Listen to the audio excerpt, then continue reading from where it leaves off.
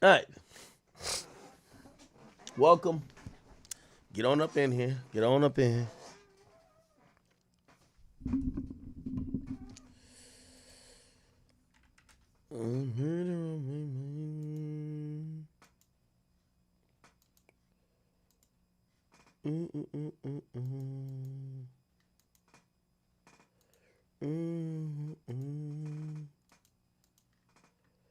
Wake up with the morning, I got murder on my mind.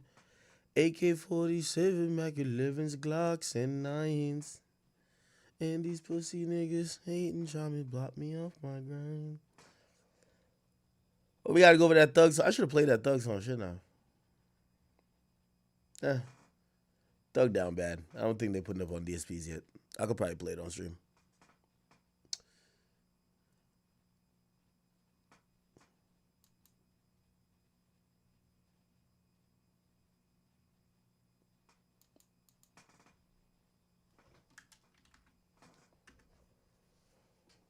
Whoa, whoa, murder on my mind. I'm just waiting for y'all to get in here. Y'all want me to stop singing? Nigga, I think I can sing. Get out of here.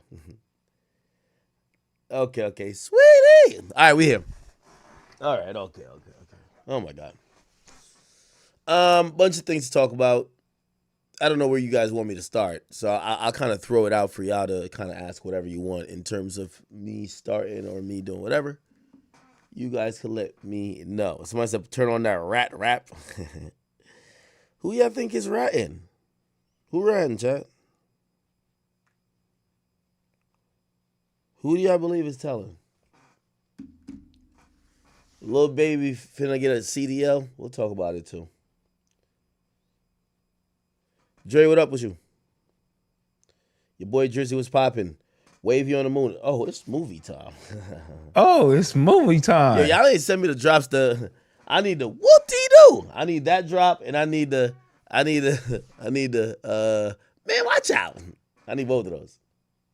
Man, watch out. Justin Carper, you watching me on vacation, my boy? You want me to do the Thug track?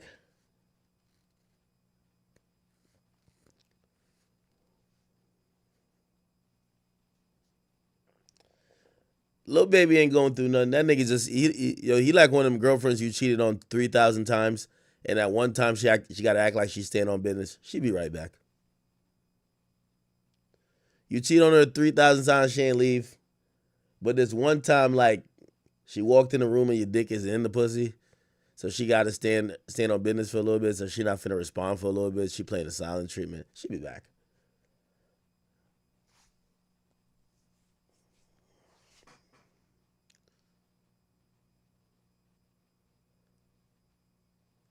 Who the fuck is gonna wear those skin tight, what is it, chrome heart jeggings if Lil Baby don't come back? So I definitely believe that Lil Baby he ain't going nowhere, man. When a rapper say they retired, cap.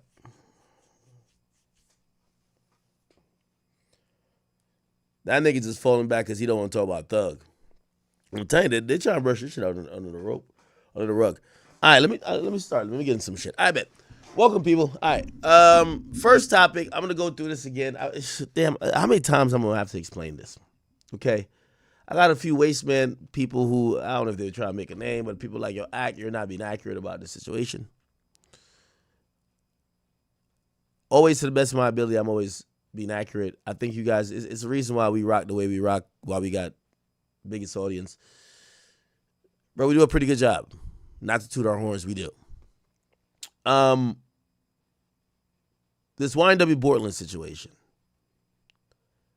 is now become a thing, and this is what I really think the state of like the judicial system, especially when it comes to urban culture, is that these lawyers and also these prosecutors know what exactly is ostracized, and they know what prevents people from cooperating is a label.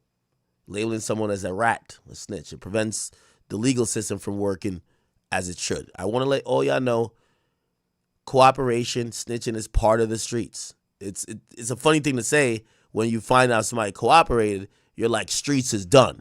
But no, it means the streets are alive and well.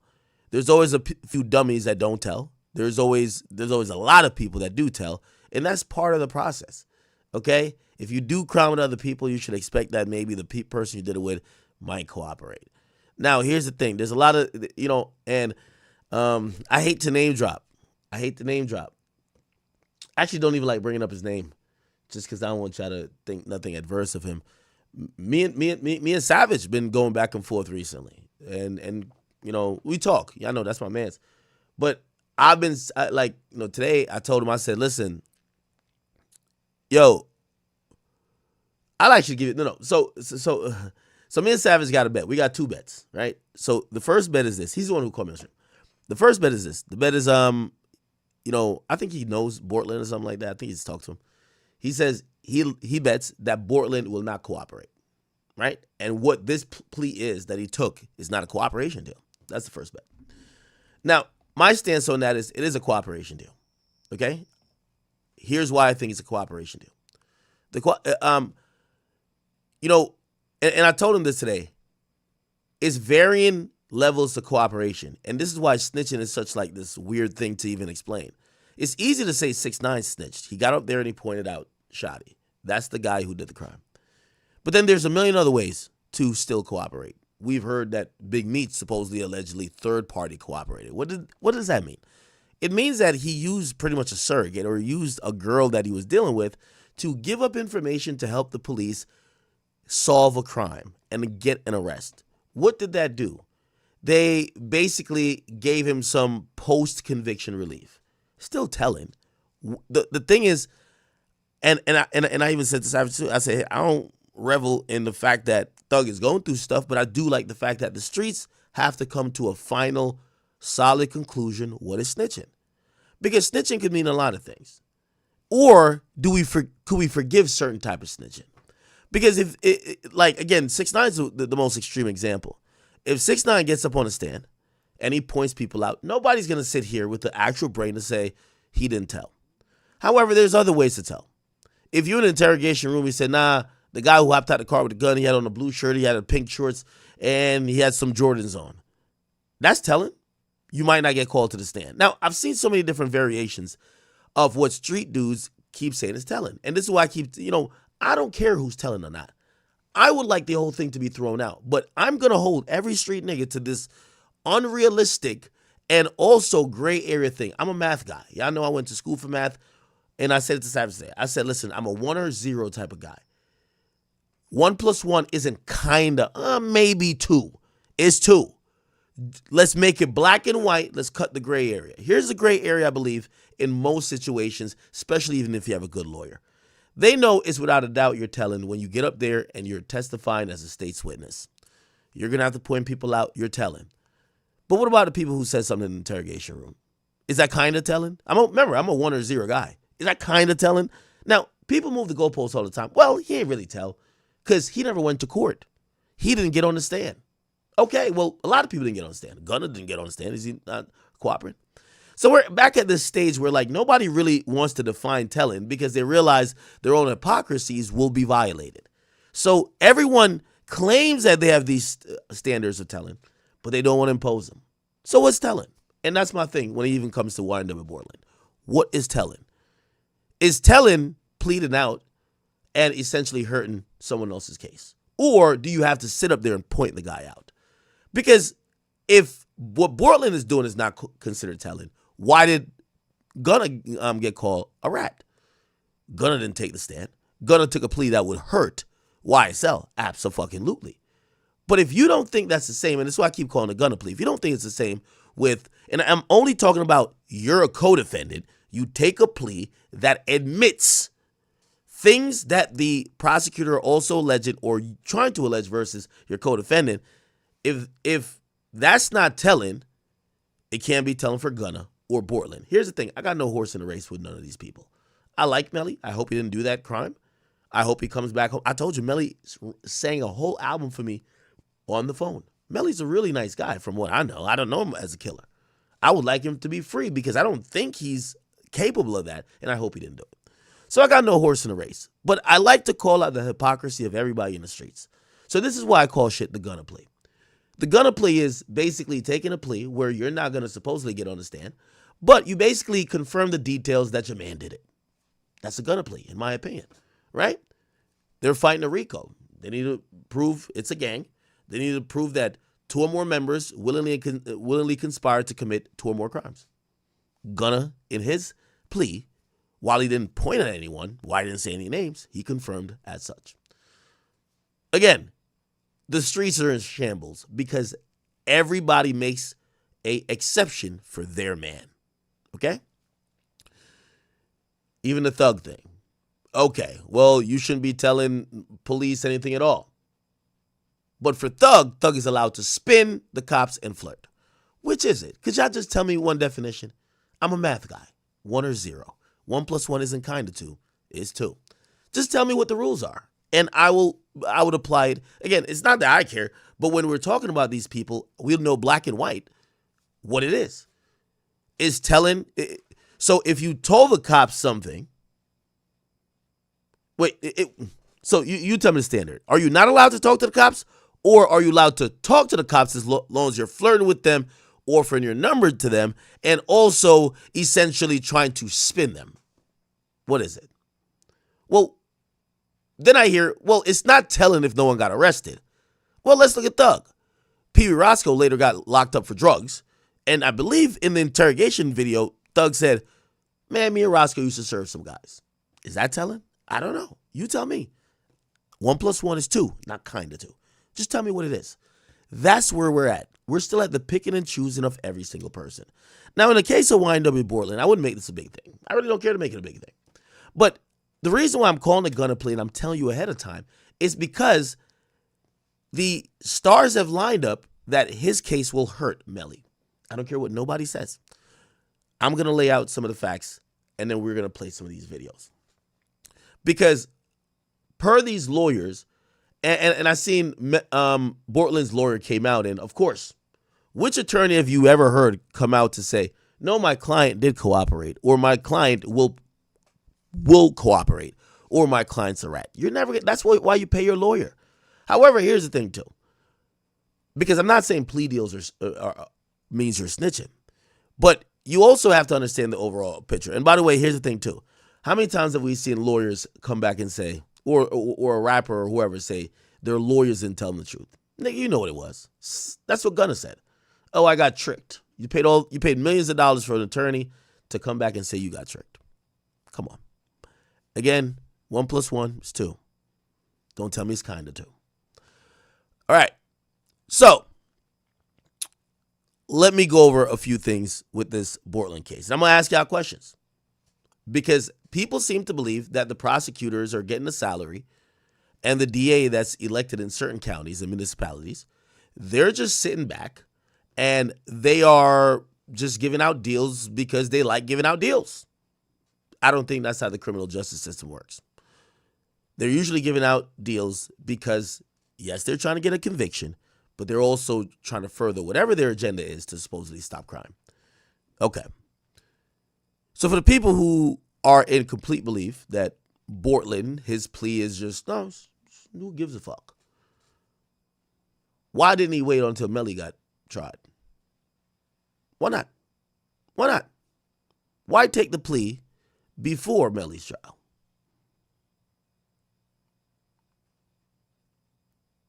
If we believe that his plea could never help Melly, why take the plea before the Melly trial started? Okay. Now, there's a lot of talk. Oh, well, he's going to be talking about the tampering stuff, not the murder.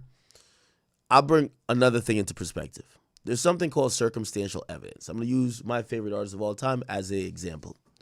My favorite artist of all time, everybody should know, is a guy named Vybz Kartel. He was actually sentenced to life in prison previously for homicide.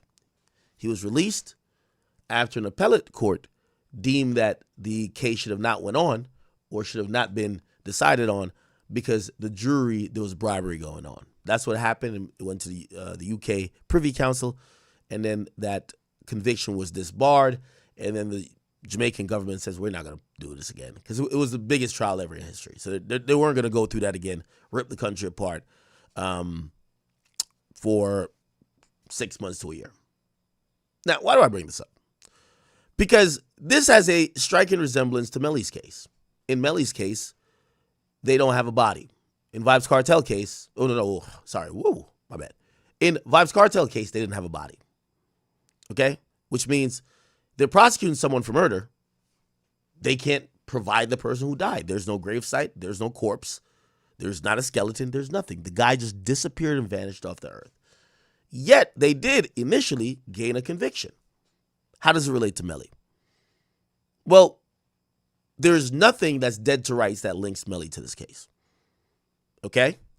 They have things that suggest, that point to him being the killer, but there hasn't been one person that told the cops, oh, I seen him kill him. There's not one video, no surveillance, they don't have a murder weapon, and the two that died can't talk. And the ones that's alive, he ain't say really nothing either so far. Okay. So what does that mean? Well, the only way for them to get this as a conviction is going to be something called you're going to try to convict this person off circumstantial evidence. Now, the reason why I brought Vybz Kartel is that he went to jail and was sentenced 35 to life because of what's called circumstantial evidence. Now, circumstantial evidence, if you guys don't know what that is basically providing again, there's no dead to rights. There's no murder weapon, no eyewitnesses directly. They basically use evidence and paint it in a way where it was impossible that he wasn't the guy who did the crime. Okay? Hey, if you're the only person at the crime scene, somebody's neck is chopped off, you have a fucking, or maybe you got caught 5 minutes from the crime scene, you got a knife that's bloody. Again, there's no dead to rights shit, but circumstantial evidence, if you got the machete in your hand, there's the guy blood on the machete, you add up a bunch of stuff and you present it to a jury, and if the jury says there's no possible way this guy couldn't do the crime, they're most likely going to vote you guilty. So that's the case with Melly. No eyewitnesses, no incriminating oh, I did it, no videotape, no audio, no confession over the jail phone. They're trying to get him with circumstantial evidence. Now, the first time they did this trial, it was actually a mistrial. Allegedly, it was one juror, but some people say it's two. They held out and they said, no matter what, we ain't voting guilty. The judge actually accepted the non-unanimous decision and said, we're going to do a hung jury. It allowed for the state to refile the charges, and with refiling the charges meant he's going to do a new trial. So why did I go through all that? This is what anybody with a brain could say, and this is why I keep saying what Bortland is doing is a gunna plea. Bortland is going to have to do a proffer, and also he's pled no contest, but he got adjudicated guilty on accessory for murder after the fact. Okay? Now, this is where I come back to. I started my soliloquy. For me, 1 + 1 is 2. It's not kind of 2. It's not like, maybe. No, it's 2. So tell me what it is. Tell me what it's not. If Bortland, by the nature of his plea, is essentially admitting that he was an accessory to the murder, it would mean that you have some knowledge that a murder was committed. Now, does it mean you could point to the finger who did it? No. However, if you remember the Ynw Melly case, there's multiple things that happened. Okay? Not only did the two guys get shot within, seemingly was about 5 to 10 seconds, and they got killed, executed while supposedly one of them was sleeping. They drove to a location, they hopped out the car, and they staged what they would try to tell the cops, or not they, but Bortland would try to tell the cops is a drive-by. The cops realized it was bullshit. The same bullet casings were found in the car that they claimed was the gun, whatever ops they had, pulled up and shot him with, right? Okay. After that, Melly supposedly goes somewhere. He brings the bodies to the hospital. You're naive to believe that what Bortland did, and he has a proffer to come up, is essentially not helping the state with the circumstantial evidence that they need. Let me ask y'all a question, and I'm going to keep saying it again. 1 + 1 for me is 2. It ain't kind of 2. If Bortland gets to that proffer, and yeah, let's say he doesn't say, oh, I saw Melly did it. Well, technically, you wouldn't see Melly do it. He's driving. Melly's right behind him. What, he's like looking over his shoulder on some exorcist shit? No, he didn't see him. Okay, let's say even if he didn't say, well, the shots did get fired in the car, which would basically mean, and again, this is exactly how I believe this is going to go down. He's going to confirm some facts that is going to allow the prosecutors to paint a image to the jury that it's no way that Melly didn't do it. Okay? Now, I see a lot of people, and shit, this was Savage's demeanor too. Yo, he about to get in there and spin them. He about to spin these niggas. That goes to our second part of me and Savage's bet. The second part of our bet is that I believe that his case, in his plea deal, it will say, because the proffer is part of the plea, if called, you will testify to the truthfulness of the proffer you take. Now, I will admit, his proffer, if he lies in his proffer, during the proffer, it won't affect his plea deal. The judge made that clear. So his deal is done. However, remember, all the dismissed charges that he got in exchange for this plea and proffer, those all could be refiled, include murder charges. They could refile them. So again, if you think the jury is just showing up, or not jury, the prosecutor is showing up to just listen to this guy tell some ducktails, you could whatever say whatever you want. But this is why I think it's a gunna plea. I want to play you what his lawyer said and what he said. And I think what his lawyer said is very important. Ynw Bortland, lawyer speaks out. Where is it at?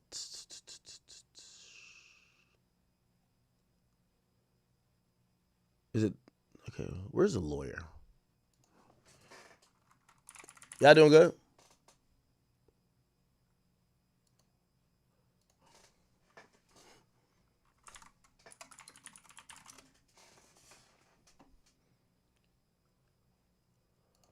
Okay.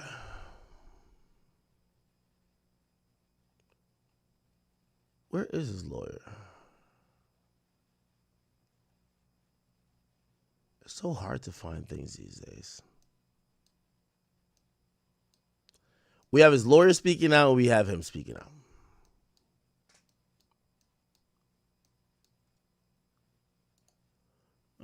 Do I have his lawyer anywhere? Okay. We'll play this. Okay, here we go. Now I'm a man and I can admit when I'm wrong, and apparently damn near 90% of us were wrong. This is Ynw Bortland's other lawyer, and I tapped in with him to find out about Bortland's snitching allegations. Hey, 1090 Jake.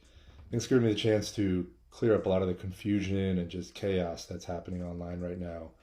It's clear that a lot of people just don't understand what has happened. In all, he was facing 5 mandatory life sentences if found guilty, plus an additional 75 years on top of that. And the facts of his plea are that he has pled no contest. That's very important because that means he has not admitted guilt. He's not admitted that he's done anything wrong. And he's certainly not admitted or given information about anybody else. He's been found guilty, but in exchange, the state has dismissed the 2 murder counts, the conspiracy. Now, to be honest, and this is why I keep saying the gunna plea, what the lawyer just said is very important. And this is where the no contest comes in, because even though he's adjudicated guilty by the judge, his no contest plea doesn't say he did it. He's not admitting that he did it, right? So that's important. So essentially what this spells out to us is that we're going to expect, or we're going to try to see if Bortland could walk into the interrogation room and spin, or not interrogation room, sorry, the proffer meeting, and spin the district attorneys out of Broward County. So he's going to talk, but we're hoping his talking is doing what Thug did, doing what Woody supposedly did, lie snitching. Oh, nah, I dropped him over to a bitch house. Melly, he wasn't in the car. That's what we're hoping. But in theory, and this is where, again, I'm also, I'll tell you what I think about his lawyer, or even him saying whatever. I've never heard a lawyer come on and be like, yeah, my client's just snitching. No. Your lawyer's job, Gunna's lawyer said, oh, no, this is out for a plea. He not telling. Then you hear another nigga say he told. Everybody's lawyer basically say they don't tell. They ain't tell. To tamper with a witness count and the charge about directing the activities of a criminal gang. He's going to be sentenced to 10 years in Florida State. Now, even, again, during Melly's trial, and I believe 100% he'll be called. And you're going to hear him say, oh, I don't think he'll be called. Nigga, please. If you're doing a murder case, I think one of the parties the jury would like to hear from is the driver who was in the car when allegedly the murder happened. Now, a lot of times these plea deals, and even in Gunna's case with the Alford deal, where it's like, that plea can't be used. Yeah, it can't be used against you, the person who's pleading, but it could definitely be used against somebody else. That's why I keep saying, if this nigga is so solid and ain't finna kinda tell, why even take a proffer at all? Why even do a deal before Melly goes to trial? That's my only thing. Why do the deal before Melly goes to trial? If the prosecutor's done guaranteed y'all, oh, this won't get used. All right, well, if it won't get used, we'll do the plea afterwards.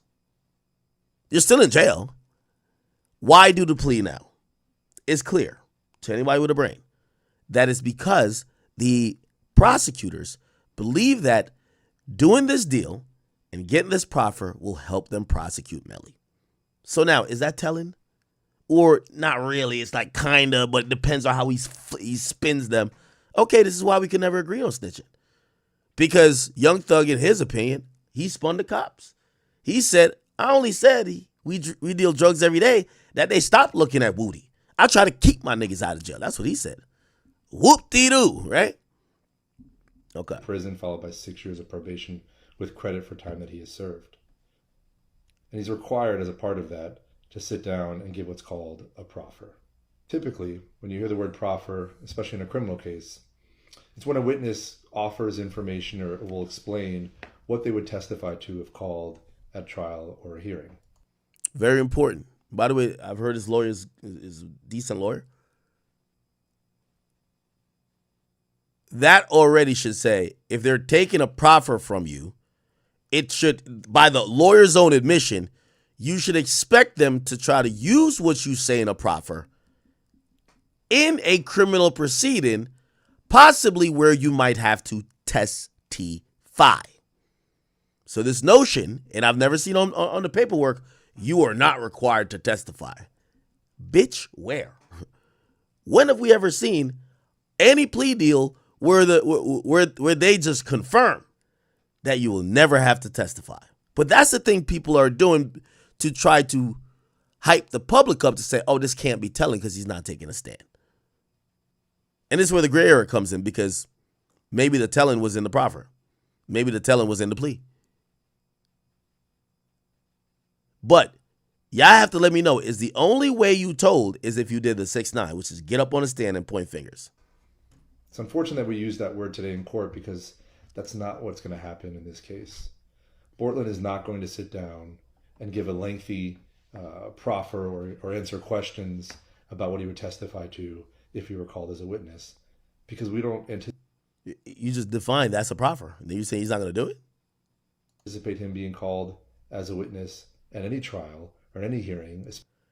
We don't anticipate him being called at a trial or any hearing. Now, that don't seem like a man who's speaking like he's sure. This is a lawyer. We don't anticipate.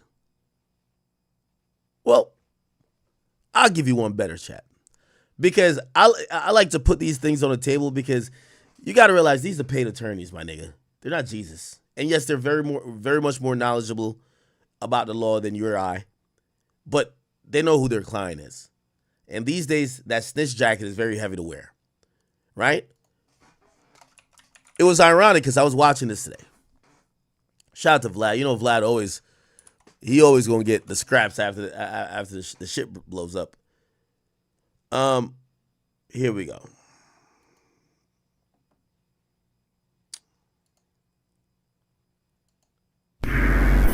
Okay, is that where is it?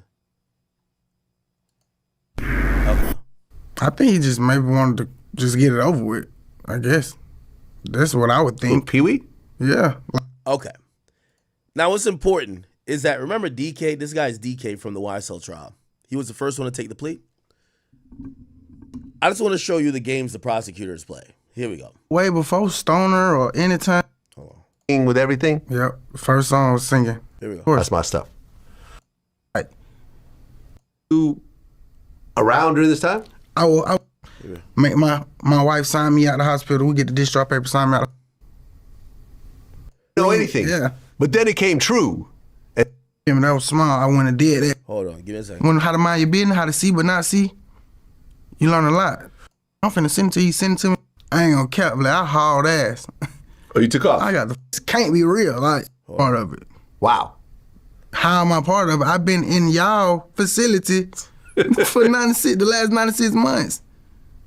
Yeah. I was in there with them, but Here we go. it was crazy, man. So you say we stayed in the same jail cell that Gunna got moved out of. Okay. So you're locked up. Gunna does his plea deal. Here we go. And he's like one of the first ones to do it? I was the first one. Oh, you had the first plea deal? Yeah. So once again, confirming, DK the first one to do the plea. Aha. Before Gunna. Before Gunna. Okay. Did you have to do the same song and dance that Gunna did? What you mean? What they asked him.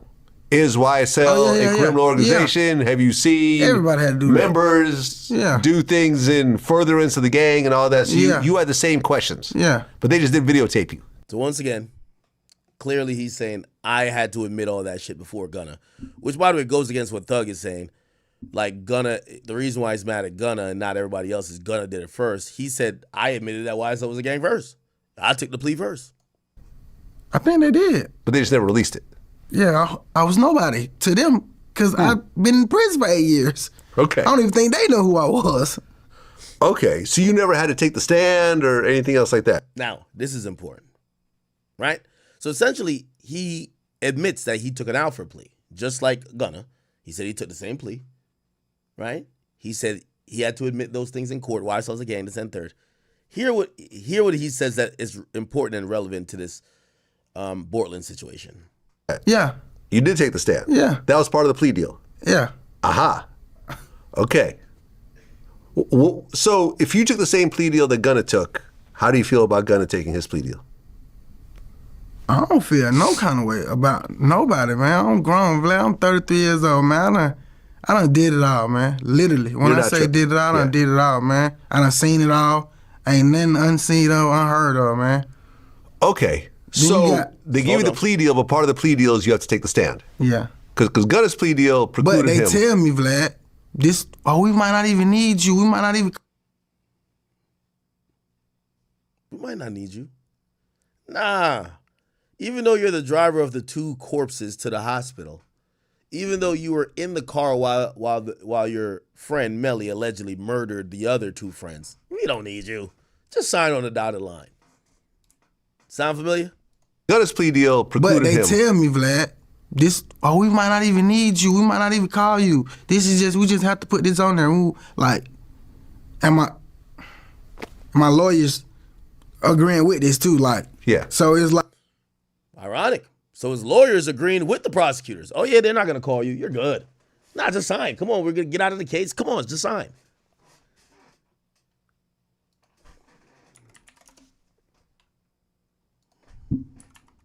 So it's like. Hold on.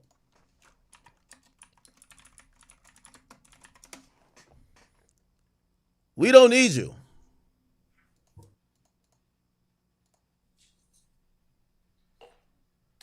I ain't understand what you asked right there. You said it was two people who don't like each other. Does it always have to be two? Really? Okay. Let's just believe the lawyers. Let's just believe the lawyers. Your lawyer said, nah, you don't got to testify. You're good. The prosecutor said, nah, why even call y'all? You're good. Okay. Now, I will admit that we do have to wait and see. But from what I'm seeing, it's building up to, nigga, you're cooperating in one way or the other. Whether you have to essentially say he did it or in a roundabout way confirm details. And this is what I'm saying, is this snitching? If you confirm details, that basically points the finger at him. Because if everybody says this snitching thing is so fluid, why? The question should be for Portland, why take a plea before your man's goes to trial? Especially not one involving Melly. What I can tell you is that Portland is not going to implicate anybody else. He's not going to provide information against anybody else. Melly's name is not even going to come out of his mouth when he's talking to prosecutors in this case. I anticipate the conversation with the prosecutors is going to be very, very brief. You anticipate. So he anticipates that he won't have to go on the stand, and he anticipates it's going to be a short conversation. Okay. Like, how you doing? What's up? You feeling good? What you want to eat today? How's the kids? All right, cool. That was it. That's all we really needed from this proffer. Yeah, we've spent hundreds of thousands of dollars trying to prosecute Melly, but that's all we needed from you, just to find out how your day was. Great. Perfect. Like, I'm in a pickle. He's telling me, I can't take your case. I can't go to trial. I need this much money to go to trial. I ain't got that kind of money. How much was he asking? How much was he asking me for? I think he said 30,000. 30,000? I don't got no. Yeah. That's not bad. Well, I mean, if you ain't got it, you ain't got it. I don't got it. Exactly. I just got out of prison. Well, was Thug helping out the co-defendants at all or no? Financially? Thug never paid for Sticky right there too. I feel you. Yeah. When you saw Woody's interrogation footage, what did you think? Okay. So essentially, we've heard from two people now. Gunna says they tricked me. His lawyer was hanging his hat on, well, they're not going to call him. Okay. But in the plea deal, it says that if called to testify, and we could look up Gunna's plea deal, if called to testify, you must testify to the truthfulness of what you've admitted in this plea. Yet, Gunna fans like, well, he didn't get put on the stand. So that's what I'm saying. Like, this snitching thing is just like really, it's kind of like, it's not black and white, bro. All right? And it is not going to be what everyone thinks it's going to be online, where he sits down and rats or provides information to cooperate against other people. A lot of people are saying that Portland's plea and his proffer are going to hurt Melly in some way and affect his trial in the future. And again, that's absolutely untrue. Ynw Portland. Let me give a scenario. If you're pleading guilty to tampering with witnesses, hey, why did you call this girl that happens to be the ex-girlfriend of Melly? Again, to me, that's providing information. If you're talking about, you're providing information if you're giving a statement or testifying, or, well, not testifying in this case, giving a proffer about a person or something to do with someone else that you might not mention their name directly, but you're basically confirming things that's going to be used to hurt them. Maybe not in a direct way, but to me, indirect or direct, same thing. Is not going to be a state witness. YNW Portland is not going to provide information that's going to impact Melly's trial in any way. YNW Portland is not expected to come and provide information against anybody. So to be clear, his plea, his proffer, and anything surrounding it will have absolutely no impact on Melly's trial. Why do it? Why? Listen, if his cases are resolved, why do you have to do a proffer after the fact? Why? Your cases are resolved. Why does he have to do a proffer? They can't use any of the proffer to help or hurt him. So why do a proffer if it's not? Is it to waste time? Is it a coffee break? Remember, he's going to jail already. Why do a proffer with him if it's not to be used or is not to gather information that would be used against someone else? Now, it's clear. If you're going to do a proffer, you're probably cooperating. I guess the thought here is, and by the way, he sent out a video himself. The thought here is he's planning to go spin the attorneys, the district attorneys. This is the voice note he released from jail, which he's like rapping. He's like rapping and kind of like spoken word in his response to all the snitching stuff. Man, you fuck niggas better stop playing on my top, man. Y'all know it's sport the fucking sport, man. I'm 10 toes down. A nigga hold it down, stay solid, they hate a nigga. Niggas forward, they go troll, they quick, they praise a nigga. I'm a young nigga out the G, just skated for license. What the fuck I look like taking the deal that hurt my niggas? What the fuck I look like giving a fuck about how y'all feel? I'm a young fly nigga, be back to raising hell, prevail. Damn. Why they want a nigga to take that L? Don't you know you can see the dirt for even speaking that L? It's sport the sport, man, a part of Mickey Mouse Clubhouse. YNW for L, and this shit can't never be stopped. Silly nigga. You fuck niggas better stop playing on my top like y'all know what the fuck going on, man. Hey, free me Ynw Melly, bitch boys. Man, you fuck niggas better stop. Okay. Now, again, we're going to have to wait for the trial to see. However, I don't care what his lawyer says or he's saying. If it is setting up that you're giving information, there's no reason why you needed to do a proffer. It's no reason why it needs to be part of your deal. You could refuse to testify, which would be a contempt charge, and you could get held in contempt for the duration of Melly's trial. Okay, cool. But the proffer is supposed to be a fact-finding or a fact-telling situation. So again, for me, I'm still sticking with it appears he's going to tell. Will he try to flip or spin the cops, as people love to say? I don't know, probably. Still don't make it better for me. And really, again, my thing is 1 + 1 is 2. It ain't kind of 2. If you're sitting with the prosecutors to proffer about how you either tampered with witness or the details of that night, even if it doesn't include the NOLO admissions of accessory after the fact. I'm talking about the accessory after the fact of murder. You're still giving information. You're just a different type of cooperant. You're just not 6'9". You're not going to get up there and say he did it. But you're still giving information. I think that's it. By the way, he has a whole thing too. All the interrogation videos in this is him. The driver's side, which is the left side. Okay. And they had the stop sign. Mm-hmm. And so Bentley don't go around us. This is DK for YSL, by the way. Keep straight. Keep straight down Brownsville. Brownsville. And I let the window down. You said Nard let the window down? The window down. And then what? And shot. Show your hands. Use your hands. I let the window down. One thing, pull it straight out the floor boat. Mm-hmm. Put it on the seal of the window. Shot. Okay. Did he hit the driver's side or the passenger side? The passenger side. He hit the passenger side of the victim's vehicle. The driver.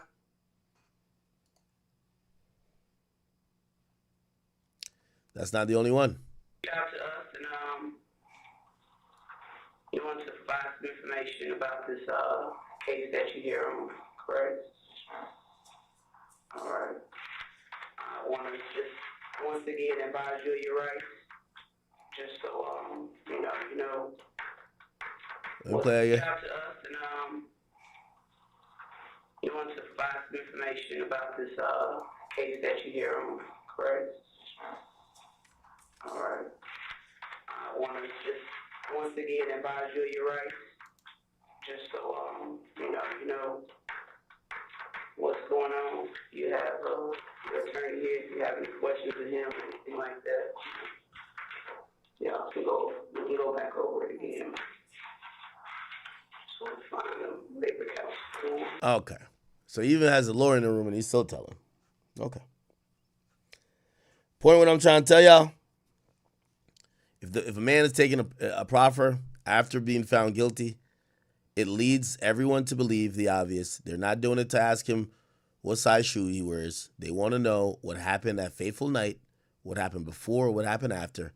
No matter what, it's giving the authorities information that they could use at a later time to convict Melly. And they could still call you to the stand despite the lawyer who's being very technical saying, we don't anticipate. Well, y'all didn't anticipate a lot. So when you say you don't anticipate him being called, I think it's wishful thinking. But if the information that's given in that proffer is contested or is seen to be a complete lie, the prosecutors will have no other choice than putting Bortland on the stand. 100%. Okay? And if you're one of those people who believe spinning the cops is cool, all right, cool. Well, spinning the cops is great. Mike, can you... The doorway? Yes. What were they doing? We're just standing there. At any time prior to giving your statement, did you feel as though you had the ability to get up and leave? No. What do you think, in your mind, what was your impression that would have happened to you had you tried to leave? They wouldn't let you go?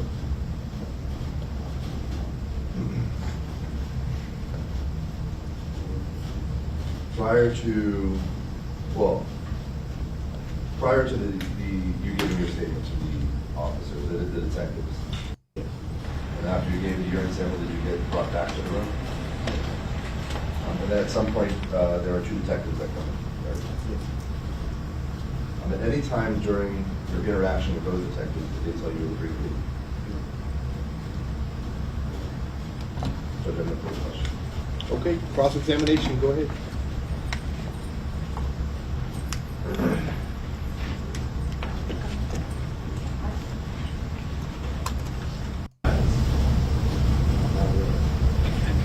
It's not as you cancer. No, I'm not aware. You say you were handcuffed. How long were you handcuffed for? Most of the time I was there. Did you ever discuss with the nurses that you wanted to? So it looked like this was a evidence type of thing where they either were trying to suppress, what is this? Probably it was a hearing about his interrogation with the cops.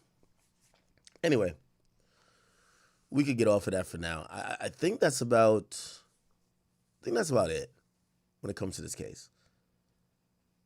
So I know I'm beating a dead horse here. If you ask me, Bortland given a proffer, it means he's telling. He's not going to come out and say he's telling. There's a million different ways to tell these days. People keep thinking it's 6ix9ine the only way to tell.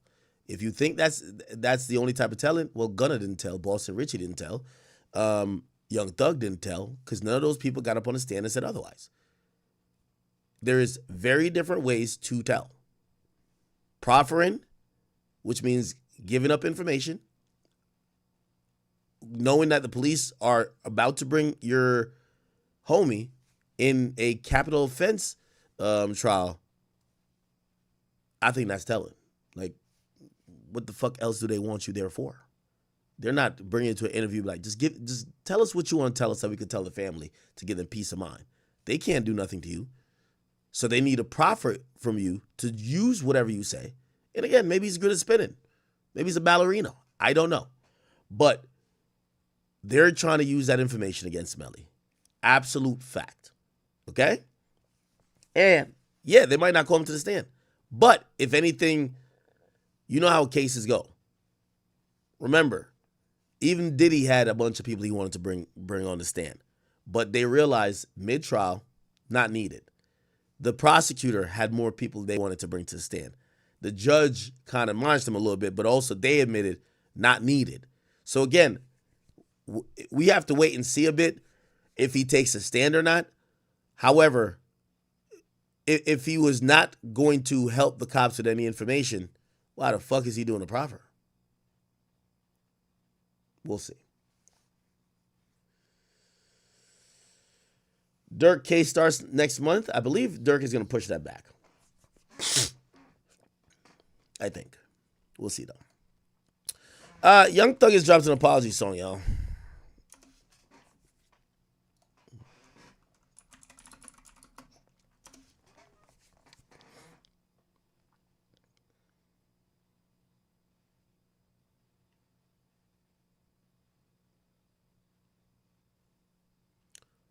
Where's the song?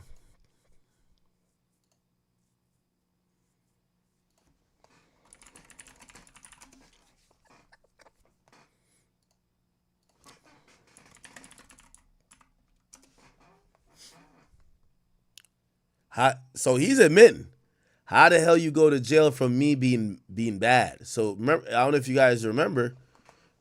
So Mariah, the Scientist Fighting Club. So the girl that Thug was on the phone call with, Mariah decided to fought with in a club in Atlanta and got locked up for.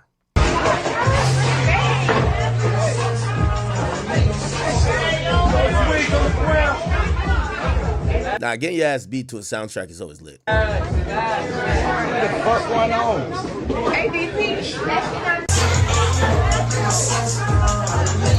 Hey, yo, what the fuck, yo? Who at it right now? Who at it now? Right. You know what's going on, man. You know what I'm saying? Okay. And obviously, the girl, and I thought this was a random girl, but it looked like it's the same girl. The girl he was on the phone with is the one supposedly he was fighting, and this is their phone call here. Where is it at?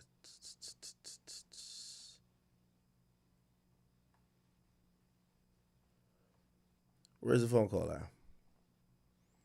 Give me a second, I'm gonna find it. Whoop-dee-doo. Hello. Sam, what you doing? That's it laid down. My heart beating. You at home? Yeah, I'm at home. What's up with you, baby? I miss your pen. I don't know. I wasn't expecting your call. So my heart is beating fast right now. Yeah. Yeah. I'm happy that I make you feel like that for sure. Crazy. I wonder what the fuck your heart gonna do when I see you. By the way, why did Thug comment spinning for show?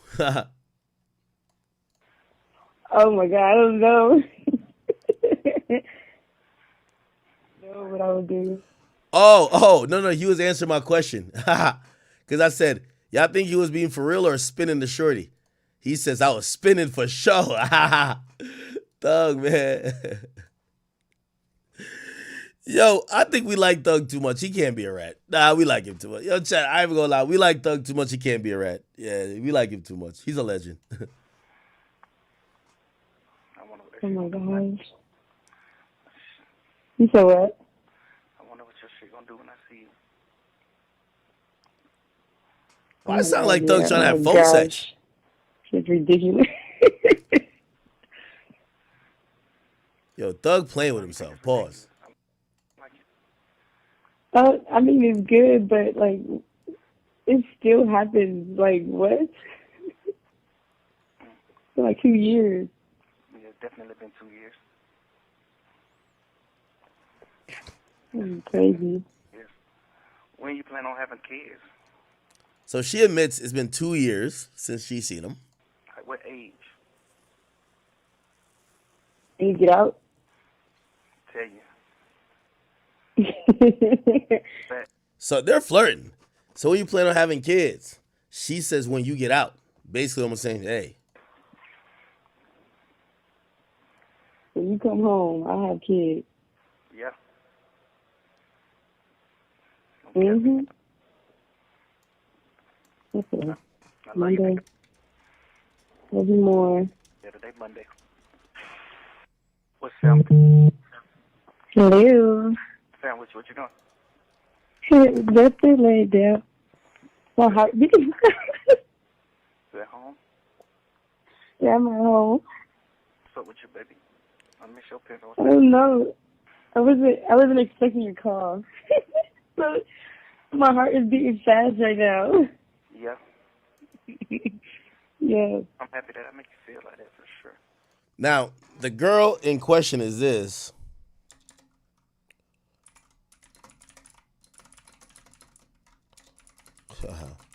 I could just type it into Google. Here we go.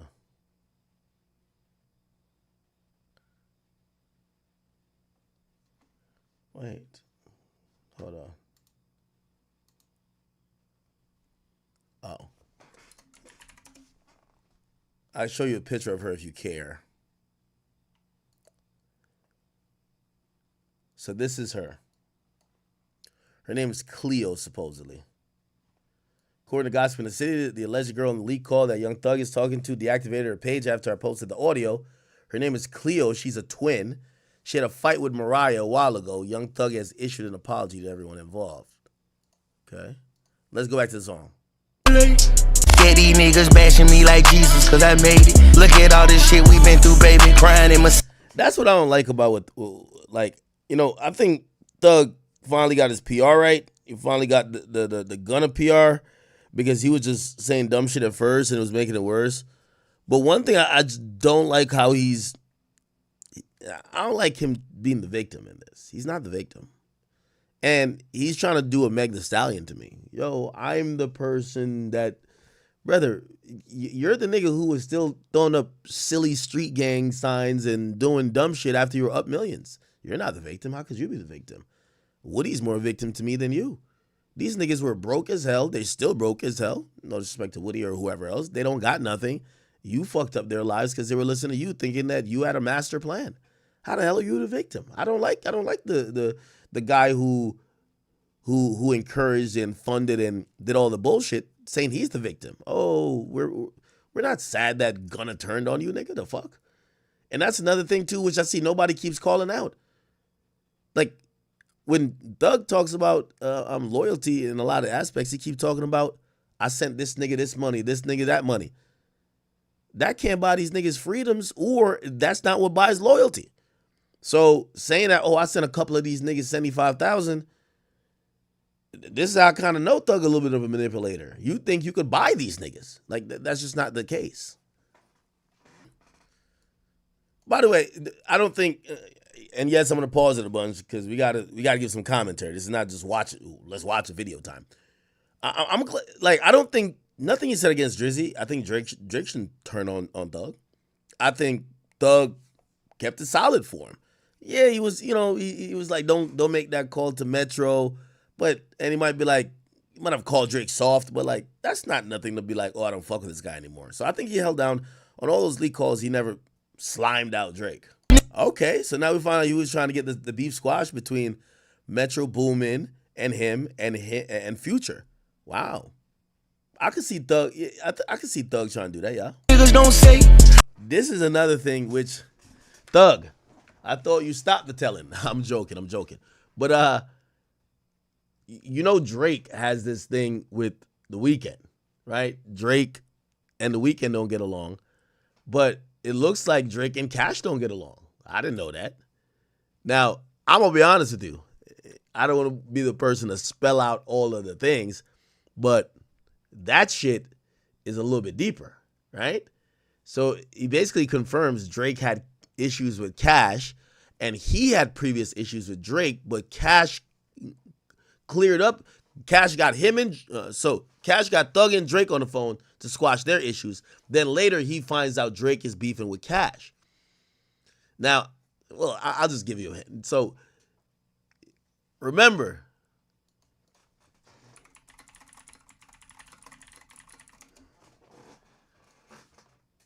it was Cash's house that got shot up. Okay? And the bodyguard got hit.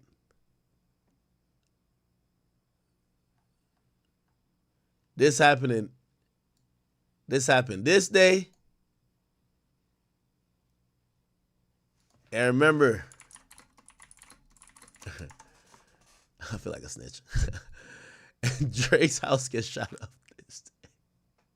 Why am I laughing? 2 security got shot in both events. Well, 1 security each. Interesting.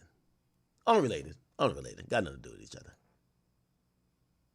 But yeah, looked like Thug was in jail puzzled as well. Like, damn, how Cash got me and you to be cool again, and then you and Cash beefing.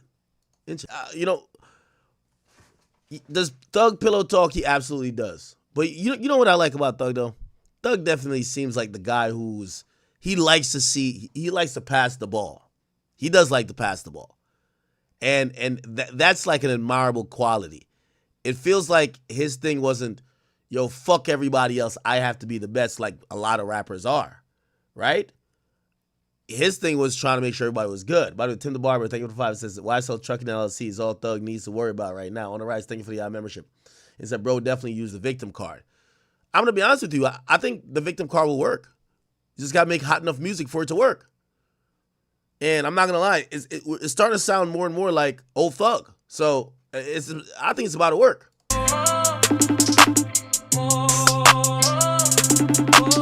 Damn, he FaceTiming somebody.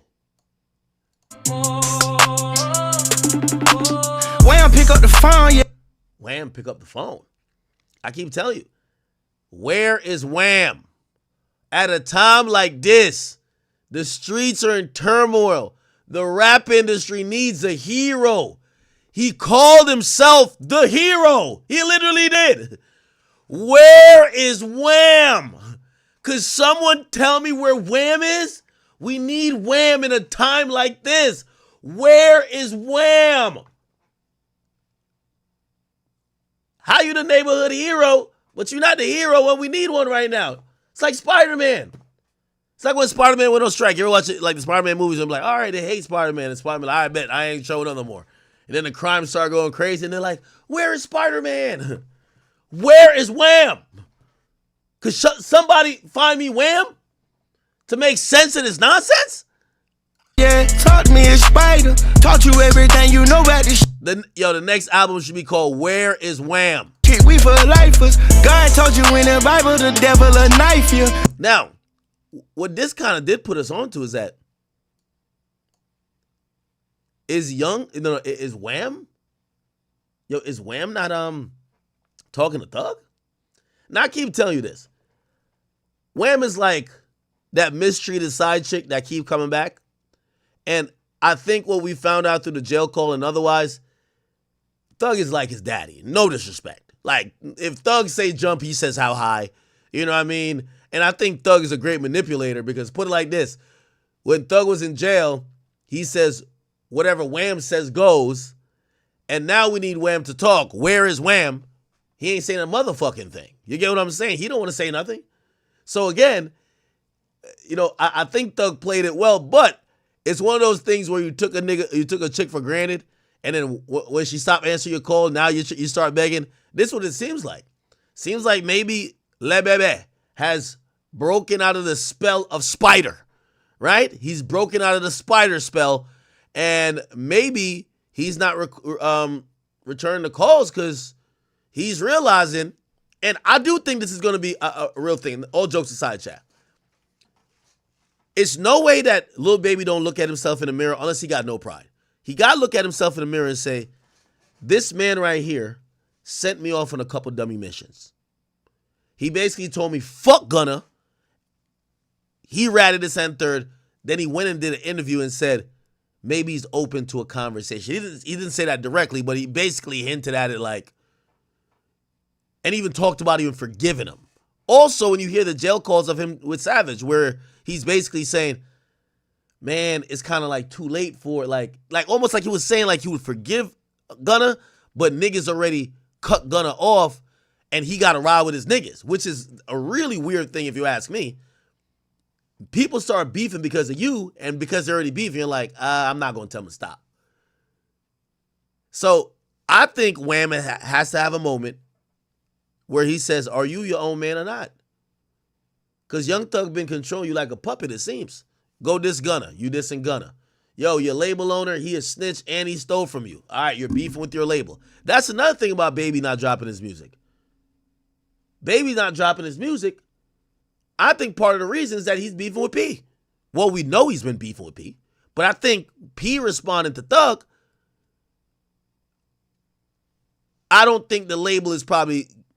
By the way, P already cashed out. I don't think, obviously you're not going to stop Baby from putting out music, but it's probably not as enthusiastic as he used to be, given the fact that clearly him and Baby don't get along no more. That's some shit you say to your side chick. Yo, come on, no, just answer the phone. Answer the phone. She blocks you. You call on no call ID 30 times. Answer the phone. You hit her off the Text Now app. You feel what I'm saying? And then this is what everybody do. You hit her from the Text Now app so it shows up green on her phone, but you say, yo, answer real quick, it's an emergency. When she get on the phone, ain't no fucking emergency. You just want to get her ass back on the phone, man. Yo, why you block me? What's your emergency, Roger? Yo, listen, I told you I didn't really fuck her, blah, blah, blah, blah. Click! That's what happened. She click on you again. You try to call her.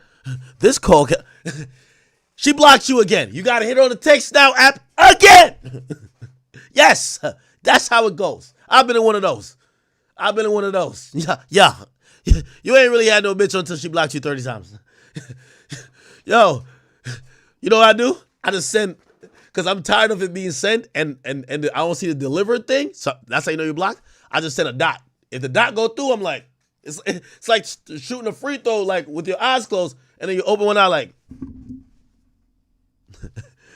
word. That's what happens. That's what happens, chat. So look like Lil Bebe. Lil Bebe is clearly sending this nigga the voice note. It's a voicemail, I mean. Clicking on him. You know what he got to do? You got to send her some flowers. You got to pop up. You know how Lil Bebe said he was going to pop up at that chick's crib? Say, yo, you want crazy? I'm crazy. He got to pop up on Wham. That's what you got to do. You got to go get your nigga back. Not like that, but go get your nigga back. That's how you got to do it. And you know the FaceTime calls, they be ringing for dumb long. Like the regular phone calls ring like 4 or 5 times and it sends you the voicemail. You call a nigga on FaceTime, that shit ring for a good 2 minutes. Because there ain't no fucking voicemail. So Wham really ignoring that nigga. Now, and we are going to get back to the music. Wham's supposedly management team posted this.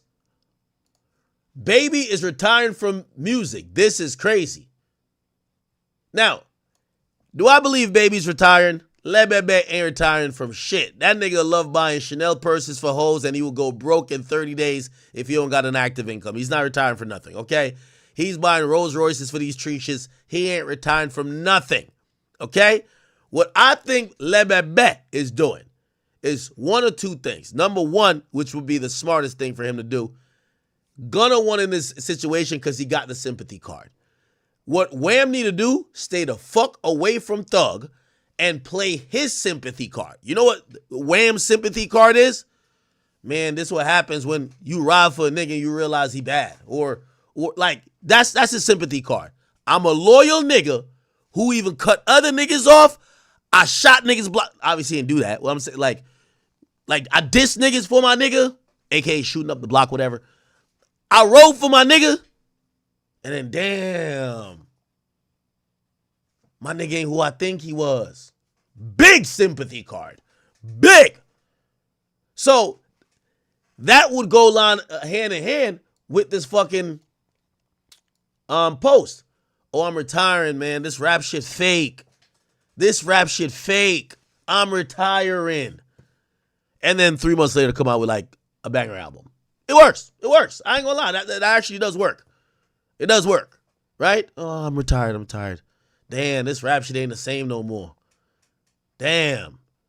I realize I'm too real for this shit. I'm done with rap. I'm back to the streets. The fans gonna be like, no, Dominique, no. Give us one more album. We want to hear the leaks. Give us a new club anthem. Cause I don't think y'all realize, part of like getting hot is like people liking you. And Baby staying far the fuck away from Thug right now, it kind of makes, even though he looks like a puppet, like Thug controlled him the whole time, he kind of looks loyal as fuck. And we always appreciate niggas who loyal as fuck, even if they did some shit that we don't like, but we at least could look back and be like, oh, nah, that nigga was just too loyal, bro. So right now, Baby, act like you got an ankle monitor on, nigga. You cannot go see that nigga in Miami, man. Stay the fuck away from, and not saying, just stay away from Thug, bro. It's going to help your career for now. And by the way, this is all about people's careers, okay? Baby, no, I mean, Thug probably really your friend. So, like, at some point later, you could get back cool with him or start hanging around with him again. But just like how Gunna played his cards, you better play your cards right. Don't fumble. So they're saying he's retiring from music. He ain't retiring from shit. Lucino is Thug's brother. I ain't gonna lie, that nigga. Why nigga Thug is a manipulator, bro. That nigga said casino is in my will next to his mother. Nigga, you need to stop that, bro. Like, yo, Young Thug, these are your rap friends. The niggas you were on trial with, like, I don't know why people are acting like they're rap friends or like they're best friends. Brother, if you got casino in your will, you got to be stupid. These are rap friends. You and these guys are rap friends. Deaf brother like your own brother. Nigga, casino in my wheel right next to my mama. Yo, who's gonna believe that shit? Got the dog in the mall my dog. Savage, you a real nigga.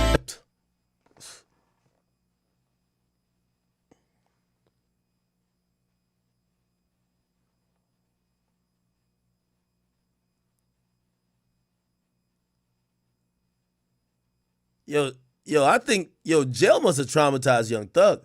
Somebody get this nigga a pen pal or something like that. Yo, he's just writing letters.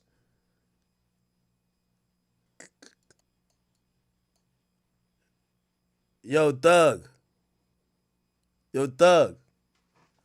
Hey. Anybody hear this on his microphone? Yo, Thug. Them niggas went missing for a reason.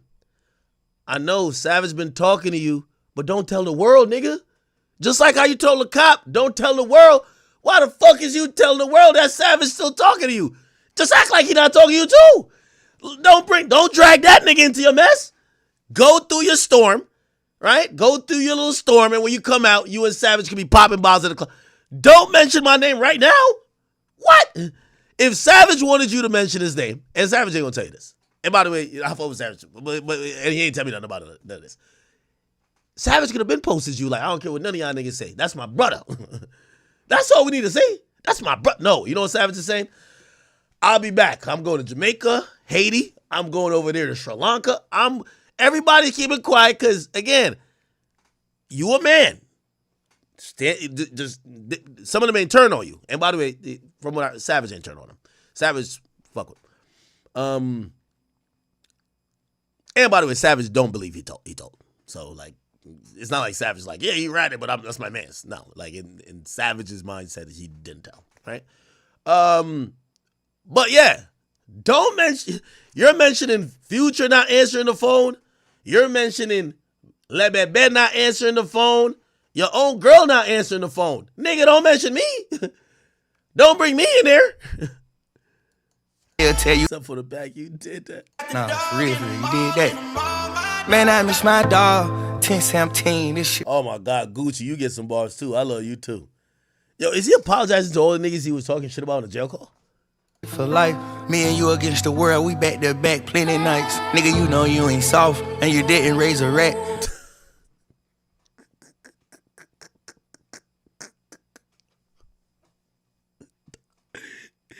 Yo, this is an apology song.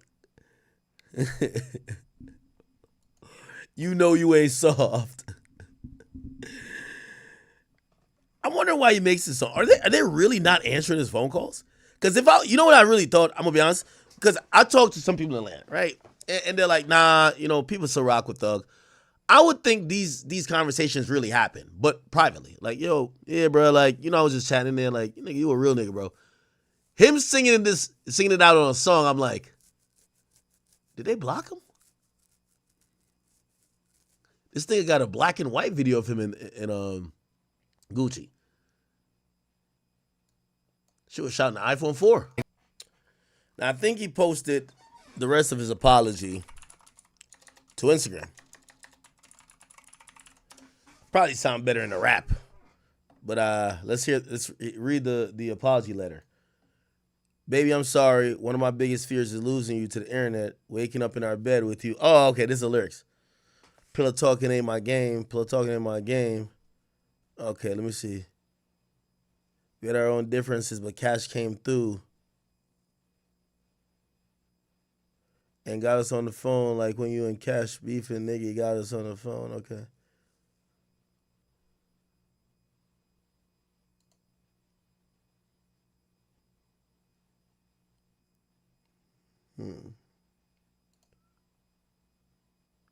Savage, you want nigga, like you did there. Yo, the nigga tagged everybody. Yo, this is the craziest apology ever. The nigga tagged all the lyrics as was for all the niggas. Look, Savage, this is for you. Oh my God. Yo, y'all forgive this nigga, man.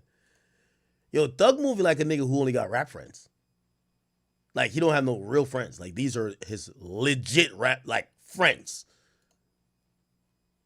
Yo, the nigga wrote,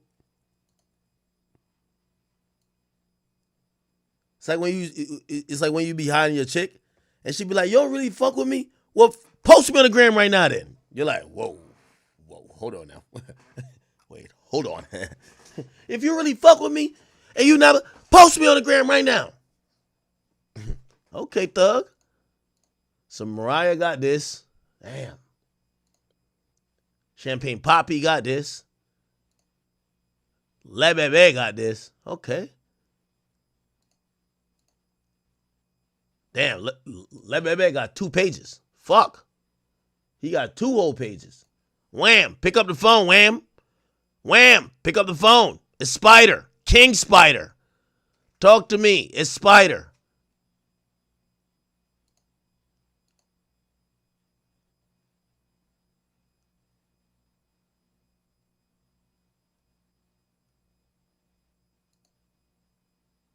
Who's this for? Savage. Savage, I'd be tight. Nigga wrote 2 fucking pages to motherfucking Le Bebe, but gives you a goddamn haiku, a little fucking paragraph. What the fuck? Nigga, at least, yo, you ever been writing like a 5-page paper and you just like, all right, this is a bunch of fluff right here. I just got to make it look long. Pause. You gave Le Bebe 2 fucking whole pages of lyrics, crying tears, all that interlude shit, and I get this. And I'm the only one calling you. I ain't gonna lie, chat. Sucking shit or not. I went through a chick I was with phone. Nigga. Like, so we were on up. Nigga, she wrote a whole she wrote a whole essay to another nigga. The next time me and her got mad, I brought it up. Yo, fuck out of here. I seen what you said to, like, you writing these niggas novels. I only get, baby, I'm sorry? Oh, hell nah. Fuck that. Fuck that. For real. Nigga, I was scrolling. You ever been scrolling so much you like? That's how I was looking at it. Nigga, I got one line. Baby, I'm sorry. Hell nah. Fuck that. I need a novel too. I need a novel. Give me a novel. Give me the shit that I could scroll a couple times. Or give me at least a voice note, a 6-minute one. Come on. Damn, all right, well, Savage got he got a WID text. This is a WID text. Yeah. WID, you up? Who's this? All right, Gucci got a couple. And this for his sister.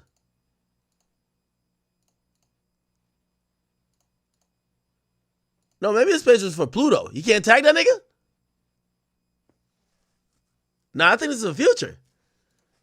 Why you ain't tag Future? Future probably blocked. Oh, Future off the ground. Graham, my bad. I was like, yo, Future blocked that nigga, man. I'm like, don't tell me Future blocked that nigga. That would be devious. Oh, Future off the gram, though. He not on the gram.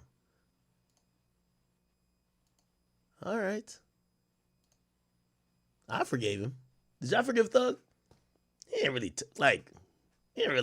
he didn't really say that much. You know what I mean? He ain't really did what y'all are saying he did. Like, you know, like yeah, he probably should have done it, but like, it ain't like he did it type.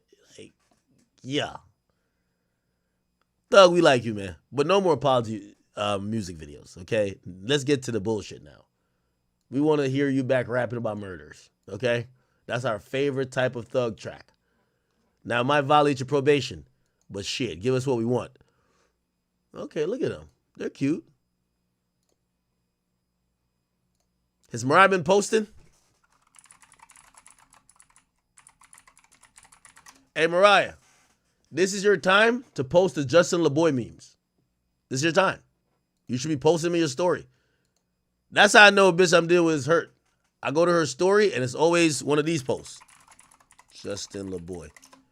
It's always one of these posts. Like, yeah, the white thing with the, yeah. Yeah, it's one of these. That's the, look. Right here. Yup. You go on her story from your backup page because she blocked your main. She blocked your main. She blocked your main. You go on her page, she posted one of those, you're like, woo, at least she still love me. At least she still love me. She fucked up right now, but she still love me. Yeah, I know who the love of my life is. We just not cool. Yeah, yeah, yeah. Has Wham posted a story? I want to see Wham post something like this.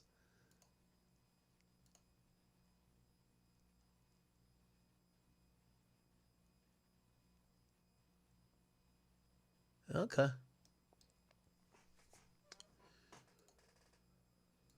The apology Thug, man. I like it.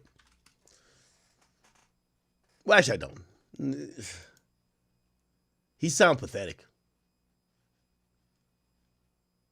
I want him to go back to making his regular music. I've never heard him cry over males. So I want him to get back in his bag and start doing him. I want Ski. I want Hustlers Don't Stop. There we go. Go move your mouth. There we go. Yeah, I want to hear that. Okay.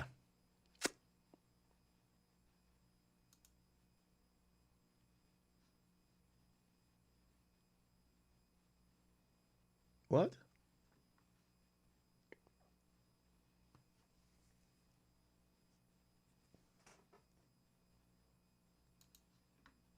Okay.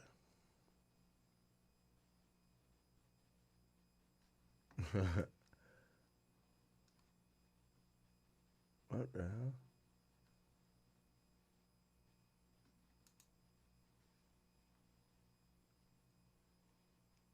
Give me 1 second.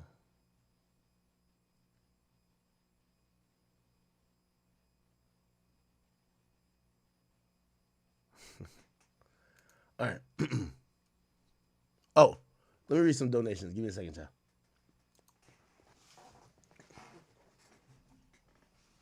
Play that what? Glow? Well, Glow dropped some music? Did she? Did she accept Young Thug's apology?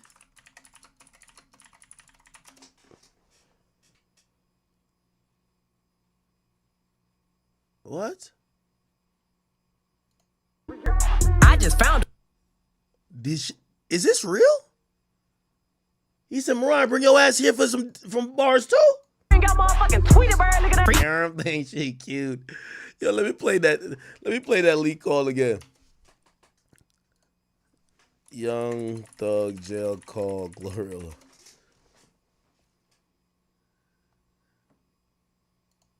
I saw the girl.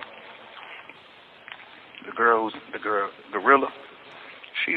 Yeah. Why don't people say she pretty? That be ugly as fuck. You think she ugly? You said it. Like, yeah, they say she ain't ugly. People, niggas be saying she ain't ugly. That bitch ain't nothing. They be saying she look like Rihanna. Man, watch out. Man, be like goddamn Rihanna. Rihanna. Man, watch out. Oh, man. She look like Rihanna. Long ass, bullshit ass wig, skinny shit. Goddamn. Nah, he was roasted. Oh, shit. I see why Glorilla dropped this song. He was roasted. Rihanna. Man, watch out. Oh, man. She look like Rihanna. Long ass, bullshit ass wig, skinny shit. Goddamn.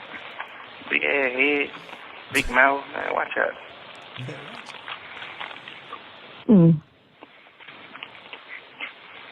It's crazy. There probably niggas really running around sneaking with her too. She on the hammer. Oh, yeah, I'm sure some other niggas in her DM and stuff. Probably. You know, but I be feeling like sometimes a lot of niggas like that, it'll be like, if the girl was regular and you weren't trying to fuck with the girl, you know, it's just like she got a number one song and, you know. Mm-hmm. Niggas like, oh, let hit her. Man, bitch ain't talking about nothing. I would not pursue her at all, ever. Man, watch out. Watch out. Watch out. Man. All the shit I seen about her. Seen a video of walking past. That big ass mouth, just like always laughing, looking at that bitch. She look funny. She look funny. Man, the girl look funny, man. Who the hell who trying to smack this? Man, you got me like Trippie Redd or some shit and trying to hit her. You know what I'm saying? It ain't no. Man, Trippie Redd done cuffed this girl. And she is like a super thot. Oh, shit.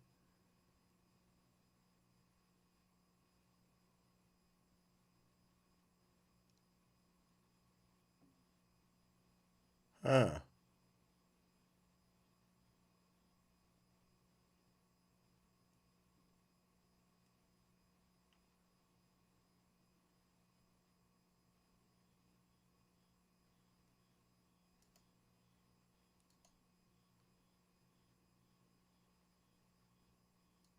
Nobody doing that in there. Ain't nobody getting nothing but goddamn Pluto. He definitely do it. She probably done killed some of his babies, for sure. She probably done aborted some of his babies, for sure. 100%. For sure. He done took that bitch. Man, we went to Dubai one year. He took that bitch to Dubai with her. Her and baby mama. Yeah. I know for sure she don't have some abortion. Yeah. And the other one, I heard he all the way burnt out. Oh, definitely. Like the worst way. The crazy part is when I became a superstar, I stopped none of them bitches when I became a superstar. I started being like, bitches, I know. By the way, Young Thug is also trying another angle. I don't know if he's talking about additional jail calls coming out, but he says AI jail calls is crazy. I don't know what that means.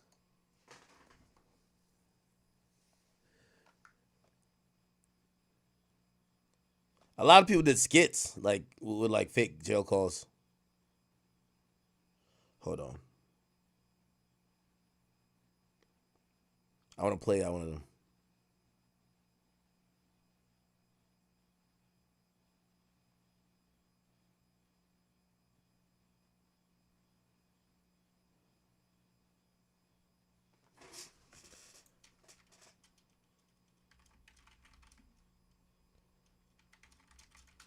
Hold on.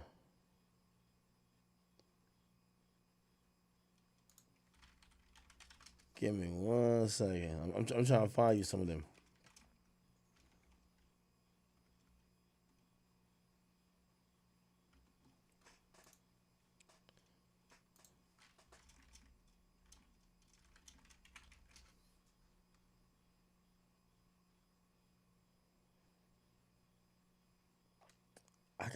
I can't find the dude. There's a comedian who did some shit with it. There was a fake jail call though. Listen to this fake one.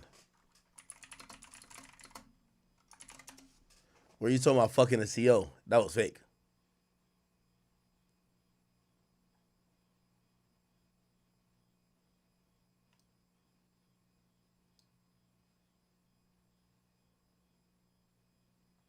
And the ability to request any open records when it comes to Young Thug. So you cannot go and get any of those jail calls now. They released all of them already, I feel like. But no, see, keep going, Lauren, because everybody keeps acting like it's them that released them. But a lawyer literally was telling me last week how the Georgia Open Records Act made it possible for people to request these calls. Yes. Lauren said that last week, though. She said that when they first dropped. Yeah, I was trying to provide, because people were trying to make it seem like, I mean, again, and because they can't tell me, and I did ask, well, who requested what? And I pointed to specific audios, and they would not tell me that. But I was trying to figure out how this was happening. But as of yesterday, that has completely changed. Now, I do want to play something from the Young Thug interview with Bank, because. Okay. Where's that leaked one that's fake? And I'm telling you it's fake. So it's just to like laugh at.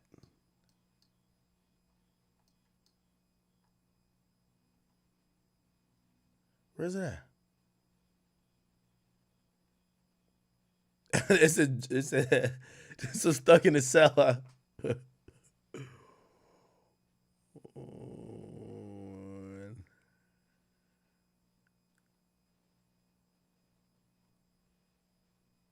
It still would have came out one day, me personally. I understand what you're saying, because it still came out when the whole world looked at me as a real nigga. My jail phone call got leaked. They weren't pushing no narrative then, though. You know, fuck the narrative. I'm just saying coming out, no matter what. I feel like no matter what, it still would have came out. Yeah. I know it would have. You know what I'm saying? I feel like it still would have, no matter what, bro. No matter what I would have got out of jail and did, it still would have came out. Yeah. Just because it was public record.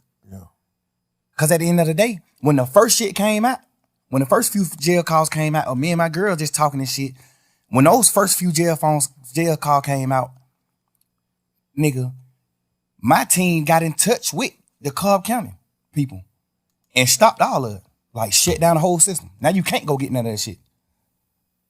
Okay. So what they tell you? Somebody been had it. They got it back then, and they just waiting to release it. Strategic. No matter what I would have came out doing, it still would have got released.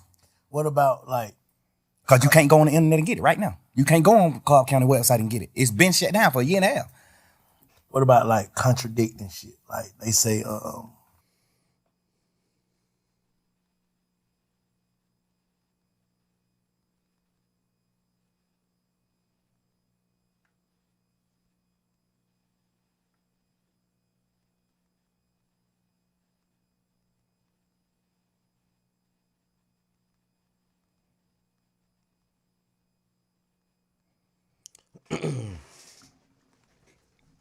right. Looking at my best friend, them do what they do. I'm looking. Wait, where the fuck is... All right, why am I trying to find a fake call? But this shit was funny. Yeah, I guess the fake call ain't that popular. But that shit was dumb fake. So I just like my artist. Walk into the bank, just a fucking bank, bro. Anyway. But what you want I don't like anyone.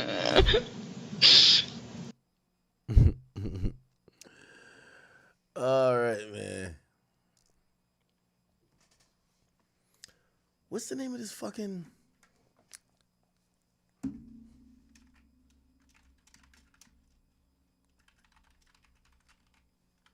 Is it this? Maybe this is it.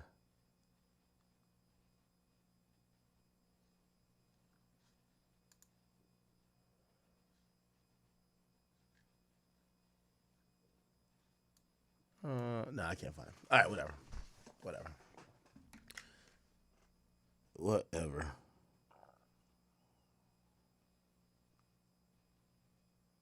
Give me 1 second, though.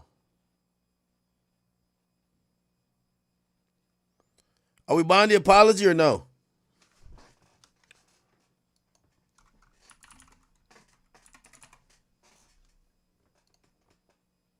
They said Iggy went crazy on Neon's stream. Iggy, who are these people? They said Iggy bought a $300,000 car. What the fuck is he doing?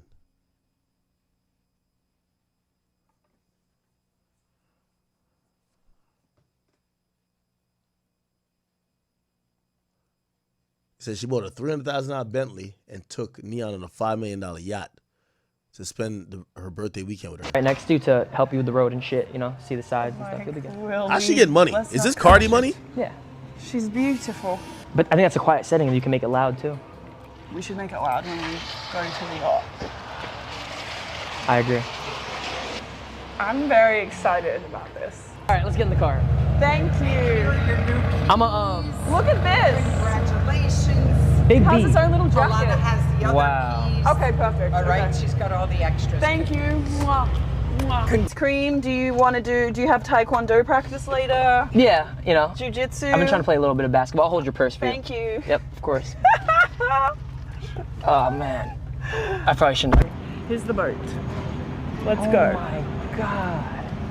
All right, let's go. They can all beat you at blackjack. Every single one of these girls can beat you at I got to gamble with you one day. You do? We got to do it. What's happening? I'll let you go first. Okay, let's go first. All right. Well, should I take my shoes off? No, I'll take them off up here. Okay. Whee! I'm gonna take my shoes off.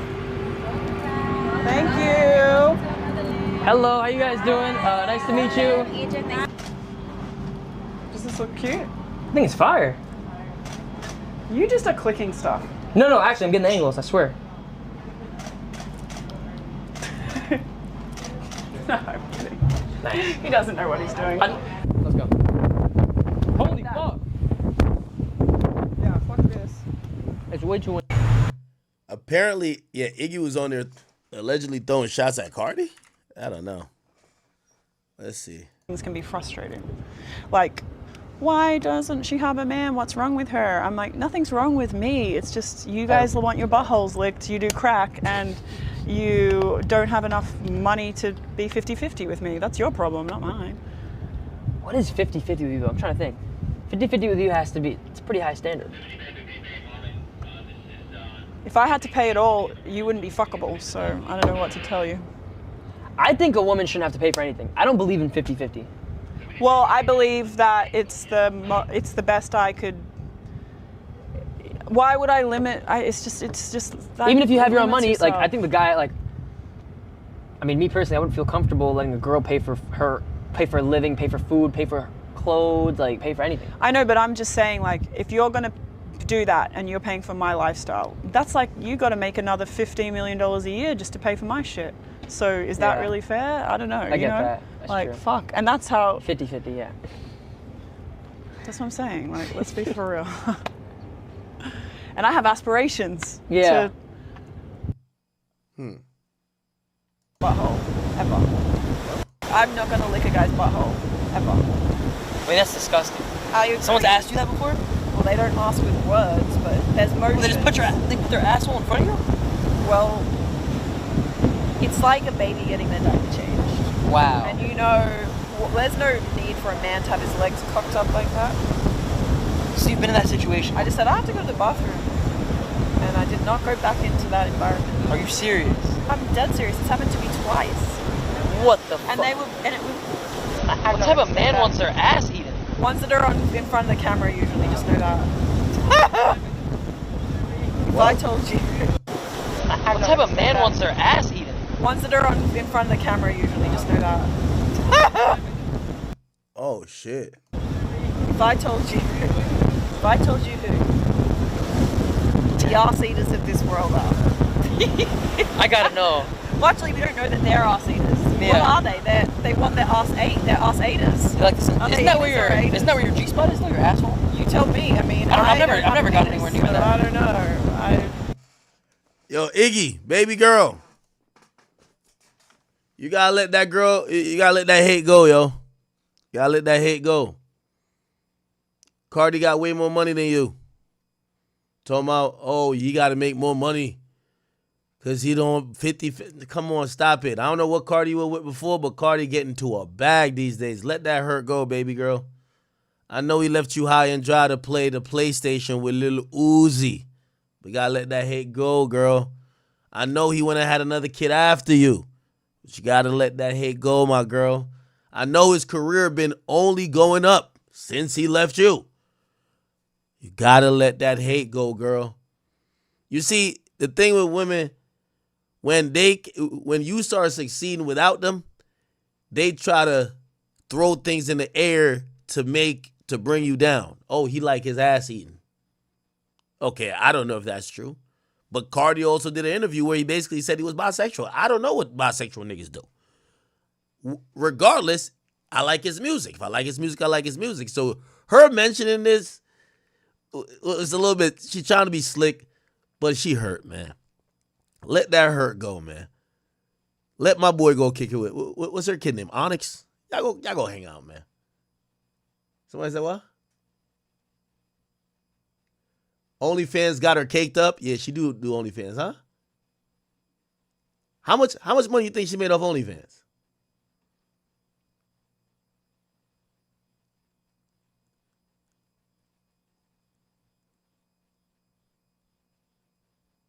Someone said, huh?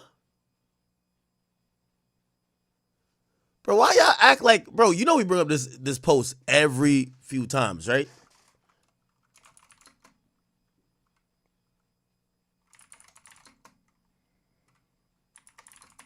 He did an interview and he wouldn't confirm whether he likes women or men. That's what I'm saying. That seems bisexual, but who gives a fuck? Look. Okay, where's the interview?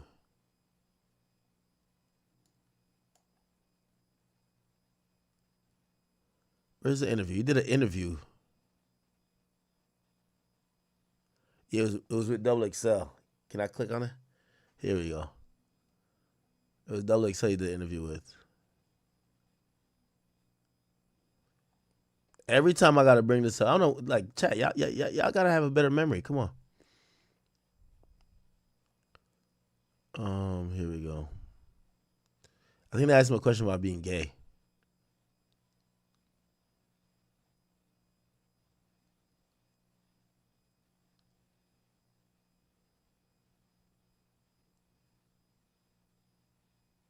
And maybe he's just trolling because, you know, he tried to be mystical. Let's see.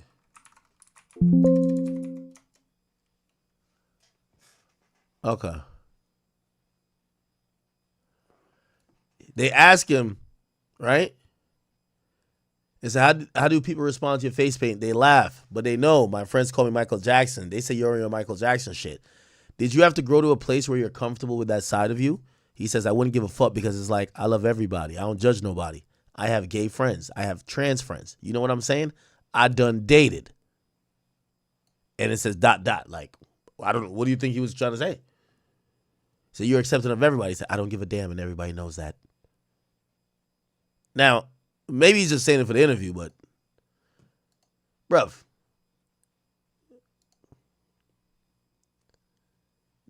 Cardi's worn a onesie before, like, bro, like, come on, bro. I don't give a damn if he's gay. You know what I mean? So Iggy, just let that hate go. Son and me because he was mad at Cardi. Yeah. And I was like, yo, like, respectfully, do not bring my son and me into this. Was bringing up my son and me because he was mad at Cardi. Yeah.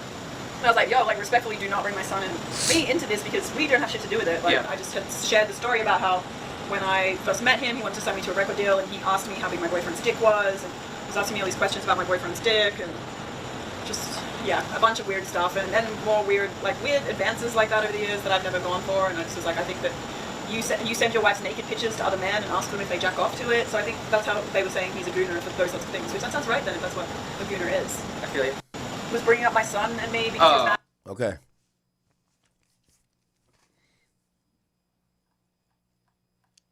So I don't know. Okay. Let me see.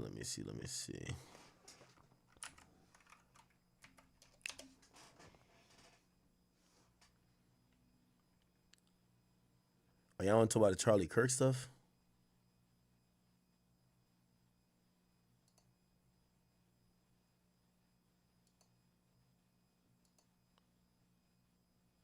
Wait, what? Yo, the nigga got killed yesterday and like he already in a casket? What the fuck?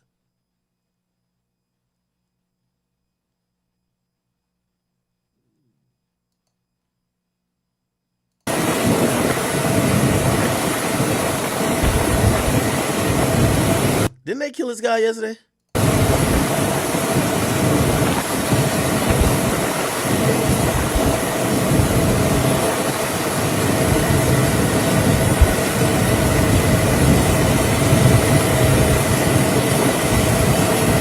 Wait, y'all see I changed subject quick. Was there more to talk about with Iggy? Bro, it's Iggy, bro. Like, she's doing OnlyFans.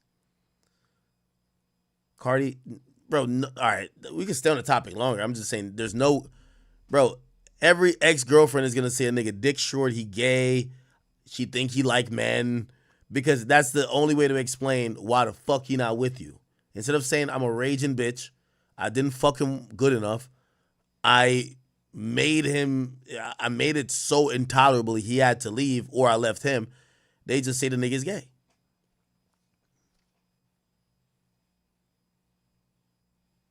Like, what more do you want me to say about this?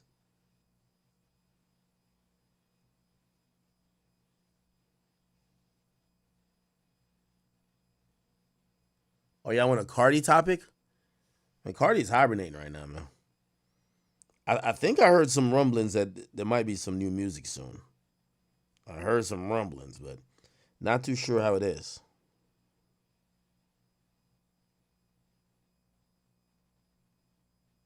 Anyway, let me get into this. I'll get into this Charlie Kirk shit right after go get some water. Might have to go get my Benadryl. Let me have y'all watch something for like 2 minutes. Oh, this is it right here? We are going to go to that press conference. We've been awaiting FBI, local law enforcement. There's Kash Patel. I can't see who else is in the picture, but I'm sure that they will introduce themselves. We've been waiting for this for a long time. A lot of breaking developments tonight in terms of a recovered weapon. We have this new TMZ video that we've been airing for you. We know that they have palm prints. We know that they have fingerprints. We know that they have footprints. Let's listen in. This evening, we have FBI Director Patel, FBI Deputy Director Dan Bongino, Special Agent in Charge Robert Bowles, Governor Spencer Cox, Lieutenant Governor Deidre Henderson, and Commissioner Anderson, as well as, I'm so sorry, Commissioner Bo Mason, as well as some local partners here present with us today. Governor, we'll kick it off. Thank you. Ladies and gentlemen, thank you for joining us here tonight. We appreciate the media and the partnership we have with you in helping us to get information out to the public so that we can catch this assassin and hold him accountable. We are going to share a portion of a video and that we have of the suspect, as well as some new stills. Those have already been released, but we want to make sure that they get as much attention as possible, so that we can get help from the public in tracking down this evil human being. So we're going to cue up the video right now. Show that. I've asked Commissioner Bo Mason if he would narrate to you what is happening in this video. All right, so let me just start first and foremost. If you don't know, Charlie Kirk is a political commentator, one that leans, I believe, on the Republican side. He's a pro-Israel guy.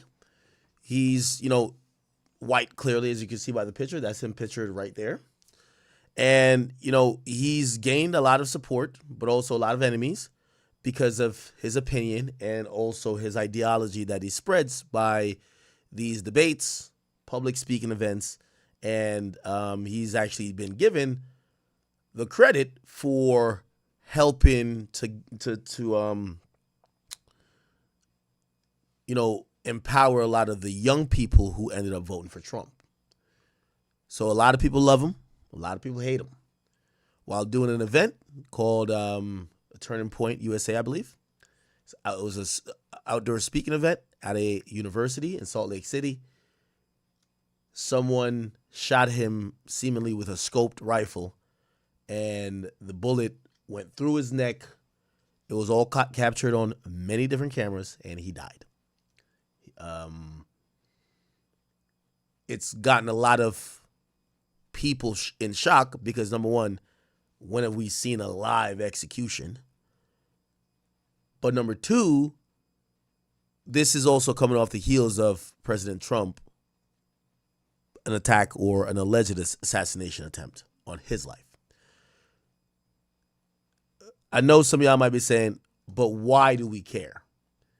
Well, I think some people care that because we're in a time where politics seems to be evoking general and serious emotions from other people. Again, you know, I've heard some of these things I say. Sometimes I sound like a broken record. I come from a country where they used to accuse politicians of giving out guns. Like, politics is a blood game. Like, because the difference in one party winning and the other party winning means, you know, in other countries, your livelihood is fucked up. You know, my uncle got my uncle got slapped. Was it slapped or he just beat up? He was drunk and he was talking politics. In certain countries, like, that shit is not a joke. That's not in the United States. I think he got beat up, and my other uncle went up there and beat a nigga up. Whatever. In this country, at least for me, I don't think for everybody, if you're a Democrat or you're a Republican, I'm pretty much going to be cool with you. It doesn't matter that much. I do know some people who they hate anybody Republican. I think the atmosphere where people's political ideologies have gotten people to think that guy should die. Also, you know, I think Trump probably helped motivate some of people thinking things like that, because I've never seen a time where people call politicians, political commentators, or people who talk about politics in general, they talk about them and use terms like Hitler. That guy is this. And when you start using terms like this, you basically almost smoke signal that this person is so bad that they should get executed. So I think that's one of the reasons why this topic is a big topic. Everybody's kind of tuning in. Obviously, we all seen it on camera. But I know some of y'all might be like, well, niggas die every day, B. But because it seems that now when people have political disagreements, they're trying to assassinate or execute people, it's made a lot of people on edge. You have some people who are saying, well, look at what he said in the past. And then you have a lot of people who are saying, this guy was a family man who was like 31 years of age or 33, I can't remember what age. He had 2 kids, he had a wife, and despite what he said, he should never be murdered for that. The person who killed him was a person who was on the roof of the place because he was in an open area, and they shot him with a bolt-action rifle. I knew it was a bolt-action automatically because if it was an automatic weapon, unless he was really trained, if it was an automatic weapon, he would have fired twice. But he clearly put a bullet in the chamber with the bolt-action and fucking shot him. He didn't shoot twice, shot once. Won't say he's a marksman, but he's probably pretty good enough because the bullet went right through his throat. Everybody's talking about it, but I guess the FBI, who's now involved, they're giving an update, and that's where we are now. So let's listen. Thank you, Governor. Bo Mason, Commissioner for the Utah Department of Public Safety. If you look up to the top left, you'll see the building where the shooter was proned out in the top left corner.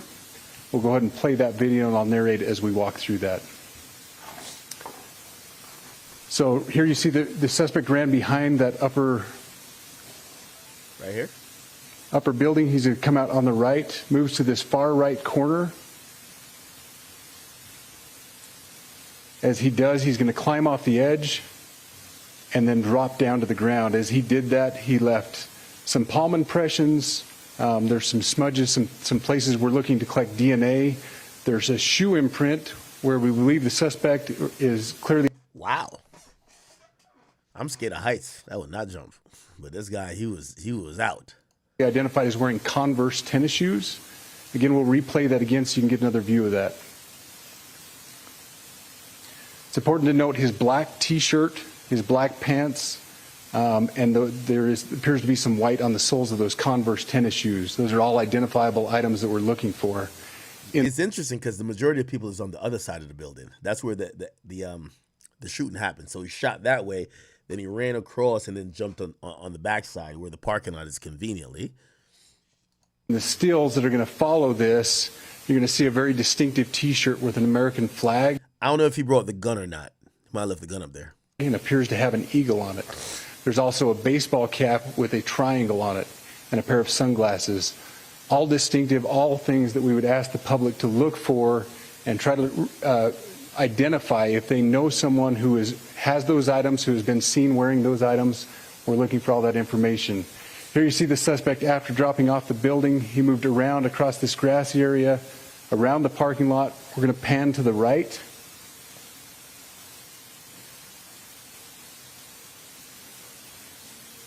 Wow.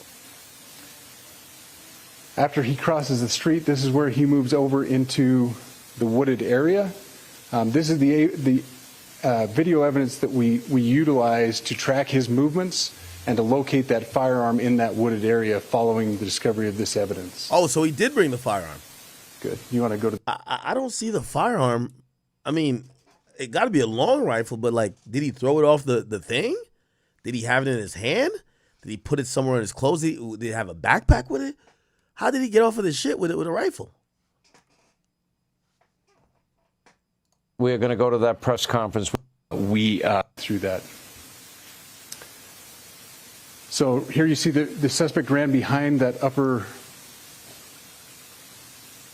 building. He's going to come out on the right, moves to this far right corner.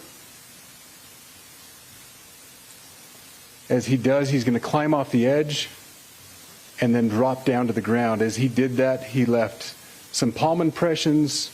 There's some smudges, some places we're looking to collect DNA. There's a shoe imprint where we believe the suspect is clearly identified as wearing Converse tennis shoes. Again, we'll replay that again so you can get another view of that. It's important to note his black T-shirt, his black pants, and there appears to be some white on the soles of those Converse tennis shoes. Those are all identifiable items that we're looking for. In the stills that are going to follow this, you're going to see a very distinctive T-shirt with an American flag and appears to have an eagle on it. There's also a baseball cap with a triangle on it and a pair of sunglasses. All distinctive, all things that we would ask the public to look for and try to... Somebody in the chat said, how are roofs like this non-secure? It's a college campus. Let me tell you this. If you've ever been to a college, you get to realize you could kind of go about everywhere. You find little tricks or whatever to like even... Sometimes, you know what we used to do at my college? We just fucking... Especially if you have your card or it's like a building that you're not even supposed to be in because your card don't work for it. You just have somebody just fucking leave something in the door, like, right? Yeah, so there's mad ways people could access not only a college campus, but definitely access certain areas that maybe they shouldn't be. You get what I'm saying? Now, here's the difference between him and like Trump. Trump's going to have a team that's going to go out a week before when he's going to have public engagements or public speaking, and they're going to scout it out. They're going to look at all, that's what they should do. They have counter surveillance and all that type of stuff. And that happens to Trump. This guy, Charlie Kirk, I see him, but I'm not showing you any gruesome videos. I'm not showing the video of him getting shot. Go find out on your own if you want. I'm not showing the video of his body or really of him being carried to the car to be rushed to the hospital. Out of respect for his family, I won't. And actually, I don't post that stuff anyway. But here's the thing. I don't even know if those, supposedly he has 7 security guards with him, which, shit, he's a big deal. By the way, there was 3,000 people who showed up. 3,000 people showed up. The guy's a big deal. He has seven security guards. However, the security guards, they're not like Secret Service. So they're not thinking about a gunshot from a mile away. They're thinking some loon might run up and try to stab him. Or, you know, they're thinking close range type of stuff, right? And that becomes the problem because this type of attack, this could have killed a rapper. This could kill anybody. Like, there's weapons these days. Shit, I got about like 30 of them upstairs that, like, if you fucking want to kill somebody, I shouldn't say that. That sounds crazy. Anyway, the point is there's so many weapons out here that if you want to kill somebody from 150 yards or shit, 75 yards away, like a football field, 100 yards, you could absolutely do it. It doesn't take that much training. Like these guns nowadays and the scopes they got, if it's zeroed right, like it is easy. And I could see, like, this is an easy way how a lot of people could do crimes like this, and it becomes more and more kind of worrisome because unless you have Secret Service detail, you're not going to be doing counter intel for snipers. And niggas is using their snipers or heavy or their fucking guns that could shoot from a long range, and they're shooting people with it now. This is like the new form of terrorism. I don't think they'll let these little bum-ass niggas get on the planes no more and take over the planes and fly into buildings. I think the new form of terrorism is, oh, everybody's watching, all eyes on you. And you know, I've seen a lot of like political pundits, whether it was the was it Cuomo or PBD. I've seen Bill O'Reilly speak about this. I've seen even Myron Gaines speak about it because he does a lot of public stuff too. They're all kind of like on edge a bit because they're realizing that people are radicalizing their disagreement with them and they might take their lives. I will say though, since I think their care is because it's happening in their world. I will say this, I think streamers should look at this and think about that appropriately as well. There's too many streamers who are doing IRLs who are insanely popular, and you have to start thinking about this. There might be one loon that doesn't like you or want to make a name, and I think this is a lesson that we all got to learn because, shit, I know some people who care about gun control, they're going to be like, well, it's the gun, and oh, no, he got whatever, because he talked about gun violence and he defended guns, but I think it's way bigger than that. Identify if they know someone who has those items, who has been seen wearing those items. We're looking for all that information. Here you see the suspect after dropping off the building. He moved around across this grassy area, around the parking lot. We're going to pan to the right.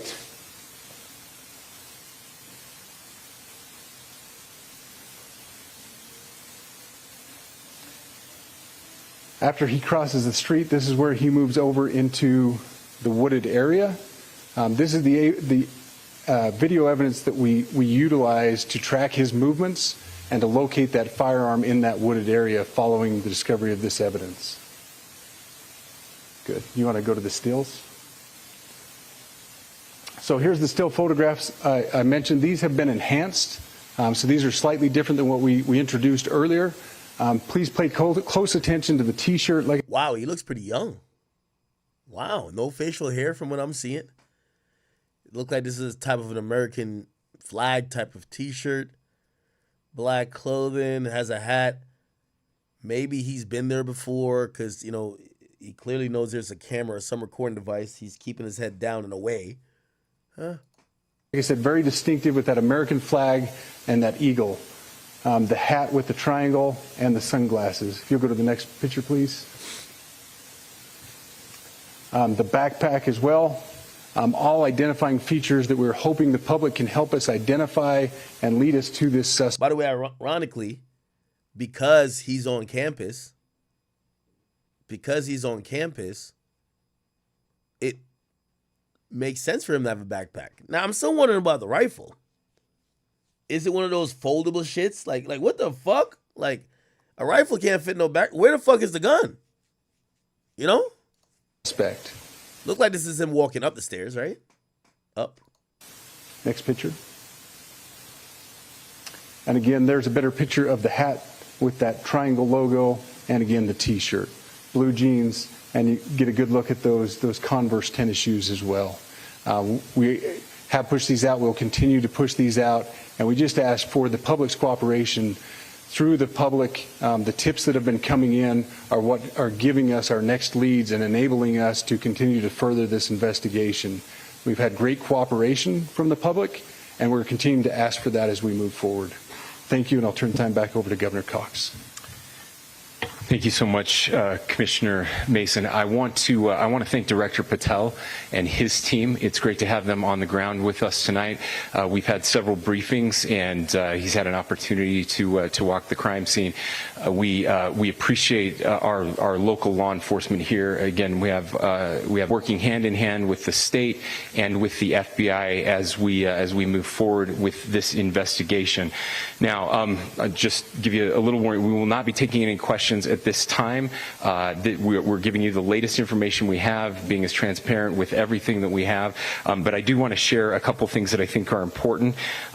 We cannot do our job without the public's help right now. The public has answered our call for action. So far, we've received more than 7,000 leads and tips. I would just note that the FBI hasn't received this many digital media tips from the public since the Boston Marathon bombing. This case also highlights the dedication of our law enforcement community. We have 20 federal, state. Damn. So that Luigi Mangione nigga who was like out the winds for a while, looked like people didn't give a fuck that much.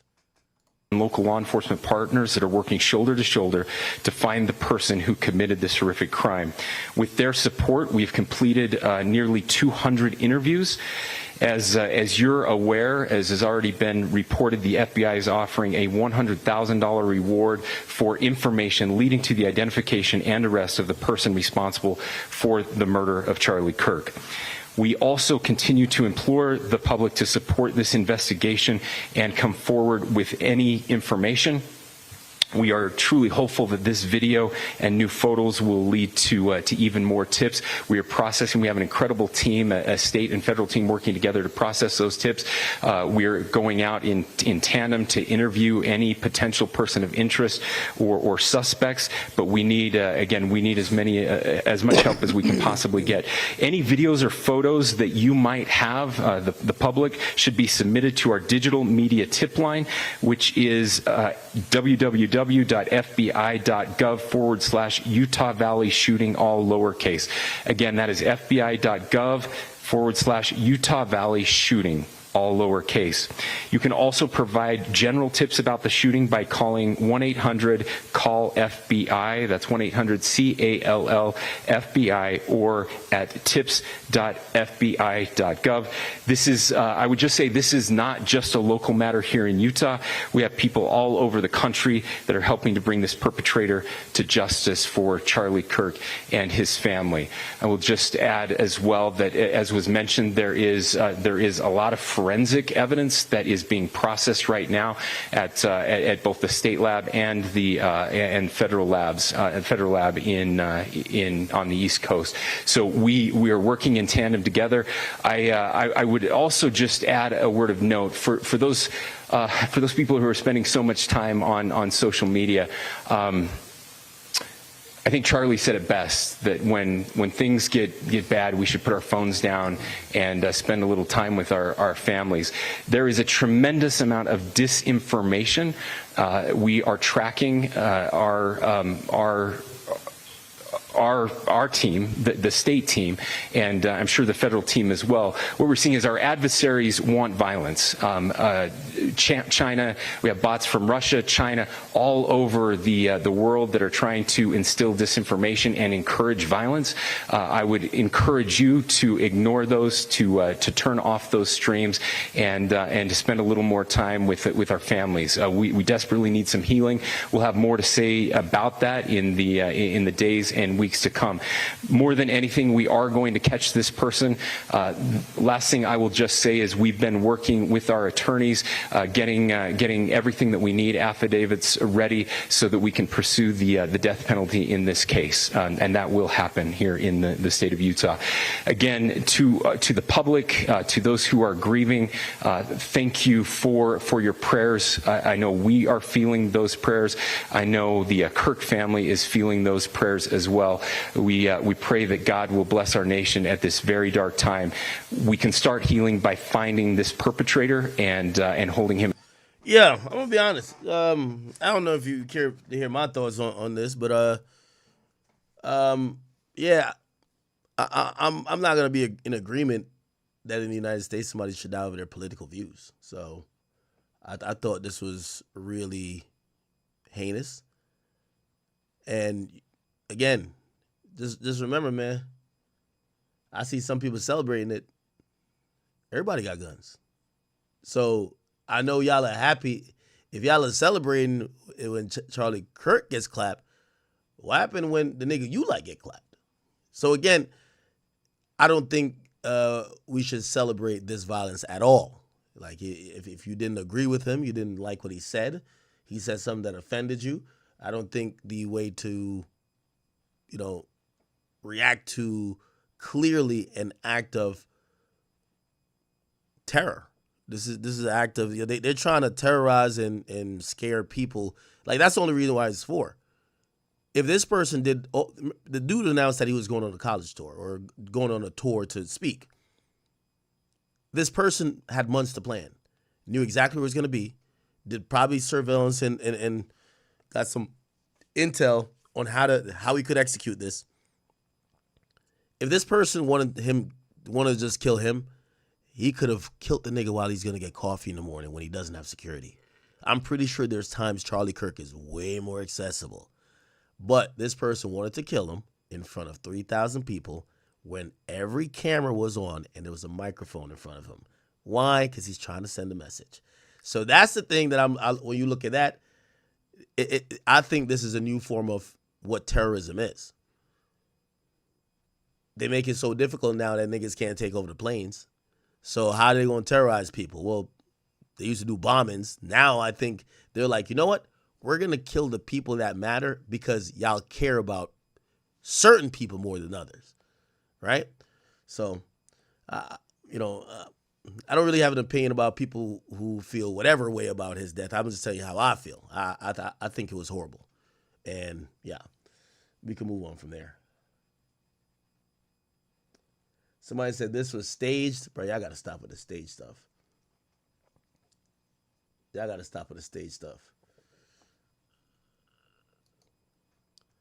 Now, the ironic part of him getting... So, right when he picked up the mic, I don't want to describe it too much, but when he picked up the mic, he was talking about, I believe, gang violence or some type of violence or gun violence or mass shootings or something like that. And he got shot right that moment. So, I don't even know if the guy was like... The killer was like, oh, okay, you talking about that? Nigga, hold this. But, I've seen many of his...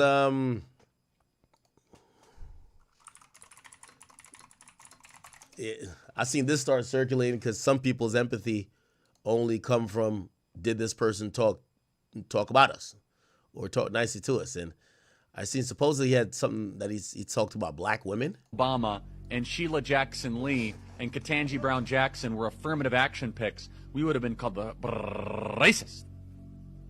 But now they're coming out and they're saying it for us. They're coming out and they're saying, I'm only here because of affirmative action. Yeah, we know. You do not have the brain processing power to otherwise be taken really seriously. You had to go steal a white person's slot to go be taken somewhat seriously. Play cut 52. Now, that is people, well, I never listened to the clip before now. That is people taking that clip as, yo, dog, you're saying black people or black women don't have the brain power to succeed?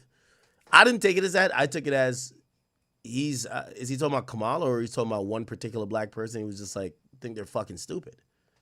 But of course, clearly he's a white man, so when, it probably has a lot more built in. But as a clear recipient of affirmative action, and particularly in higher education, I may have been admitted on affirmative action, both in terms of being a woman and a woman of color. Oh, you're talking about her? But I can declare that I did not graduate on affirmative action. This is my personal story. I hear because of action affirmative. She can't even say that. We know. It's very obvious to us that you were not smart enough to be able to get in on your own. I couldn't make it on my own, so I needed to take opportunity. See, this is incorrect. Did he say black women don't have the brain processing power? I don't remember him saying affirmative action, and particularly in higher education. I may have been admitted on affirmative action, both in terms of being a woman and a woman of color, but I can declare that I did not graduate on affirmative action. This is my personal story. Give me 1 second. I hear because of action affirmative. She can't even say that.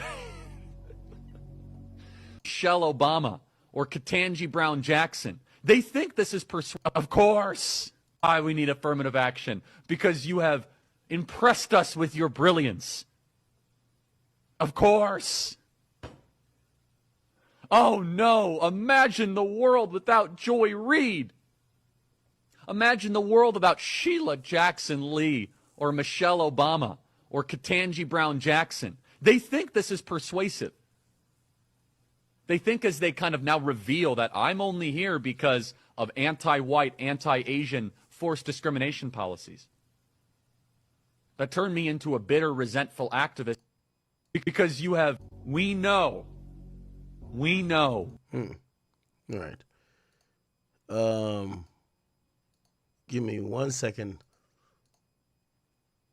We're going to go to that press conference we've been awaiting. FBI. The FBI has just released. Right, give me 1 second. I got to take a piss. All right.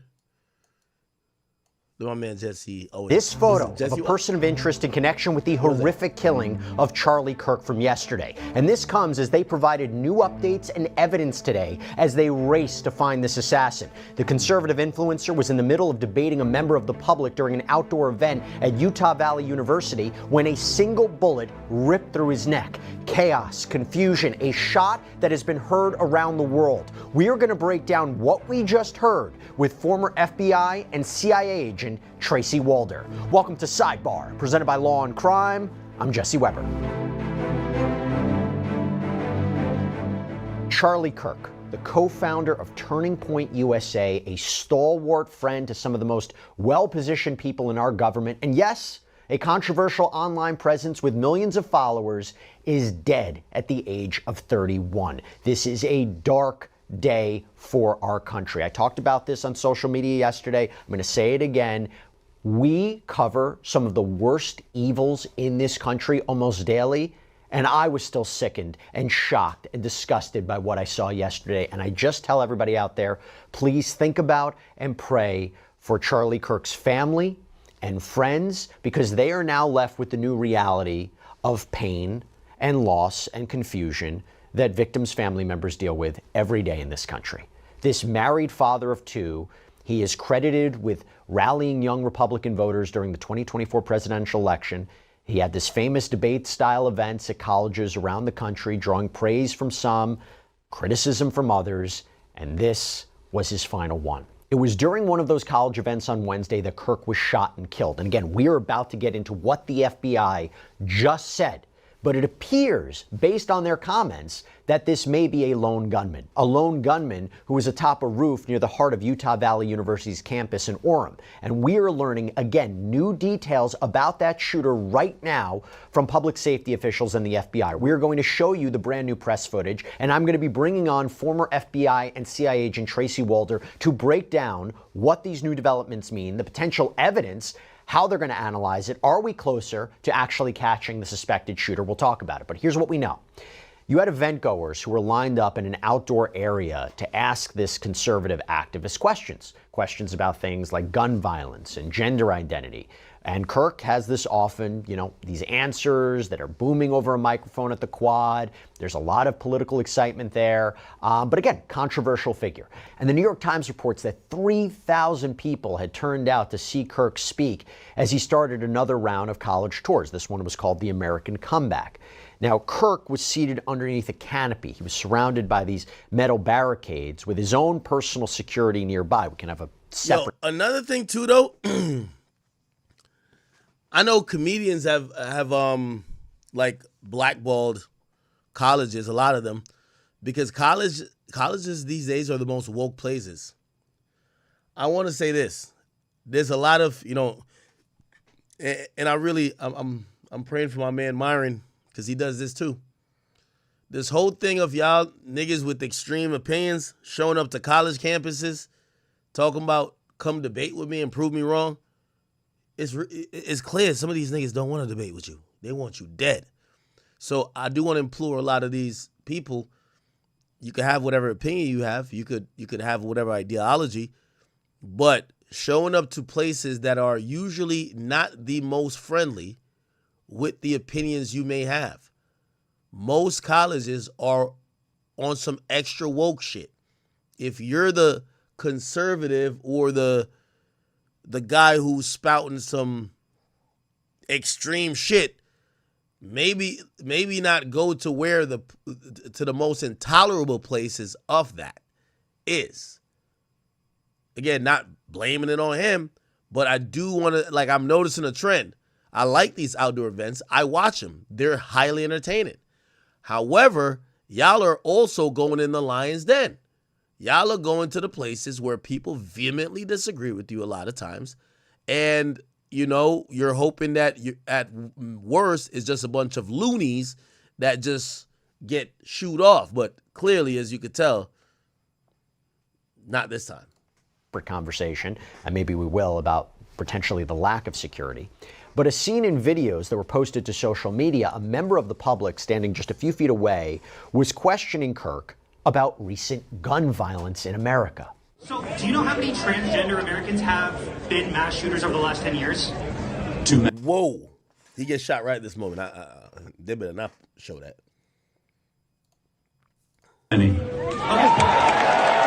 Oh, okay. No, this is before he got shot. That's before he got shot, my bad. So he did answer the question.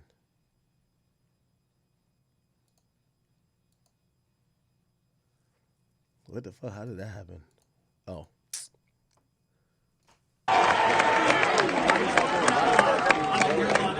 5. Okay, now 5 is a lot, right? I'm gonna give you some credit. Do you know how many mass shooters there have been in America over the last 10 years? Counting or not counting gang violence? Okay, right here's where he got shot. I don't think they're gonna show it, but let me just take it off the screen just in case. And at that moment, there was the sound of a single gunshot, and Charlie Kirk fell. If you've seen the videos online, they are awful. We have seen this video. It was taken by people in the crowd. It shows the moment that a bullet literally tore through Kirk's neck, sending him sprawling to the ground. It is horrific. He was carried to a nearby vehicle. He was rushed to the hospital. It was only a few miles away, but he was pronounced dead. And Utah officials would later say that they believe that this was a targeted attack, 1 bullet, 1 victim. Now, people at the event, they scattered in all directions. They were screaming. They were falling over one another. They were trying to figure out where the shots were coming from and if more bullets would be fired. The shooter was reportedly on the roof of a nearby campus building, the Losi Center. It's about 150 to 200 yards away from the gathering on the quad. And an unverified video that was posted to social media, it appears to show a person laying down on top of the building. Now, law enforcement has not confirmed this video, nor have they said this figure on the roof is the shooter, but let's talk about what they did say, okay? This is new. So Utah's Commissioner of Public Safety and the FBI special agent in charge of the investigation provided brand new updates Thursday morning about the gunman, and that is what we want to talk about right now. So what have they learned about him so far? How was he able to get away? Take a look. Through all that work last night, we were able to make a few breakthroughs. We were able to track the movements of the shooter. Starting at 11:52 a.m., the subject arrived on campus, shortly away from campus. We have tracked his movements onto the campus, through the stairwells, up to the roof, across the roof to a shooting location. After the shooting, we were able to track his movements as he moved to the other side of the building, jumped off of the building, and fled off of the campus and into a neighborhood. Our investigators have worked through those neighborhoods, contacting anybody they can with doorbell cameras, witnesses, and have thoroughly worked through those communities, trying to identify any leads. We do have good video footage of this individual. We are not going to release that at this time. We're working through some technologies and some ways to identify this individual. If we are unsuccessful, we will reach out to you as the media and we will push that publicly to help us identify them. But we're confident in our abilities right now, and we would like to move forward in a manner that keeps everyone safe and moves this process appropriately. And the FBI also revealed they found the suspected murder weapon. This morning I can tell you that we have recovered what we believe is the weapon that was used in yesterday's shooting. It is a high-powered bolt-action rifle. That rifle was recovered in a wooded area where the shooter had fled. So the FBI laboratory will be analyzing this weapon. Investigators have also collected footwear impression, a palm print, and forearm imprints for analysis. Now, I understand there are a lot of questions about motive. I assure you that all leads, tips are being fully investigated. As of this morning, we have received more than 130 tips. We thank the community for that. The FBI has brought every resource to bear, and we will continue to do so throughout the course of this investigation. Also, this is just coming out from the Wall Street Journal. They're reporting that the ammunition that was used by Charlie Kirk's killer, it may have been engraved with transgender and anti-fascist ideology. If that is true, that makes a potential motivation for this killing a lot more clear, but we will see. We'll get more updates on that. Now, while officials aren't releasing very many details about the shooter's identity, they implied that he was able to blend in with a crowd on a college campus. So what I'll release about the suspect is the suspect blended in well with a college institution. We're not releasing many details right now, and we will soon. But right now we're not. But that individual appears to be of college age. We are confident in our abilities to track that individual. If we're unsuccessful in identifying them immediately. It's very, very interesting. And the Public Safety Commissioner also pointed out the importance of today's date, right, for American history, September 11th, and how law enforcement is once again coming together with one goal. Historically, on 9/11, law enforcement has come together as a group to recognize and honor those that sacrificed to preserve the ideals of this country, the freedoms of this country. And instead, we find ourselves today hunting a murderer who chose to violate our rights, the rights of an individual within this country. Now, again, I'm going to bring on Tracy. We're going to talk about what all this means. But for truth and freedom, and there's Big Trump. USA's headquarters out in Arizona. President Donald Trump, who was one of the first people to confirm that Kirk had indeed died, spoke from the Oval Office Wednesday night. Charlie was a patriot who devoted his life to the cause of open debate and the country that he loved so much, the United States of America. He fought for liberty, democracy, justice, and the American people. He's a martyr for truth and freedom, and there's never been anyone who was so respected by youth. This is a dark moment for America. Charlie Kirk traveled the nation, joyfully engaging with everyone interested in good faith debate. His mission was to bring young people into the political process, which he did better than anybody ever, to share his love of country and to spread the simple words of common sense. On campuses nationwide, he championed his ideas with courage, logic, humor, and grace. It's a long past time for all Americans and the media to confront the fact that violence and murder are the tragic consequence of demonizing those with whom you disagree day after day, year after year, in the most hateful and despicable way possible. My administration will find each and every one. I know some of y'all want me to, say, let me tell you this, man. At the end of the day, nigga, it's allergies got my eyes. I'm rubbing my eyes because of that. Fuck. Why do I have allergies? Was I playing with the dog?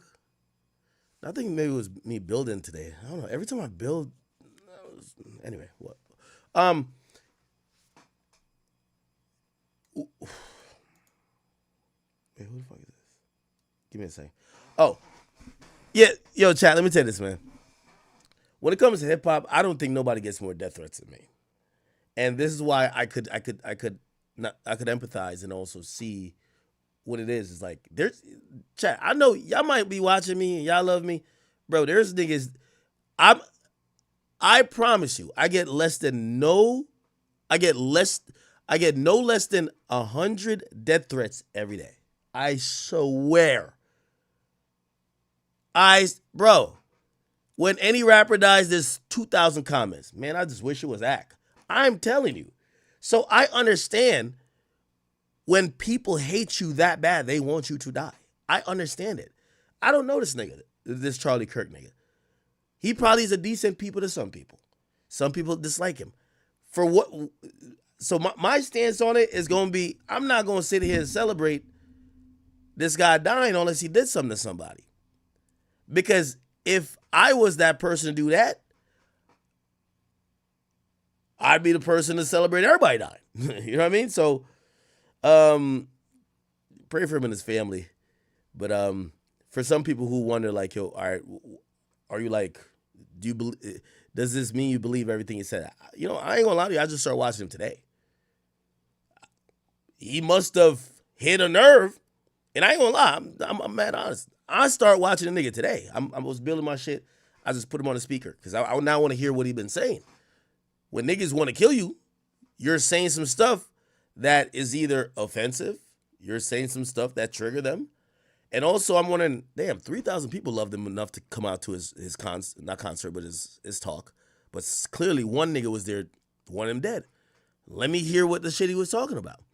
I listened to about like half an hour. Seems like a logical guy, you know what I mean? He's a good debater. He's a good debater. Actually, no, I've listened to him before. Didn't he debate with Destiny? Charlie Kirk. He did debate with Destiny, right?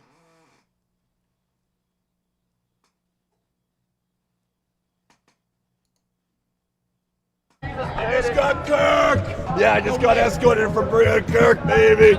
We're in Tampa, Florida for Turning Point USA's annual Student Action Summit. TPUSA is a voter-driving juggernaut for the Republican Party, led by 31-year-old Charlie Kirk. They're happy, that's why you know they haven't been on social media. But this year's event will be menaced by something called the Un-F America Tour, started by a group of progressive influencers and organizers, including the massively popular streamer Destiny. This is the all roads lead to Rome thing, right? So he can do the exact same behavior you said that Biden couldn't get away with doing. They want to bring progressive debate to Kirk's doorstep. But first, they have to get in. So Turning Point has cancelled all of Un-F America's credentials, and now they're trying to sneak in Destiny so he can debate inside here. Alright, he's in. So Destiny has made a... I thought they had a debate.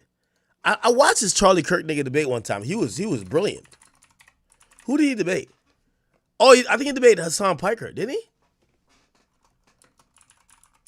I think he wrecked him. Yeah. Did he say? Oh, this is the first time I seen Charlie Kirk. He bodied Hassan. You think he bodied that nigga Hassan. They did a debate. Holy shit. Oh, okay. Yeah, he bodied that nigga Hassan, bro. Gave that nigga the beats. It was this right here. Okay. I practice what I preach. Charlie, trying to attack me, which is ridiculous, like asking me what my salary is. Sure, I'll reveal it willingly. You brought it up in context. I'm asking, why don't you live like a socialist? Okay. Go live like a socialist. The point is larger. The point is... inside the building, and we'll see how long he lasts. Because the shots are going this way? There's a major streamer named Destiny, who's a Democratic liberal streamer.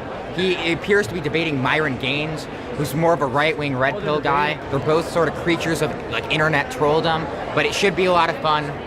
You know, it's like blood sports. It's like watching a cockfight, effectively. We love to see it, though. We love to see it. It's great. We are at Student Action Summit. We got Destiny and Myron here today. Have a little friendly conversation. Oh, yeah, man. Good to see you, bro. Okay. Young people may be tuning out the news, but this new form of live, provocative political debate is blowing up online. Its cultural significance is something well known to Kirk because he's part of it. Oh, it's democratic socialism. It's completely I love different. this question. I love this question. And I could talk about socialism for hours. Hello, everyone. I am Charlie Kirk, founder of Turning Point USA, and I am surrounded by 20 woke college kids. Under a tent with the words "Prove me wrong," Kirk brought online debater culture directly to hundreds of college campuses during the last election cycle. We have a problem in Black America. The biggest problem is not racism. It's the lack of dads. When exactly do heart waves begin in utero? You know that, but you don't know the four. Hold on, no, so tell me when heartbeat. I don't know. And while he uses it to make viral content, its primary goal is to register Gen Z to vote MAGA. I love the fact that we are now becoming we're becoming the cool kids now. Hey, chat, this is what I keep telling y'all. I know some of y'all don't like Trump or y'all don't like that ideology. If y'all are right, and these MAGA people are as bad as y'all think, it's only so long they're going to allow their own to be shot at before they start doing the shooting. That's all I'm trying to say. So if you with the violence, stay with the violence. Because when niggas start getting clipped on the other side, it is what it is. That's how war is. But if you know you finna cry if your nigga get killed, you shouldn't be celebrating now. Okay? This is how it happens. The niggas who in Chirac who be smoking on the packs, they understand they mans got killed too. Right now, they try to kill Trump, and they got this guy. When bullets start flying on the other side, just make sure y'all got to keep the same energy and be like, man, rest in peace, my nigga, but we gonna slide. If that's where you on, let it rock. I don't care. Let it rock. But there's a lot of y'all who think that only Democrats got guns. Not saying a Democrat killed them. The other side y'all been saying is bad, they're the gun people. So when they want to get crazy, don't say nothing. Just remember that. But no, I just want to be clear. Is there something wrong with talking to voters?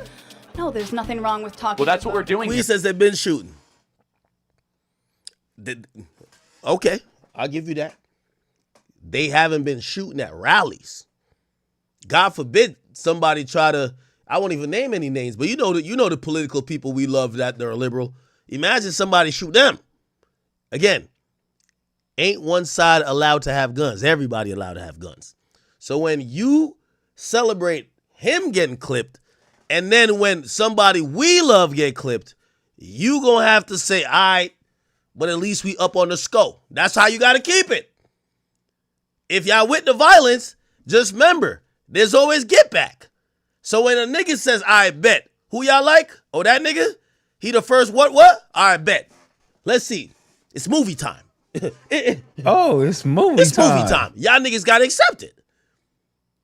This when we start celebrating this says to the young little MAGA kid who is tight because Kirk was his hero and blah blah. Now he go take up a gun and go clap somebody on the other side. You gonna have to say, I bet, but we still up on the scope. It is what it is. Anybody who is cool with this nigga getting clipped, just be ready for the get back if it happens. If you're not willing to accept that they might clap somebody you like, one of our heroes, you shouldn't celebrate this. This is the gruesome aspects of war. And we like civilized world. So let's stay out of celebrating this when it comes to political people, because it could happen to somebody else. Today, it's an open mic. I think that you push a dangerous agenda. It's a strategy that those behind Ynw America say the DNC has been absent to counter. I hate Charlie Kirk. I think he's actually a Satan spawn, but he's very, very strategically minded. At an event organized by the Ynw America crew down the street from the convention center, both conservatives and liberals packed into a pub to eat chicken wings, drink beer, and watch conservative voices try to take on Destiny. Have you ever fired an AR-15? Yep. So you fired a 5.56. The mathematical odds of him surviving that are infinitesimal. By the way, this came out 8/7 a month before. So this is not after he died. 8/7. By the way, and I'll say this. Charlie Kirk's a pro-gun guy. I know he got killed by a gun. I know some people feel like that's like the irony and the funny part. That's not the funny part. The nigga believed in gun rights. Usually people who believe in gun rights has the mindset of saying, if someone wants you dead, you're gonna die. Whether they use a gun, a knife, whether they drop a bomb, whether they do whatever. So usually having the mindset to believe in the right to bear arms doesn't change or isn't ironic to the people, even if they lose their life at the hand of gun violence. It is what it is. Small. They're infinitesimally high if it misses him or grazes his ear. I mean, Charlie Kirk's been doing this a long time, more than 10 years. Why has it taken the left so long to catch up and still hasn't caught up? Republicans vertically are very well integrated when it comes to making sure that they're winning elections. Yeah. Right? There's the people who in 2020 they thought the election was stolen in every state basically, but they still showed up to vote next time. So something is happening there where they're really big on going out and winning elections. And I think that that shows at every single level, to where when people are organizing or when people are creating alternative media networks, whether you're talking Tim Pool, influencing other ones like Joe Rogan, or trying to do things with college kids like Charlie Kirk, they're making these events and they're gathering all these different people. For Charlie Kirk, it's school kids, but the single focus is winning elections. It's incredibly important. And somehow I feel like on the left, I don't know how this happened online. Maybe it's because we tend to be younger or whatever, but somehow the party's messaging apparatus, it feels like it's got hijacked from people by people who won't vote for your candidates, which I think is incredibly destructive. Did the Democrats have anything like this? Nothing. And I will say, like, Charlie Kirk is honestly one of the best organizers of our generation. And I think that, you know, as much as I disagree with Charlie Kirk, I believe that what he's doing has worked. And that's why I'm here to replicate what he's doing. I'm not here to, you know, disrupt Charlie Kirk's events. I'm here to say that there are alternative ideas and that we need to build the same thing that he has, because he is good at it. Z. Cohen Sanchez has worked more than a decade on Democratic campaigns. There's no reason why we can't do this. This is not very expensive to do. We have so many PACs on the Democratic side raising millions of dollars, right? We are not a big PAC. We haven't even raised $1 million yet. And we're able to get all of these creators essentially anywhere that Charlie is. And so that's what we really want the Democratic Party to do, is we want to have them to start investing in these movements. Is the DNC supporting this? No, not currently. Why not? If Ken Martin's watching this, text me back. But really, I mean, I think it's disappointing that we haven't been able to see the DNC really get off the ground since the election, because I think a lot of things have happened internally that have been distractions to the actual ground game that we need right now. No, our motto is, when they go low, we go high. For Destiny, it's a ground game that must reflect the online culture he and millions of young Americans are part of, one that is often characterized by un-PC language, insults, and crude humor, like this tweet Destiny sent poking conservatives by saying the kids who died in the Texas floods were proof that God doesn't exist. The tweets you sent about the kids in Texas would probably disqualify you, or would probably have somebody in the upper levels of the Democratic Party say, okay, we'll never work with this guy again. Yeah. Do you regret sending those tweets? I think they have to get over it. I don't regret them. I love poking the bear on the right. I feel like Republicans are so good at owning the space. Republicans do this thing where they say, you know, comedy's legal again and we can joke about anything. But when they say anything, they really just mean like immigrants and black people, right? Because if you make fun of anything on their side, they lose their minds.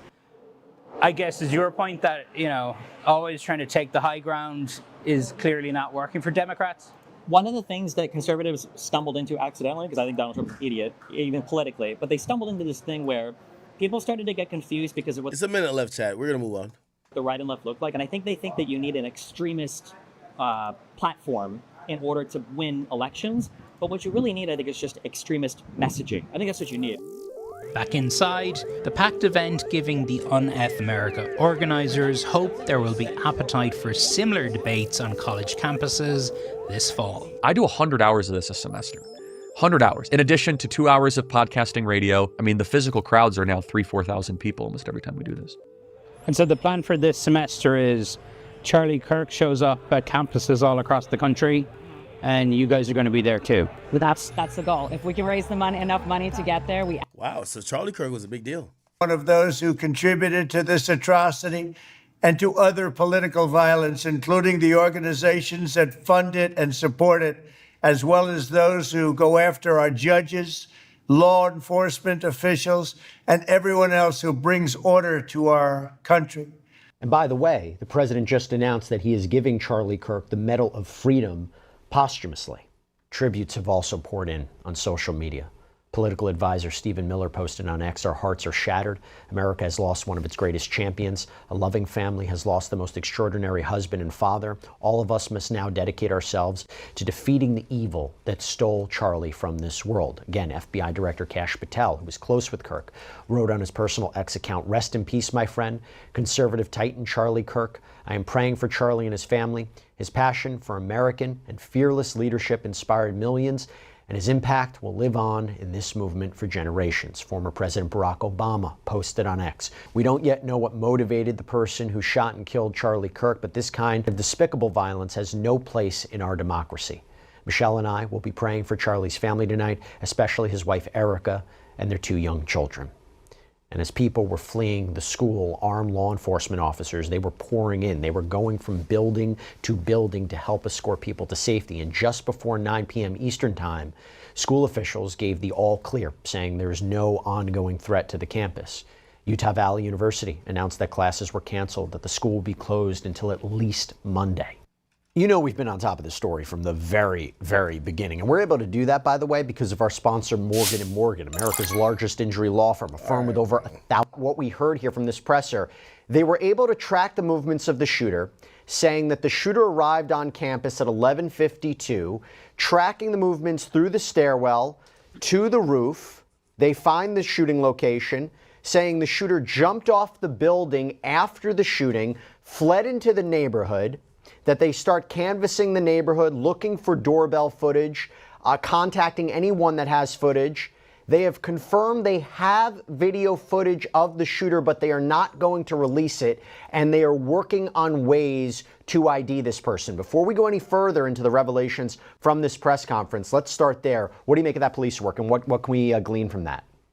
Well, thank you so much for having me. Obviously, it's relatively quick police work, in my opinion. I said yesterday that this was going to be a bit of a cumbersome. All right, I don't want to drag this. You guys can think what you want, and I'll offer condolences to his family. All right.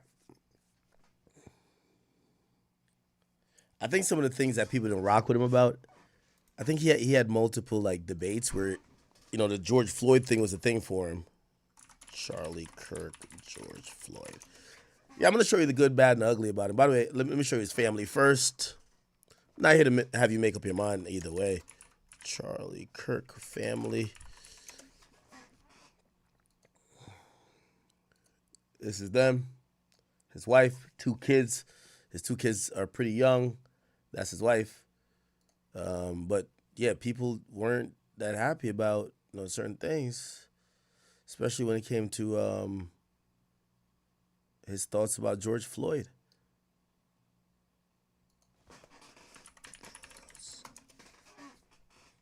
Here we go. In 2020 with the George Floyd protests, Riots. Riots or protests, depends. Were they riots or protests? All right, well, we disagree on that, but to get to my point, sure. To get to my point, were they mostly peaceful? I believe so, yes. Oh, I think this is the one right here. I saw a clip somewhere that you were trying to get the officer who murdered George Floyd pardoned, and I just want to know what your reasoning was about that. Well, George Floyd didn't die because of the police officer. He died largely because of a drug overdose. But he had his knee on his neck. And we all saw the video. But the knee on the neck is actually an approved police technique that police departments taught Derek Chauvin to use. Do you know that George Floyd was saying, "I couldn't breathe," well before that restraining technique? And so why'd they use the technique if he already couldn't breathe? Well, because he was actually resisting arrest, and they had to restrain him. And they restrained him in a way that they were taught to do, which is the knee on the neck technique. Okay, so when does the like technique end? Like when they die? Like he said he couldn't breathe. No, I mean the technique ends when the individual stops resisting arrest. His cause of death was not asphyxiation; it was drug overdose.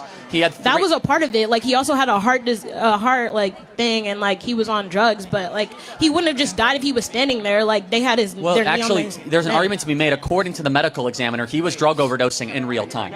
That it wasn't because of the police officer, Derek Chauvin, that put his knee on the neck. And again, they were taught to do that. According to the Hennepin County Police Department, they teach that as an approved restraint technique. And by the way, this is just a broader point. Our whole country blew up because of this incident, and it was largely based on a lie. Largely based on a lie. We were all What was the lie? The lie is that there was a white police officer that went after a black person just because he was black, and it just wasn't true. He was resisting arrest. Okay, but he killed him. Like, that doesn't... Well, again, the county medical examiner disagrees. The county medical examiner in the original report... So then why did he get sentenced? Exactly. Like, That's a good no, question. I'm saying... It's because it was largely a show trial where actually they were not allowed to submit what evidence. trial? A show trial. A show trial is an example where you put people on display or a show for a political purpose or political means. And this is an example of that, where Derek Chauvin was not given a fair hearing in this trial. He was not even allowed to use the police training handbook in his trial to show that he was taught to use that restraining technique. Okay, so what do you want to happen to Derek Chauvin? Like, pardon. So he's just free? What is that? Yes. What message does that send to, like... It should be, it's a message that you should get an actual fair trial and that you're not going to get a trial by media. Are you actually going to let me talk for longer than 5 seconds? Go ahead. You keep interrupting me. Every time I actually try to...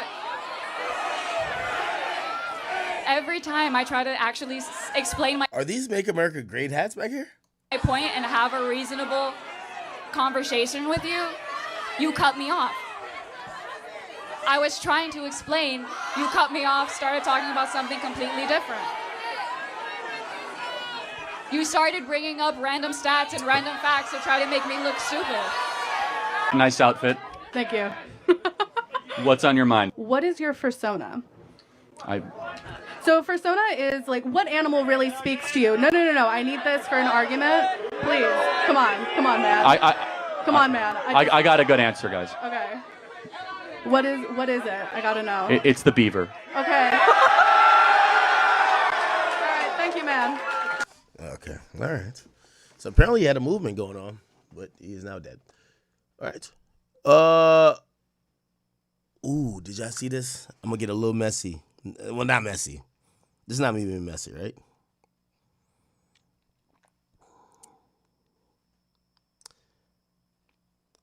In the women have nothing better to do thing.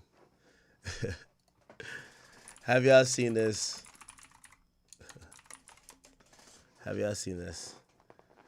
So Yaya Mayweather is still going back and forth with YoungBoy's wife's mother. Don't ask me. By the way, yeah, when I went to the tour, I'm like, oh, interesting. So it's interesting. Everybody, there's people in different places. I don't know if this is designed, but it's whatever. But apparently, Yaya, who I showed y'all what her and the mom got into like last month, and she basically said, "Yo, it ain't my fault. Your son in a fake ass and went crazy." Now apparently, and I gotta tell you where it starts from. So these fan pages, they're doing the most. The fan pages at every YoungBoy show is highlighting where all his women are sitting at the show. They'd be like, "Oh shit, Jania is back. She's at side stage with YoungBoy. It's like back in the days." I'll show you that. By the way, Jania broke up with her NBA baller, DeJounte Murray. And this is her at YoungBoy's show. On stage, side stage, just sitting there watching her. I ain't gonna lie. I looked at an old picture of Jania from back in the day. Yo, money do make chicks look better. That's what I was saying. That's why I disagree with Thug about Glorilla. Glorilla from Memphis when she was broke is ugly as shit. Glorilla with millions in a bank account, she actually looks attractive. It kind of shows money does matter, right? Anyway, this is Jania looking all, you can tell she NBA baller type girl. She's here with YoungBoy. But what these fan pages are doing, they're pointing out where every girl is. And they're acting like it's a hierarchy. Well, if you're side stage, he give a fuck about you. But if you're in the crowd, ooh, so that's been going on. Anyway, it looks like they post something about, there was an event where I guess Yaya finally made it to a show. And somebody says, LOL, so Jazz is on the side this time. So that's his wife, is on the side of the stage. That's why Yaya is in the crowd. So they're kind of clowning her like, aha, you know your place. You're in the crowd. Wifey's at the side stage. Now, Tina Marie Blanchett, I guess that's Jazz's mom. She says she's just the guest per usual. And Yaya responds. She says, girl, who you feeling like? Why do you keep speaking on me? Why are you even worried about me? Start to give you wake up with me on your mind because every day, I'm not even about to take it there with you today because the last time I took it too far by speaking on your daughter's marriage. And I'm woman enough to admit I was wrong for that because it was unprovoked. And you got it. You won. I don't care. I'm done with all this shit, but please leave me alone and stop speaking on me. God bless. Yeah, it's a whole thing, chat. It's a whole thing. It's the whole thing. Everybody keeps bringing up. I guess this is him back in the day.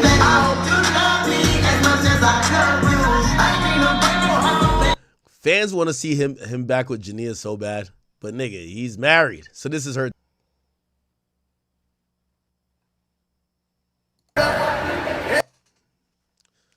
Okay. All right. So apparently. And then there was another one named Arabian. She was over here making a vlog on why she was in the crowd and if she bought her own ticket. It's a whole bunch of shit, chat. I ain't gonna lie to you. But nevertheless, I'll be back on tour. I think I'm gonna go to I'm missing a Chicago date. I'm gonna go right after Chicago. Right after Chicago. But, you know, peace and blessings to all the women. I hope y'all all coexist. It's just, if y'all coexist in a house before, y'all could coexist in a fucking arena. Y'all be fine. Y'all will be fine. Just, you know. Shout out to Mellow Racks. Did I tell you when I ran to Mellow Racks? Mellow Racks threw up like 15 blood signs. I didn't even know she was blood. She's throwing up blood signs all the time. Birdman come over. She's like, look up, slime, all of that shit they do now. I'm like, oh, shit. They're super ganged out here. Okay. You know what I mean? But yeah, they're having a good old time. All right. Okay. Oh, what was the other topic I was trying to get into?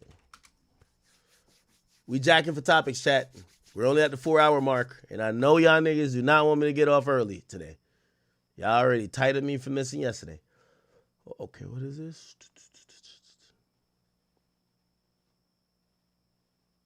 So the Glorilla shit is real.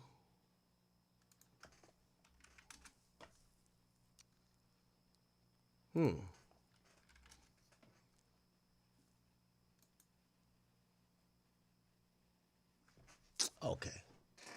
I don't want to do it, but I got to do it. Oh, no, I'll go to Twitter. We're not going back to the Charlie Kirk stuff, but they said Charleston White said some interesting stuff. Let me hear.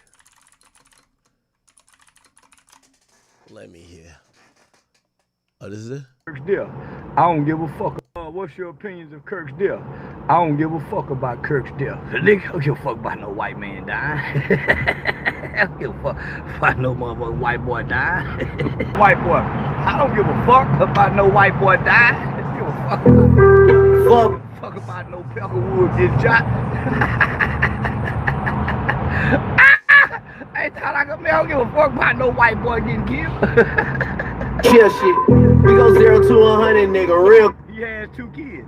Fuck his kids. He give a fuck about that white boy kid. They probably autistic anyway. He give a fuck about that white boy kid. Fuck them kids.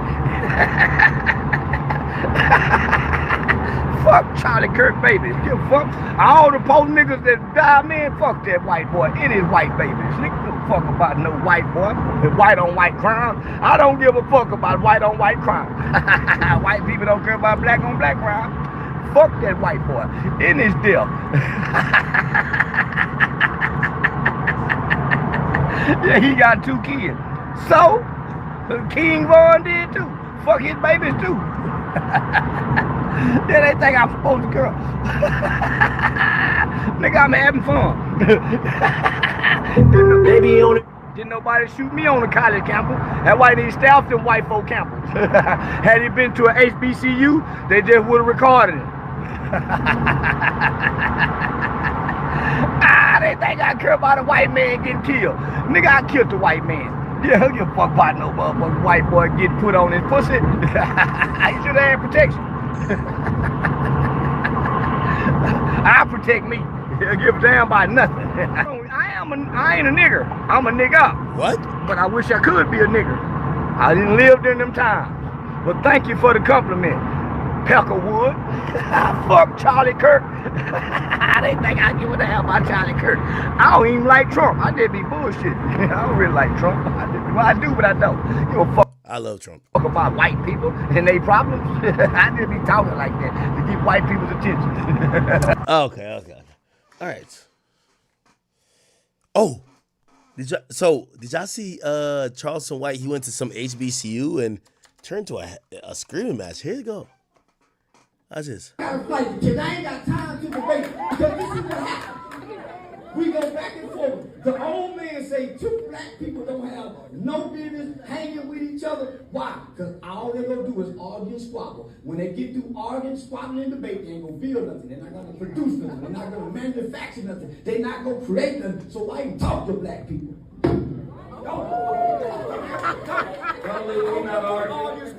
We're not arguing, Mr. White. We need plans, we need resources, And that's what we we need talk about, how to alternatives. do it. We're not coming with alternative debate. Let's go.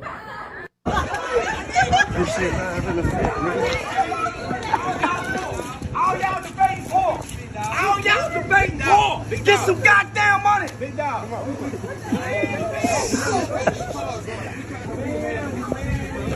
Y'all want to debate? Y'all gotta listen. Y'all got an educated scholar, college educated nigga talking street talk, criminal talk. I wasted my time.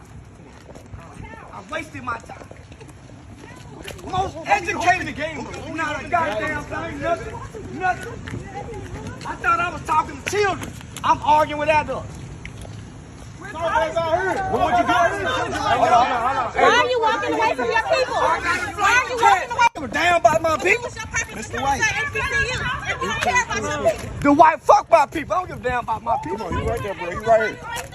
Charles. They wasted my time bringing me here. They wasted my motherfucking time. Damn, man. Fucking with me about my people. Y'all don't even care about y'all people. Go talk to your grandmama then. They wasted my time. Fuck racism. I don't believe in racism. Get that card to Mr. White, big I dog. don't believe in man. I don't believe in God bless y'all, man. You too. Man, I don't give a damn about no ACU. I went to a white school. And you're now at an HBCU. I don't give a fuck about an HBCU. Well, why are you here? Because they brought me here by mistake. Let's go. I didn't know I was coming. I didn't know I was coming to this. But you still came. Damn. Let's go. Let's go. Yeah. You over here, bro. Now, I think he tried to explain it. Charleston White, HBCU. I think he tried to explain why. Let's see if I can find it.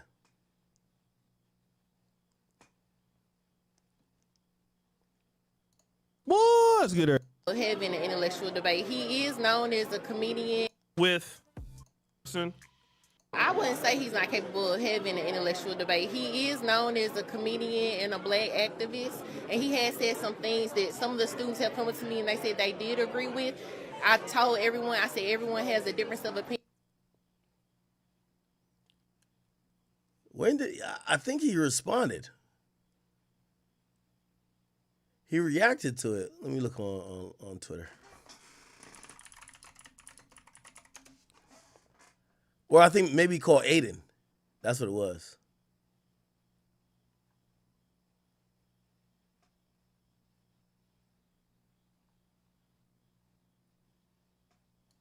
Yeah. Y'all get on in there. Gang bang. We listen. I had no idea who Charlie Kirk was before yesterday. Last night, I went and looked at the white boy. This morning, I went and looked at the white boy. And it's fuck Charlie Kirk. Yeah. Man, he got, fuck him. Yeah, he should have carried a gun on him. Matter of fact, he should have been speaking at the HBCU. Yeah, had he spoke at the HBCU, they just would have ran him off campus like they did me. But he's speaking at, you know them white folk dangerous. Everybody know white people is dangerous and violent. Hey, we just got done talking about that. That was horrible. Yeah, that's fucked up, man. I just can't believe that people are celebrating, that shit. Crazy. Yeah. If somebody killed me, they gonna celebrate that too, so I don't trip. It's some evil people in the world, homie. Yeah, I know, bro. At the end of the day, he's got a family, bro. You know. Yeah, and he's never harmed nobody. He's just been, he may have hurt some people's feelings with his opinions and ideologies, but he's never tried to hurt anybody. Ewan, what were you getting pressed on? It seems like it was a setup. It was. So the whole questions was about snitching on a college campus. So they had a whole panel. It was 3 panelists. They had a moderator, but I had no idea that I was set up for this. They had cameras set up. They had the news set up. They had a live audience. I'm thinking I'm just coming to talk to kids. Yeah. So when I sit down, they had a whole list of questions, man, and the question was about snitching. So if you listen to my first response, I was cool, but they kept on asking snitching, and they're trying to blame snitching on slavery and the oppressors, and we're being persecuted. I'm like, man, these are college kids. Why would you be talking gangsters and Italian? I said, man. So I said, hey, y'all, listen. Now I'm gonna be honest with you. A lot of accepted normal mainstream black culture is kind of dealing with street shit.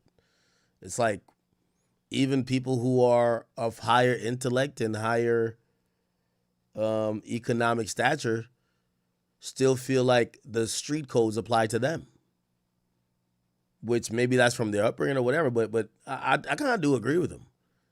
Like someone once said, street culture is black culture, and I don't think that's the entire black culture, but I do believe that niggas do love like some low vibrational shit, no matter how high they get.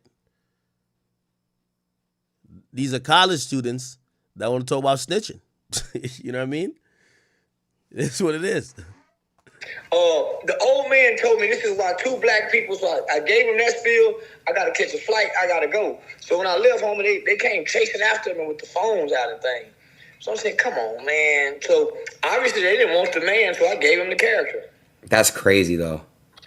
Yeah, but I was disappointed, man, that they would. I've been on the front page of the American Bar Association Journal. I've spoken at some of the most prestigious college universities in the United States of America, man. Texas Western University, University of Texas, University of Arkansas in Fayetteville. I've done a national study in a national partnership with the Walter Cronkite School of Journalism over at Arizona State University. So these are major universities that I've done partnerships with. Right. Okay. Anyway. I didn't know I was coming. I didn't know I was coming to this. I didn't know. Give a fuck about no motherfucker. All right. Whatever.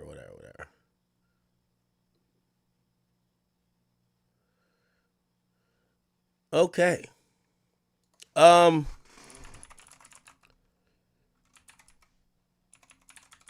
Get it sexy. Get it sexy. I like Sexy Red. Sexy Red posted up a picture with Youngboy. And her caption says, "Get me pregnant." Then she says, "Who the fuck just said that?" Yo, Sexy Red, the nigga's married, gang. Yo, y'all gonna have some respect for that nigga marriage, bro. It's like, the nigga is married. Also, I like how conveniently, nobody talk about that shit they used to say they claimed the Youngboy had, right? That shit gone now, you know what I mean? Fuck it. But I ain't gonna lie, did you see that video of Sexy Red baby daddy claiming she had the same? Here you go.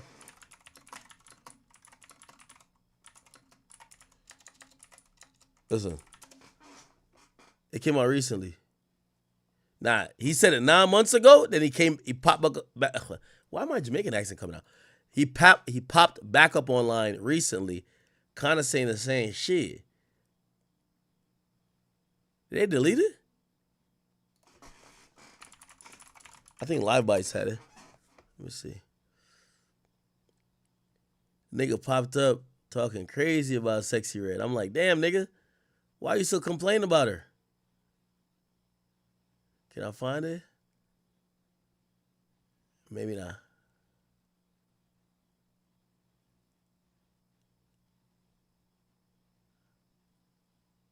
Yo, so quick people move on. I guess we're still talking about Thug, but We were so consumed with everything he said. Anyway, Sexy Red Baby Daddy did come out and say some shit. I don't even want to say it myself. I was going to let him say it, but I can't find the clip. But imagine what he said. He basically said Shorty burned him, and he wants Sexy Red to come clean and admit it. So that's one thing, I guess. Anyway, she posted a picture of a young boy. She says, "Get me pregnant." Who the fuck just said that? Not only that, there is a video floating around of, it appears that Travis Scott linked up with young boy at the LA tour stop. You know, Offset's here too, but Offset's been on the tour. This is Travis Scott here. Now, I've seen this, and I don't know if this is actually real, but I've seen it. I've seen Remo post this. Oh, did I not spell his name right? And it appears that DJ Bands, who is Lil Durk's DJ, commented and said, "Niggas looked me right in my face and said they don't fuck with YB, and all of that concert shaking their ass and all that, and they at the concert shaking their ass acting like a freaky ass hoe." Let me see if we can find that. DJ _ Bands. Let's see. Could we find it? Did he actually tweet that, or did he delete it?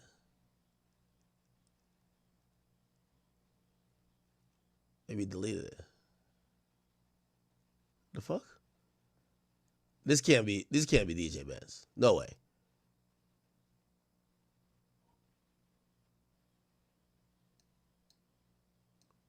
Is it DJ Bands?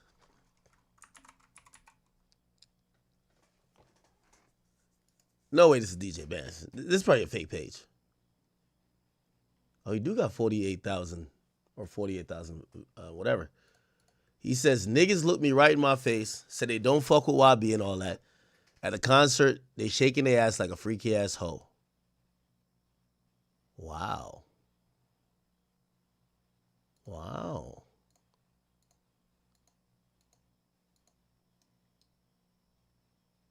That's crazy.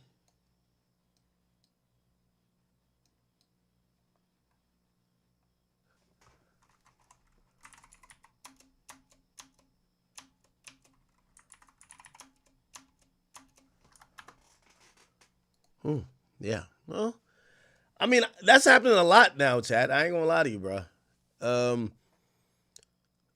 One thing I know about rappers, and this is why I even when Thug is like crying over Baby and all these guys who don't talk to him, y'all are rapper friends. Y'all are just co-workers who hang out at work. In hip hop, work extends to being at the club together. Work extends to doing certain social shit together, but y'all not ain't friends. So this is why, like, you know, when the whole thing happened with Vaughn, I keep telling you the story. That's how me and Quando got past, well, partially how we got past our issues. YB called me from jail, and YB say, yo, why everybody just hating on me, bro? He's like, yo, I can't even get Quando no playlist. They don't want to fuck with him.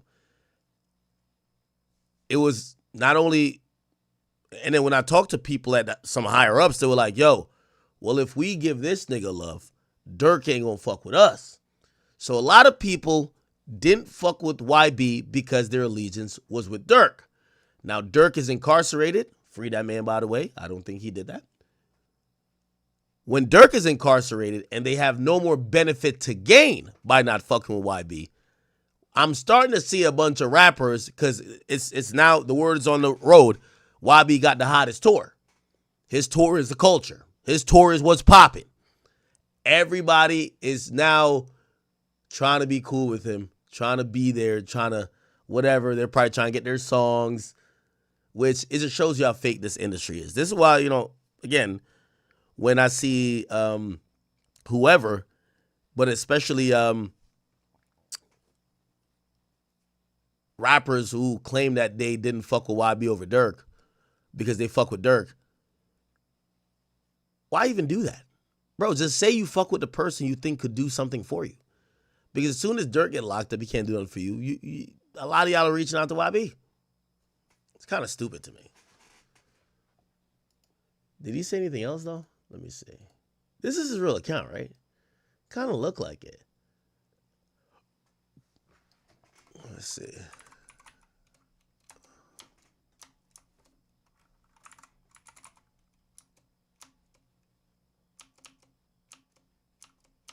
Oh, I gotta scroll down even more. Damn, this nigga tweet a lot. I think he tweets too much for me to believe it's him. Oh, wait, what the fuck? He said this on September 10th, so let me just go to September 10th. What the fuck?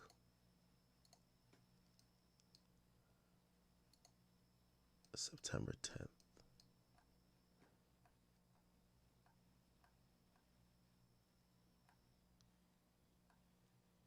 Yeah. Niggas looked me in my face and said they don't fuck with him, but now they do.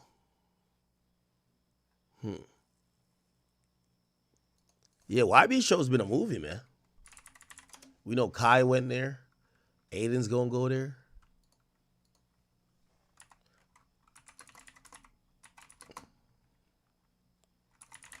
Apparently, he just added the song, my favorite song, to his song list.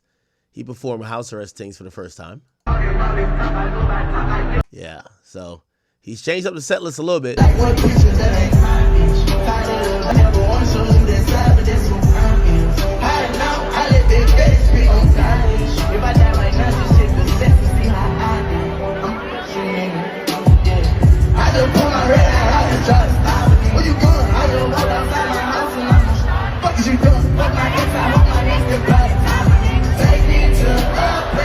can imagine. Anyway, so hottest tour right now. Hottest tour right now. I never knew that on Google Maps, the image of a 13-year-old young boy standing in front of his Baton Rouge home. Yeah, this nigga was always outside. I get why he made a song.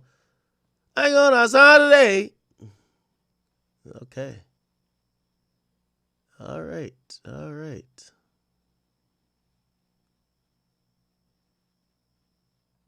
Okay. All good. What else is going on, chat? By the way, let me read some of y'all donations. I know y'all have sent in quite a few. Make sure I got all y'all acknowledged and thanked.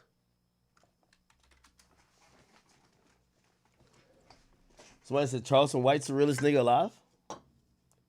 Well, here's the thing. People will say that, and then until he says something oh my God, I spilled. Until he says something they don't agree with. It's easy when he's the mouthpiece for you, but the moment he says something you don't agree with, you're not going to be fucking with him.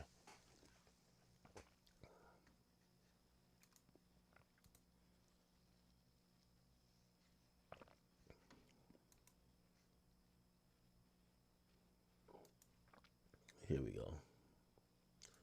Take me to a place I can't imagine. Oh, Kodak and Boosie? Thank you for that. We'll get to it. In your shit, he said, Act, bet me on the fight. I got Canelo. Who's Canelo fighting? He's fighting Crawford, ain't he? I kind of feel like I shouldn't bet against Crawford.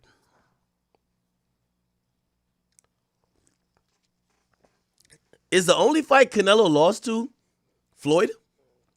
I know Floyd gave that nigga the beats. Haitian Maserati, thank you for the 5. It says, our heroes are getting kills, or have been getting killed for years. Now one of theirs got capped. We forgetting about 9/11. Let's honor the real civilians. Okay. Abdul, thank you for the 20. Says, Ack, what's up with your man Tate and his last tweets about N-words? Why is it that when it comes to us folks, we're all lumped together as bad? But when it comes to those folks doing crime, it's the radical left.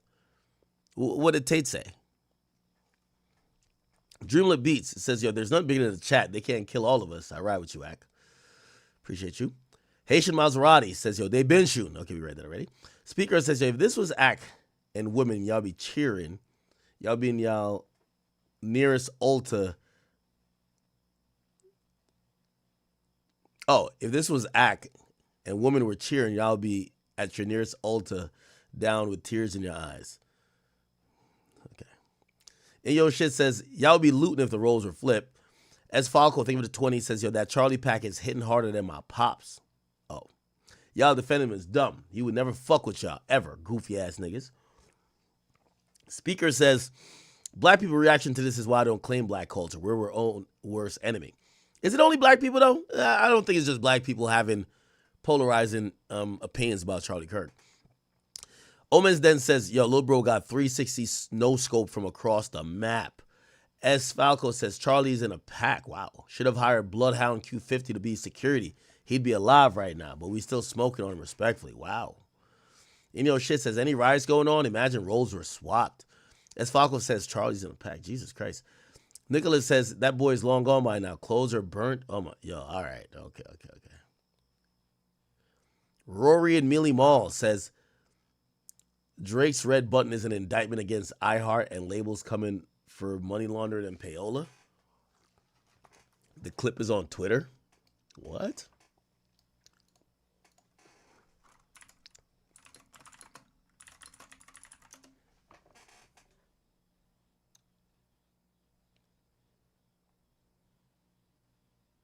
Understanding is labels not only just doing payola, which for those people that don't know, payola is when companies or people will pay DJs or radio executives, or shit, they can pay the janitor at the radio station, give them money so that someone can play a record. Now, payola's been around since the inception of radio. That's why it's illegal, because they had to monitor it.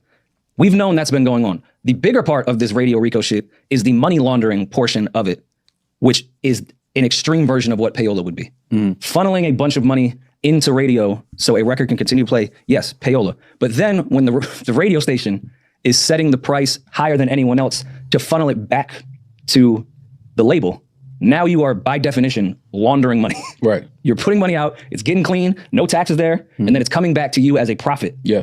That is money laundering. Absolutely. So yeah, this isn't just little like, yo, a DJ, some guy from East New York was hanging outside the Hot 97 office with a brown paper bag and was like, yo, my man's rap, here's 20K. No, this is not it's not Hove, Dame, and your brother giving Flex champagne baskets or everyone at the radio station. Right. It's not labels paying for DJ crews to go to the Caribbean. This is legitimately a RICO money laundering situation between the three major labels and the biggest radio conglomerate in the world, plus MS, plus any other radio station across the country. Right. And guys, I said, so do you understand the red button a little more now? Oh, Drake's lawsuit certainly added to this. Okay. Significantly. From my understanding, it was in play already. But with the lawsuit and people having to now show and reveal things because of the lawsuit, it certainly didn't help the labels or iHeart. So, all right, man.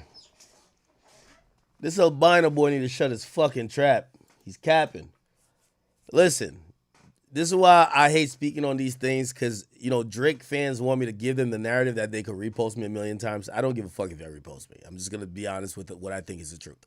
The truth is this. This radio RICO got nothing to do with Drake. Nothing. Okay? Now, has Drake's lawsuit made more eyes look at entities that are either fabricating, forcing, or allowing paid shit? Yes. Okay? But is it because, here's the thing, Drake is one of the most beloved artists that gets the most play historically over the last 15 years on radio. Y'all can't sit here, and I know this is a Drake fans like fallacy here. We can't sit here and say the radio is catching a RICO when the most artists they've played is Drake. So basically, you're hurting your own point by saying they're getting RICO'd. So they got paid to play Drake. No, but you don't believe that, right? So the point is this. They're not doing it for Drake. Because Drake, unless Drake's an idiot, he wouldn't want the radio to get RICO'd. And also, his plight isn't with radio, it's with bots, which is streaming. His plight is streaming. His fight is streaming, actually. Not plight, straight. Fight. His fight is with streaming. This idea of a red button, I think, honestly, and with all due respect to everybody involved, Mealy Mall, even with all due respect to my guy, What's the Dirt, I don't think there's a fucking red button. There's no red button to press. Drake is suing his label, and Drake also believed that streaming companies that he helped build are playing games with him at this point. I think those two things have valid points if he's going to try to pursue it legally. I think not defamation, though. I think defamation should go towards Kendrick. I've always said this. Sue Kendrick for defamation. You could sue UMG for illegal business practices if you feel they devalued you to offer you less money. That's valid. And if you want to get at the DSPs about you feeling like they're doing unfair shit as well, cool. When did we ever start talking about radio? When did radio start mattering? Drake fans, with all due respect, let's stay in reality. Don't get to K-Bot land, okay? Drake, nobody thinks that the reason why Not Like Us popped off was because of radio. I've never even heard it on the radio. Honestly, I don't listen to radio. So let's not try to grasp for straws and grab a fake win by just claiming that, oh no, the Radio Rico is coming because Drake pressed the red button. Drake wasn't even on beefing with radio. Drake hasn't given a fuck about radio. You know what Drake cares about? Is the places he goes to. Streams, streamers. Yes, I think he believes that Kendrick used bots on stream. But let's not claim any legal action about it happen is Drake influence or that's Drake pushing the button. Let's relax. Radio been corrupt for a while. There seems to be trying to start some crackdown. If you want to give Drake the visibility or the credit of maybe raising visibility among these issues, I guess so. But if you think this is directly related to or Drake is forcing the hand of the federal government to investigate radio, I think you're full of shit and I think you're delusional and I think you're dumb. If you believe Drake's lawsuit is the reason this is happening, I think you're stupid. I'm sorry. Also, the most played artist on urban radio for the last 15 years, add them all up, it's going to be Drake. So yeah, I just want to say this to Drake fans. I got to find an argument that is waterproof. This is not waterproof. This has a lot of holes. Nah, Drake pressed the red button. And Millie Mall, like, you even saying this, like, they're looking at you as a credible source for Drake now. You even saying this bullshit is the reason why some of this shit exists. Like, come on, dog. Come on, bro. And even then, you wouldn't even want to, like, I know Drake ain't a street rapper, but Drake don't like nobody say he's telling. That would be telling. Oh, Drake told the feds to go run up in these buildings. Huh? But even, bro, this is like so much mental gymnastics. This got nothing to do with motherfucking Drake. Maybe Drake sued Spotify. Maybe Drake sued Apple Music. But Drake's been told about streams. He ain't never been told about radio play. Now, granted, is it probably part of a silent play? Maybe, because he's getting robbed from number ones by not having airplay recently. And I ain't gonna lie, he hasn't gotten mad airplay recently. He hasn't. I don't know why. But I thought it was because he was focused on streaming. Drake doesn't use a team. Drake just drops music. So yeah, he gets the streams. But to get a number one record, you're gonna have to hire a radio team to work the record. He doesn't do it no more. That's why his records don't get a lot of airplay. And radio's been pay to play for a while. So when you stop paying radio, they're like, all right, we'll play you sometimes, but not all the time. Somebody said, I'm flipping on Drizzy. No, I'm not. Drake never said, this is the red button. Drake never said, I am gonna influence a Radio Rico. It's y'all fans that are saying it. Y'all fans are coming up with theories to support these kind of cuckoo, and y'all do it on both sides, Drake and Kendrick, cuckoo agendas, thinking that everything has to do with Drake. No, it don't. Radio been corrupt.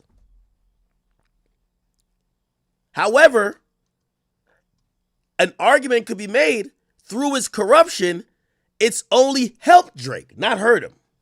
Helped him, not hurt him. So what are we talking about? Again, look at the lawsuit. The lawsuit talks about mainly streaming. Now it does talk somewhat about radio play. And yes, he did subpoena or try to subpoena iHeart. But generally his beef is with bots.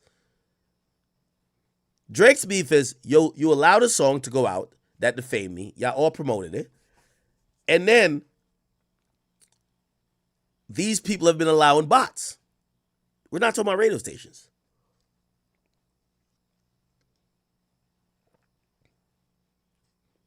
I'm on Team Kendrick. Bro, I'm called on Team Truth. I done told y'all. Kendrick does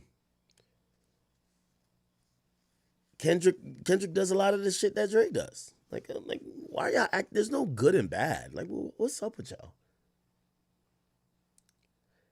It's about K-Bot getting unusual plays? Huh?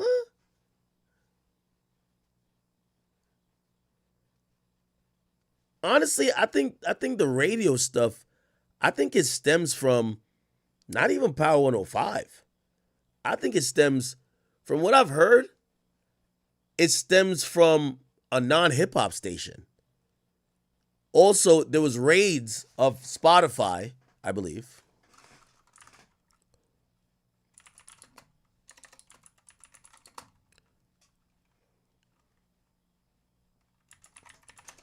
But I think it was overseas. And apparently that came from some country music shit. It's like country music people are... like, they claim that there was people getting paid. So that got nothing to do with... that got nothing to do with Drake. Where is it at? Was it Spotify?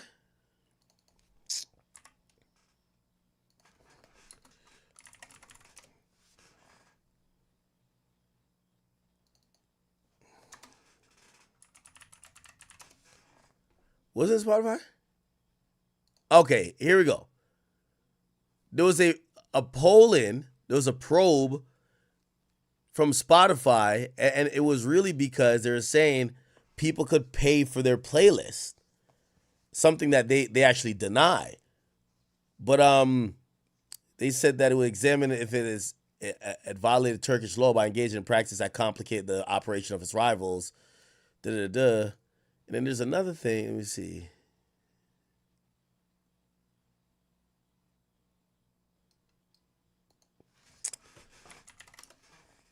Drake fans, trust me, I'm one of y'all. I'm trying to give y'all every grace in the book.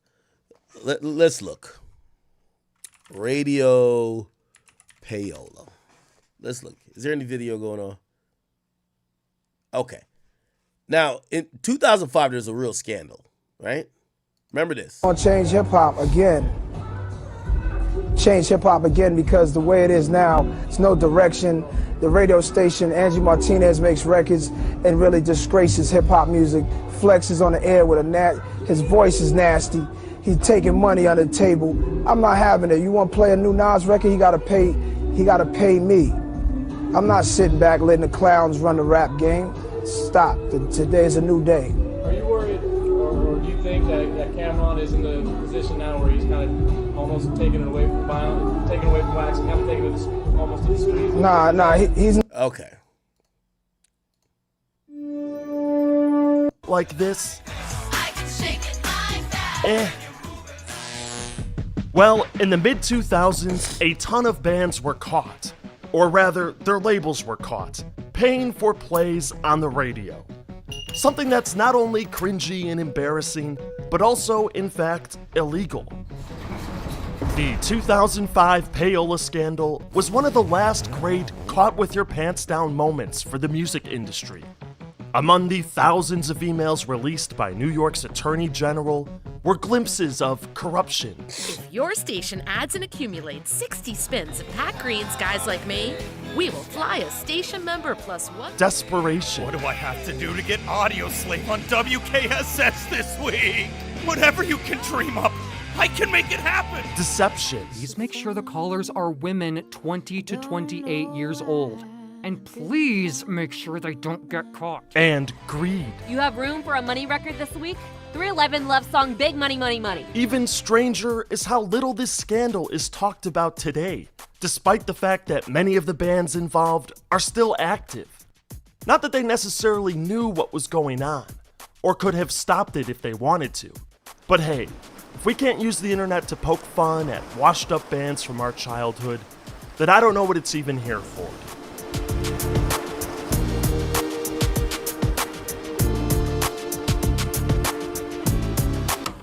To begin this story, we must take a time machine back to the early 2000s. From a Virgin Records employee that outlines how much they're paying radio stations to play the new single from Blur, Crazy Beat. The amount varying depending on the station's size. Or take the case of Pearl Jam, whose label, Epic Records, spent a whopping $250,000 on a payola scheme that didn't even work. Back in 2003, Pearl Jam were just past their glory days of the 90s, and struggling to get airplay for their new album, Riot Act. To remedy that, the band agreed to play a show at Orlando's House of Blues, where lucky fans would be flown in to see them in a close-up, intimate setting. The tickets were given to 18 radio stations, who would award them to listeners during on-air contests. It was a win-win deal. A huge free promo for the radio stations, and extra airplay for the band. That is, assuming the radio stations held up their end of the bargain. As the email from Epic Records went, we were promised a minimum of 6 weeks of heavy promotion and airplay leading up to this club show. However, the actual airplay numbers were dismal at best. One LA radio station had played the new tracks a mere 6 times, and they were receiving 100 free tickets with airfare. The email concludes, "It seems to be a big waste of time and money, and I feel bad that I even talked the band into it." This brings us to another point about these emails. A big part of what's so entertaining about them is seeing these bigwigs get humbled. Bands who seemed so effortlessly cool and popular, in fact, needed an army of promoters to fight for call-in campaigns. For example, if you thought you heard DMX's Where's the Hood At a lot in August 2003, that might be because Universal Music paid a team of people to call radio stations across the country and request the tune. They were hired to do this 30 times per week for 6 weeks at 59 different radio stations. That's a lot of phone calls. What's also amusing is how the gender, age, and ethnicity of callers was specifically requested. For Ashanti, it was females aged 18 to 24, all black. For Norah Jones, it was simply women 20 to 28 years old. For Ludacris, it was mostly women with a few dudes thrown in for good measure. And for Brie Larson, it was, hang on a second, 11 to 13-year-old girls? Doesn't that violate child labor laws? And I'm sure some of you are thinking, okay, so the major record labels were slimy. Big deal. I don't even listen to pop radio. I listen to the cool stuff that Bandsplaining recommends on his Patreon. And hey, perfectly valid response. But before you walk away, let me tell you about one particularly dark chapter. After the initial revelations came out, the independent record label TSR Records opened a lawsuit against the majors. They claimed that, in addition to paying for airplay, the major labels had essentially created a cartel that kept smaller labels off the radio. TSR Records was a mom-and-pop operation.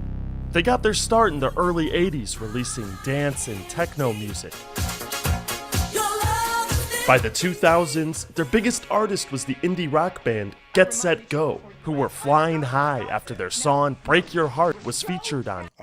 The judge denied some sinister ass firm actually happened. All right. This DJ was given free tickets to the big memorial concert right after 9/11. Come on, Gary. That's like double wrong. When all was said and done, each of the record labels settled with the state of New York.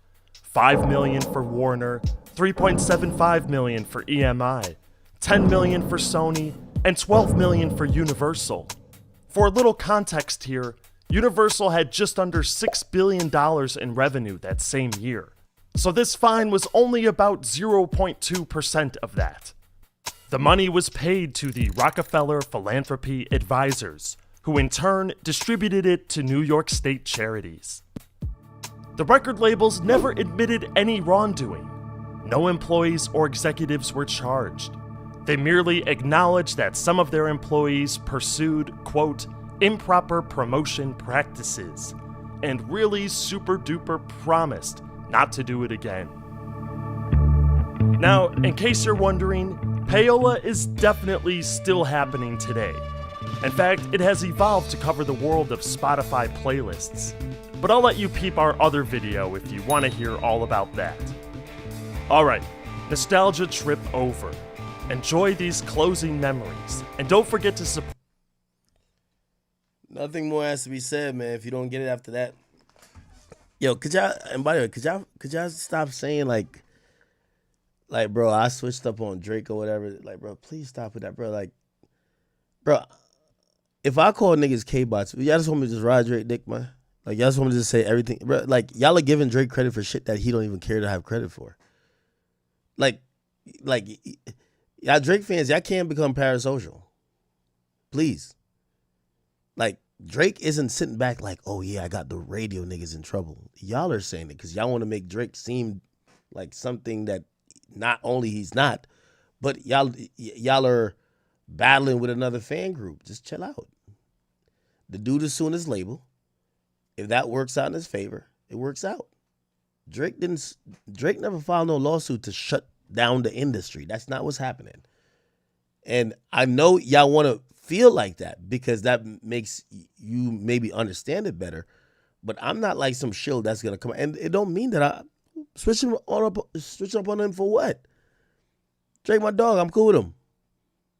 But you think I'm just gonna get on him and be like, oh my God, the industry's changing because Drake did it? No.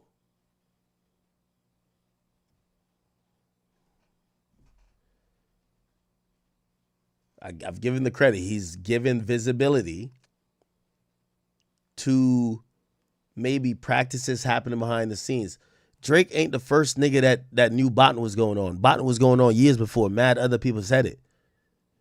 Drake is the biggest artist that's kind of bringing it up. You're right. Has Drake benefited from it? I don't know, but I would probably assume so. Do I think he knows? I would think maybe not. Or he's not aware that maybe somebody botted his shit too. But I've told y'all, it's a steroid era. Everybody bots. Maybe some more than others.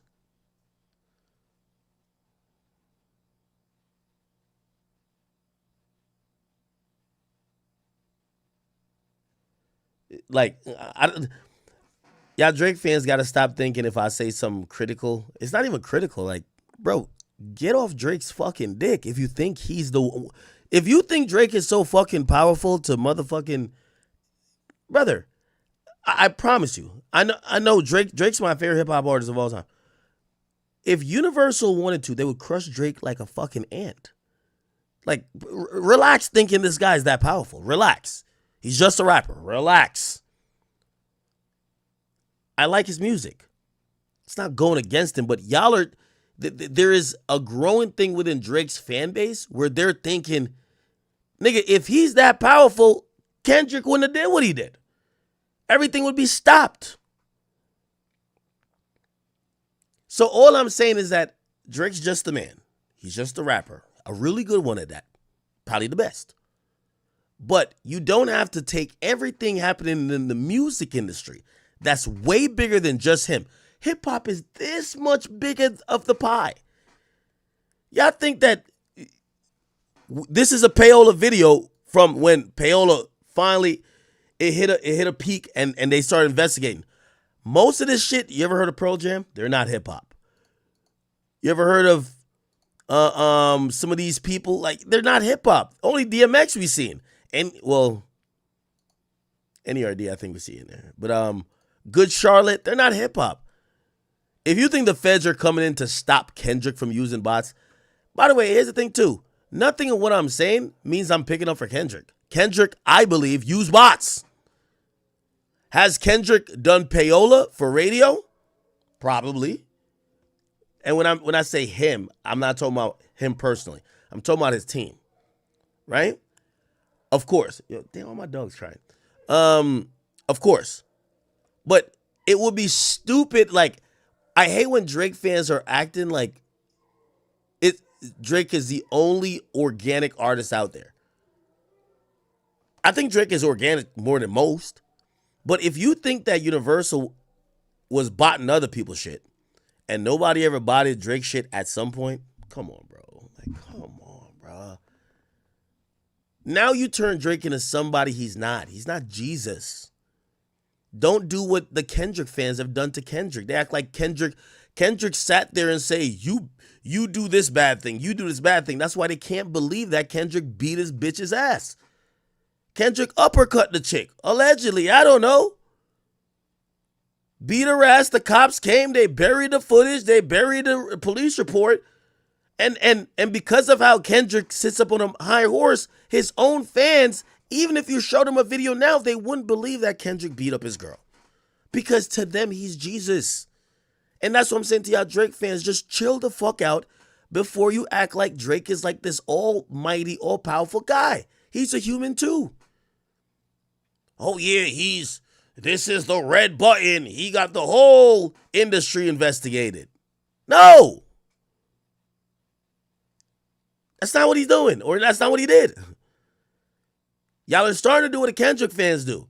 Make the guy you like, Jesus, like he's infallible, like he's all-knowing, he's powerful, and he's without flaws. That's not what this is. Let's keep our stand-em down to a little bit. Tell the nigga to drop the album, which I'll tell him. Drake, drop your album. Usually when you're back against the wall, you drop a classic. And let's get this shit back on the road, man.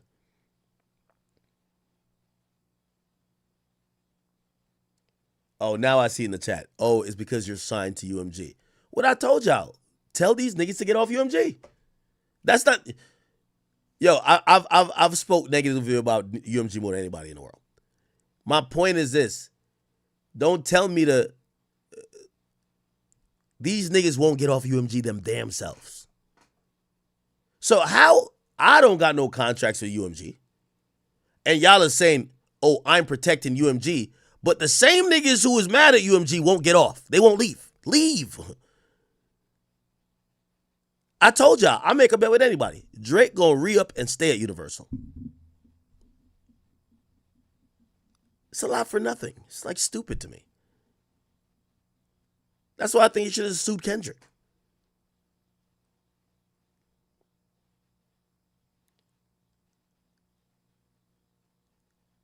Drake has one more album left. Anybody want to make a bet with me that 5 years from now he'll still be on Universal? Come on.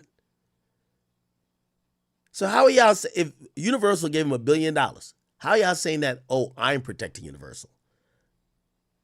My only point I keep telling, whatever Drake is going to accuse Kendrick of doing, I guarantee at some point, probably without his knowledge, they did it somewhat for Drake too. That's why I think the only thing he has a real classic or good case at is the defamation. But I think he's suing the wrong person. Or, sure, sue Universal, but add Kendrick to it. But this idea of I'm suing because of bots and illegal practices in terms of payola or whatever, I guarantee you that Drake has been the beneficiary of some campaign, even if he never knew. He's a major artist. If you're doing it for everybody else, why wouldn't you do it for a major artist?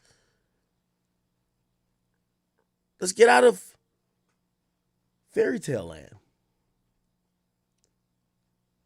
Someone said Ack was a Pinocchio. Man, oh man. Jesus Christ. You know what I realized too? This is why Kendrick does the cryptic shit and don't answer questions. Because when fans get in the mode of hunkering down and yo, I'm gonna defend my favorite rapper, they don't want to hear nothing that don't agree with what they believe. Like, the moment Drake started doing this Pinocchio shit, and I guess he dropped a song called Red Button, everybody is like, oh, Drake is smarter than the average bear. He not. Kendrick ain't smarter than the average bear either. These niggas realize the easiest way to trick people is to leave things open-ended that their own biases could create a alternate reality that will normally lie in their favor because these people like them. How are y'all saying that the maybe potential demise or a payola investigation coming to radio got something to do with Drake when Drake himself ain't speak about his lawsuit yet? Not even one time. Drake has not said one word about this lawsuit.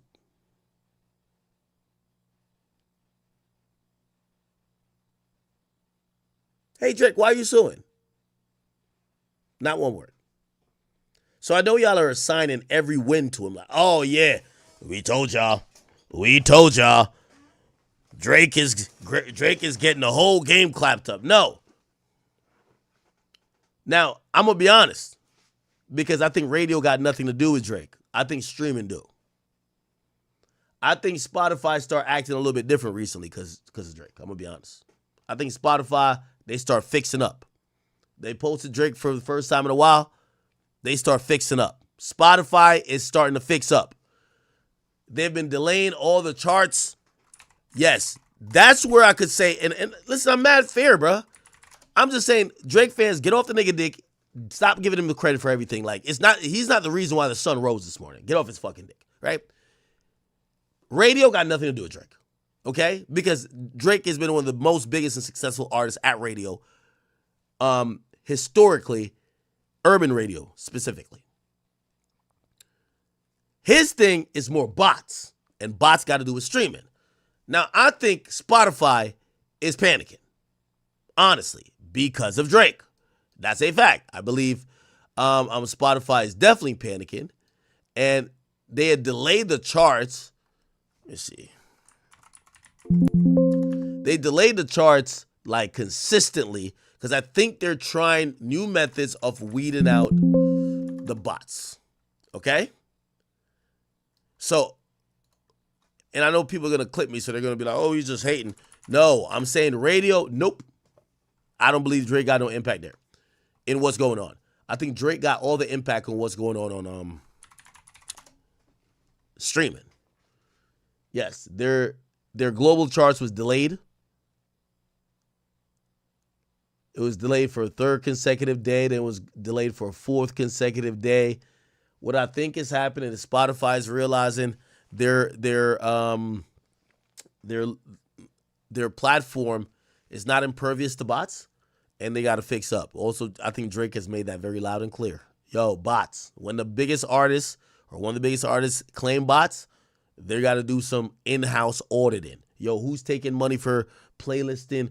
Who's taking some money to do this? Who is not doing the right checks to get rid of the bots? I think that's where Drake is affecting 100%. 100%. But radio, no, nigga. No.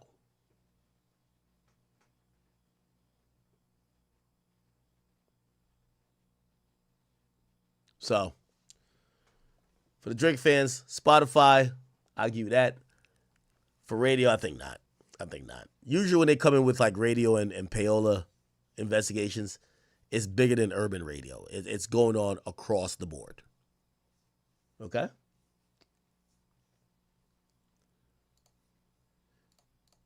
All right.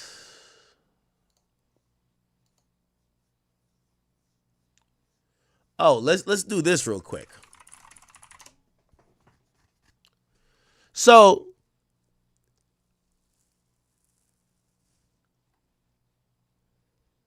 Kodak wanted to know why why everybody's so quiet now that Young Thug is the one facing rat allegations. Kodak posted this. Where the hell is Boosie at, man? Fam was just a spokesperson for this shit. Now ain't got nothing to say. These niggas is bullshit. Now, if you don't remember when Kodak got $1 million for doing a song with 6ix9ine? He was the only mainstream artist that would do a song with 6ix9ine because they said 6ix9ine was a rat. Kodak 6ix9ine, Boosie. This is what Boosie said about the matter.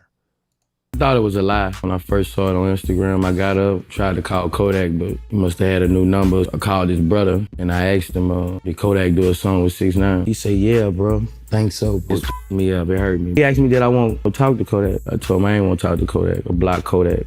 That was a detrimental move to him, bro. 6ix9ine is the most hated person in prison.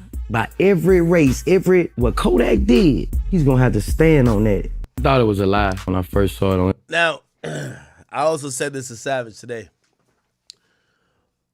My only favorite part of all the snitching stuff is watching the people who claim they care about snitching having to make the tough choice. It's easy when you don't really know somebody and you got to say, oh, he snitched, I don't want to fuck with him no more. It's hard when that person is known to you, liked by you, or liked by others. Now you usually add nuance. You're like, well, he didn't really tell. He just talked too much. All right, yeah, so I agree with Kodak. Boosie, if that's your stance on 6ix9ine, yes, he did cooperate. What's your stance on Young Thug? Did he cooperate? And if people do songs with Young Thug, are you going to block them? You get to realize there's a whole lot of BS going on. Because, again, I keep telling even 6ix9ine, nigga, if you weren't that hated, you'd be still good. But they hated you. And instead of admitting the reason they were stopped fucking with you, or they felt this way about you, was because they hated you, they said it's because you ratted. But you've seen there's a bunch of other people that supposedly ratted, and they don't feel the same way or feel like they have to do the same things to them. That's the point. So Kodak wanted to know where the hell Boosie at, because Boosie was mad vocal. And essentially, Boosie did respond. Boosie said, Kodak, believe me, when it's the time to speak on a situation, I'm going to speak on it. It's business. I get paid a bag to speak on these situations. And believe me, somebody coming with it. And you're wrong. I shouldn't have energy for all this shit with what I'm going through. And you must be still mad about my remarks about you. Let that shit go and admit you regret it now. Your career been downhill ever since. You fucking over your legacy. You gonna be known as a drug addict. Oh, is that how you spell drug addict? Drug addict before your talents. And on top of that, you checked PC, my nigga. Come on, mine. You walked to the left when you got off that bus. The whole Fed system will tell you this. I don't want to go back and forth with you. Get off the drugs and go get you some fucking help. You fucking with the wrong one, nigga. You not one of us. You ain't like that. Now, wow. Boosie saying that to Kodak is crazy. But it is Boosie. If Boosie say you ain't like that, you probably ain't like that. But I still think Kodak like that. Now, Boosie further elaborated. And he actually had a video. And what did he say on the video? Where Boosie in the video? Boosie. Where's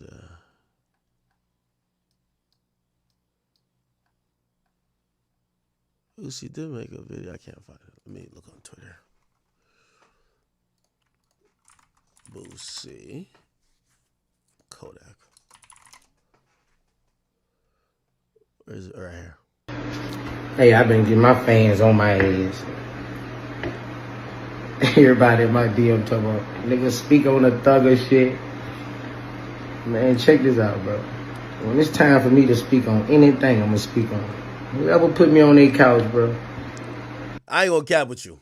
You know what it sounded like? Boosie's trying to cook up an excuse to tell the people why Young Thug is different from other people.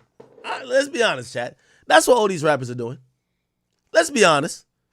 Everybody like Thug. Thug's a nice guy. He's done stuff for people.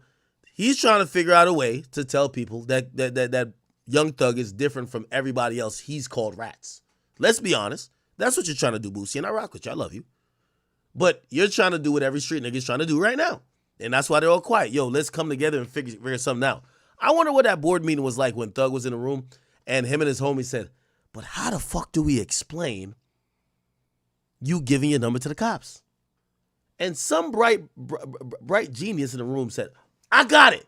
You were motherfucking flirting. You were fucking flirting with them. Exactly. Bro, let's be honest, man. Yo, Boosie, I know you get paid, like, what was it, 40 to 50 grand to do a Vlad interview. I'm happy for you, but let's just be very clear, Boosie. I've never heard you say you're reserving your judgment until the money comes in. I've just heard you give your opinion all the time. I've seen you tweet about Diddy's case, say Cassie was a whore. I've seen you say all that on Twitter for free. Why is it when it comes to Thug, you got to get a check before you speak on it? Well, what kind of feels like, yeah, number one, people are anticipating what you're saying. You're right about that. But it seems like maybe you're buying a little bit of time to figure out how to not offend him and still stay real. That's the hardest thing. Every rapper who's a street nigga don't want to offend Thug because they rock with him, but they want to still stay real. So if he said he ain't rat, Boosie's audience going to be like, all right, you're full of shit now. Okay. So this is a testing case for everybody, right? Because you gotta practice your mental gymnastics to try to explain to people why you're going to say something other than what they believe they should hear from you. It is what it is. I'm an open book. I'm going to speak on it, I'm going to tell how I feel, and I'm going to keep it real about the situation. That's Boosie, huh? But somebody got to put me on that couch, brother, do that. But at the same time, I shouldn't even have no energy for this shit. Like, all this shit I'm going through right now. Boosie saying you should have no energy for this. Now, like, man, I shouldn't even have no energy for this shit, bro. Like, I'm going through real gangster shit, bro. Like, you know what I'm saying? So, I got a lot of shit going on. You know, I can't be going back and forth on no internet, bro. Like, especially with Yak. That nigga, you know, I'm trying to get the same. Okay, there you go. There you go. Somebody help Boosie come up with an excuse, man.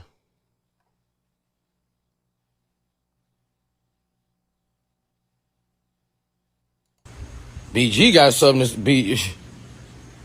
BG won't tell y'all about that nigga. Shit. I ain't even know all this shit.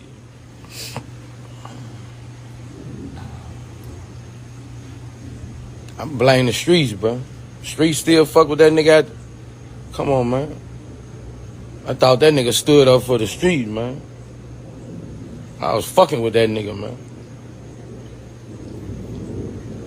I wish I could take this nigga ass off Rocket Man now. Shit. Damn, you say you want to take him off his song because he did a song with a snitch? Really? And this is why I said I think Boosie's coming up with an excuse, because by Boosie's own words, if he thinks Thug ratted, yo, Thug gonna do songs with niggas. That's a fact. Niggas gonna do songs with Thug. Boosie don't want to go down that road of having to call everybody who does a song with Thug out, just like how he did with Kodak. Kodak was a one of one in terms of him doing with 6ix9ine. Thug finna work with everybody. Are you gonna call everybody? You gonna say the same thing about everybody, or are you gonna give that a pass?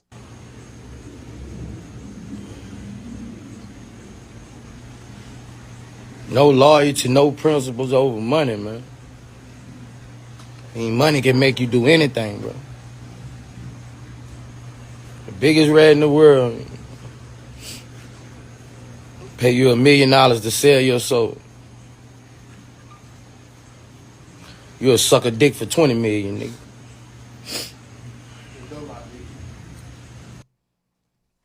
Okay.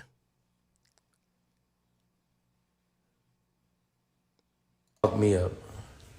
I wonder how all them Zoes feel, dog. I know them Zoes fucked up right now. I know the state of Florida fucked up right now. This nigga ain't got no morals, don't gain no principles. Damn. Thought that little nigga was like that, bro.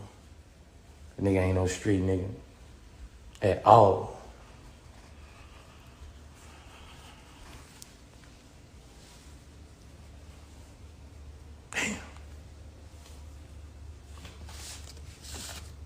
fucked me up. Nigga hurt me with that one. Fucked me up. Don't give how much money you get. That nigga Yak fucked me up. I wonder how all them Zoes feel, dog. I know them Zoes fucked up right now. I know the state of Florida fucked. Oh, boy. Well, there you go. We'll see when Vlad cuts that check, what he says, but I'd probably err on the side of saying he's going to be understanding. Shit. Y'all all thought Big Bank was going to be, oh, nah, dog, what you did was telling.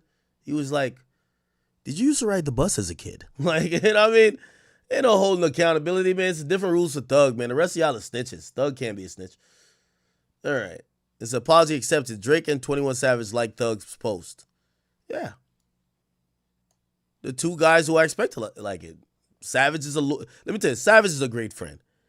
I ain't gonna lie to you. Like, I'm low-key a little bit, I don't know if y'all, I'm a little bit protective of Savage. Savage is a great friend. Like, not even just a rapper. Savage is a good person that you would want around you. Not a snake, not envious. He could call you out on your shit. He's not an instigator. He's not all right, well, yo, if you don't like somebody, he's always trying to squash stuff.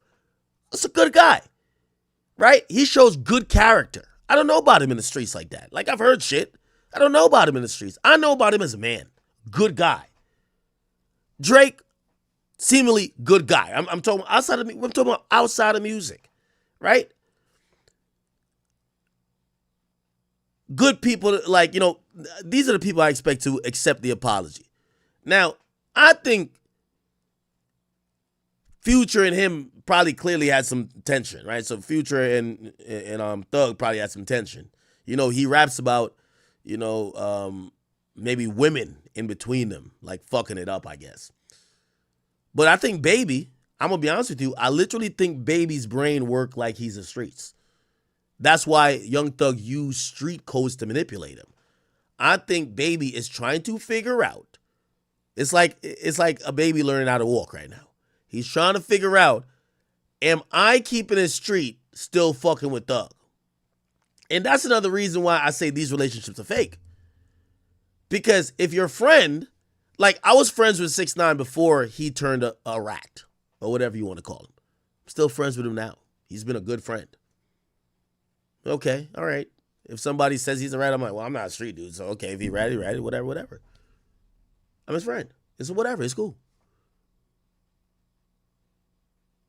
I think Baby right now is trying to figure out, is this the right move and will the streets respect me?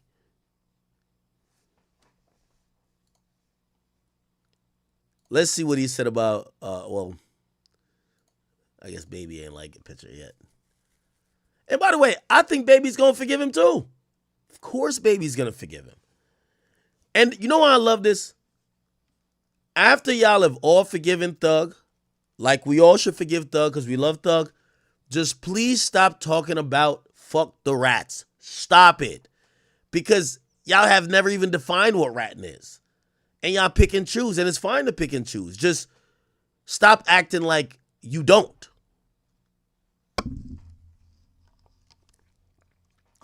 All right, well, anyway, I can't wait for the new Savage, Drake, and Thug song. It's going to be a fire hit, I could tell. Okay.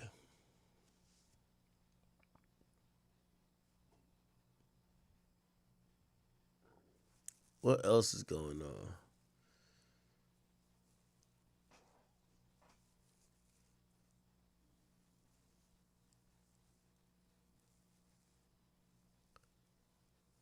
What else is going on? Did I miss a topic? Social media debate whether you should have acknowledged Carmelo in his Hall of Fame speech.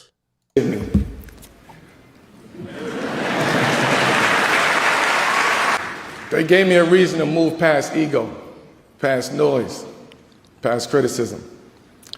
They reminded me that legacy isn't what you leave behind, it's what you lift up.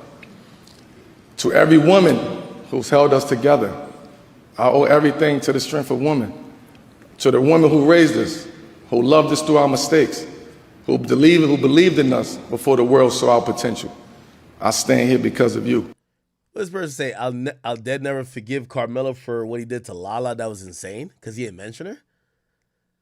Shorty, you a woman like you probably never watched Carmelo play in Syracuse. You probably never watched him play on the Knicks or the Nuggets. Fuck out of here. We don't give a fuck what you respect.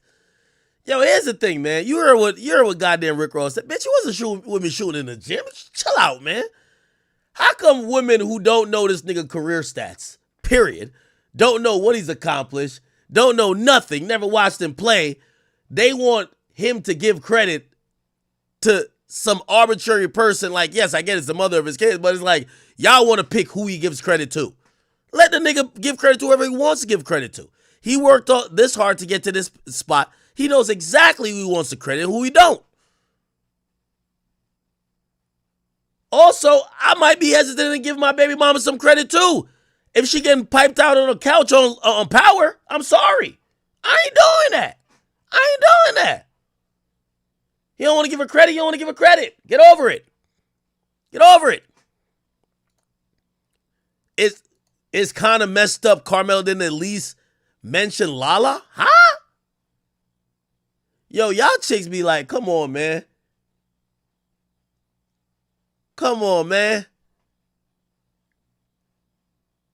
Yo, come on, bro. You damned if you do, you damned if you don't. Did he mention Cassie when he got like the Global Icon Award? And you know what people said when he got charged? Damn, what a insensitive asshole for shouting at her out. What? Bruv, shout out your kids and keep it moving, man. He says, I went back and listened. Yo, does Lauren LaRosa know anything about basketball? Like, how is this is his basketball? This ain't his parenting induction speech. This is not his parenting Hall of Fame induction speech. I believe this is a NBA basketball, or not NBA, it's just basketball Hall of Fame. What the fuck does that got to do with Lala? I went back and listened. I swore he did, because it only made sense when he didn't. I'm tripping for feeling like thank you for holding it down was deserved. Huh? What that got to do with basketball? I agree, man. I love Melo, but I felt he did Lala so dirty. What? She wasn't with me shooting in the gym. She wasn't. Lala provided mental stability to Melo. Should have gotten a mention in his speech. How you going to be petty when you cheated? Yo, let me tell you, this is why you got to stay out of motherfuckers' business. I guarantee you. Stay out of niggas' business when y'all start talking like this, man. If that nigga ain't thank her, he ain't thank her for a fucking reason, dog. Y'all told me how she was his mental stability. Fuck out of here. There's a lot of nigga, I've dated some bitches that been my mental turmoil, nigga. The most stress you ever got, nigga. Trust, like, man, stay out of niggas' business. If he wanted to compliment her, he would have. You assuming that was his mental, bro. You could maybe if she wasn't there stressing that nigga out. I'm not saying she did this. That nigga would have won a ring or two. That nigga showed up to every training camp fat. Maybe if she wasn't there having this nigga on the couch, stressed, eating potato chips late night while she arguing with him about this, that, and third, maybe the nigga would have been in the gym like LeBron and won a ring. We don't know. Let's not make assumptions. But the idea that you just automatically assume that she's his mental stability, yo, don't you see how these chicks turn into usually after, some of these chicks is torturing their baby daddies. You think they weren't torturing them niggas in the relationship? We don't know what their relationship was like. We knew they were married or whatever the case is, and they looked happy, but we don't know the ins and outs of that. They're clearly not together now, and he clearly didn't want to mention her for probably a good reason that he knows. We don't need to know. Y'all keep watching these little social media couples, and y'all be thinking everything is like peaches and cream. It's not. How you gonna get mad at a nigga and give a shout out to a chick? Let's say Mel did thank Lala in his speech. There would be insufferable think pieces on how men like to put women in bad predicaments and appreciate them for holding it down. Mad projection and misandrous tweets. Look at this bullshit. This is some Jamaican nigga who's he's not woke. But I mean, he's right. But like, I hate when people start typing like this. When they type like this, they just want a Twitter thread under this shit. That's it. They're divorced. She ain't show up to the ceremony. Yeah, she ain't show up for a reason probably. He mentioned the mothers of his kids and spoke on his mom who was in attendance, and he also shouted out all the matriarchal figures in the NBA. Oh, by the way, didn't he have a kid out of wedlock? Oh shit. That helped them on their journey. I'm not sure he could have done it any better. Trying to make Carmelo Anthony Hall of Fame speech about Lala was crazy. It was his speech, his career, because he's one of the greatest basketball players the world ever seen. Facts. Lala going on Kai Cenat's stream the same day that Carmelo went into the Hall of Fame. It's so funny to me. No. It tells me that she's still trying to gain an audience while Carmelo's a fucking legend. Carmelo was a force, but I stood with him because of Lala. Huh? What? If you... Yo, this is like the weird world we live in. This chick is saying she was only a fan of Carmelo because of his wife. Not because of basketball that he was playing, because of his wife. Well, you weren't a fan, period. Go support Lala and whatever bum-ass nigga she with now. Lala supported that man through thick and thin. I remember the wedding special. He could have did it better.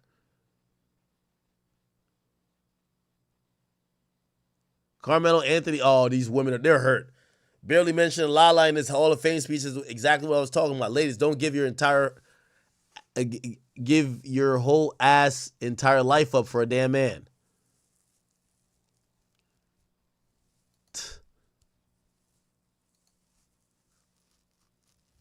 I love you. The speech made me tear up, but please remember, no matter how you feel, Lala gave you a son and stood steadfast with you. Don't forget. Carmelo not wrong for not mentioning her. Nigga, who knows, bruh? He might have wrote the speech last week, and last week he beefed with her. Get over it, man. Get over it. Lala, when you get an Emmy or whatever fucking award for getting fucked on Power, no disrespect, I ain't trying to disrespect you, but that's what happened, I think. I ain't gonna cap, that's what happened. When you get an award or some shit for whatever you be doing in the acting world or whatever, don't mention Carmelo either. And I'm pretty sure he ain't gonna be tight. He gonna be with his new joint, piping her out, not giving a fuck. I guarantee there ain't no niggas gonna be like, damn, why she ain't mention Melo? We don't care. So when you get your next award, don't mention that nigga.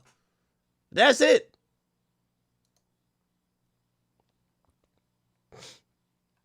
All right.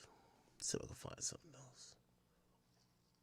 You know, there's a lot of politics in this, but now Trump's threatening to send the National Guard to Chicago. That's your city. What do you feel about this? Keep us safe, man. Whatever you need to do to keep the kids safe and the women. So you give it a thumbs up. There's a lot of people. Never gonna keep us safe and clean the streets, man. I'm all for it. Okay, wow. You know what? Make sure the babies get home, man. Hey, you know what? That's all I care about, man. There was a lot of people, like even like gangsters, posting stuff on social media saying like, I dare him to send them Will. I'm a taxpaying citizen, man. I just want everybody to get home safe, man. Straight up. There you go, G Herbo. Send them goddamn feds to Chicago, man. Send the ass to Chicago. Send the ass to Chicago. Oh, this was it right here. What they say?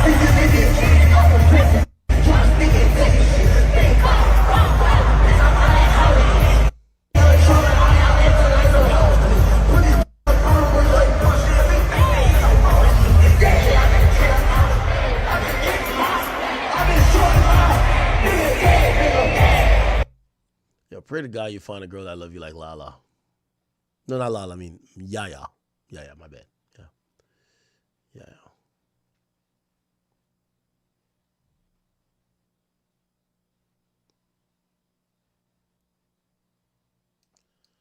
All right, let me check Say Cheese. Yeah, I'm finna call it, Chad. I ain't gonna hold you. I'm finna call it.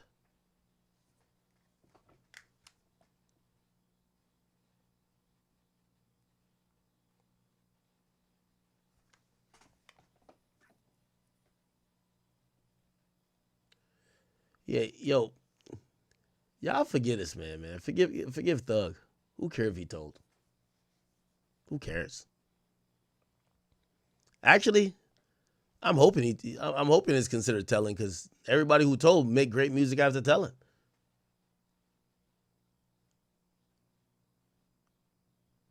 Yo, that video of Charlie Kirk was crazy, huh? Yo, he died instantly.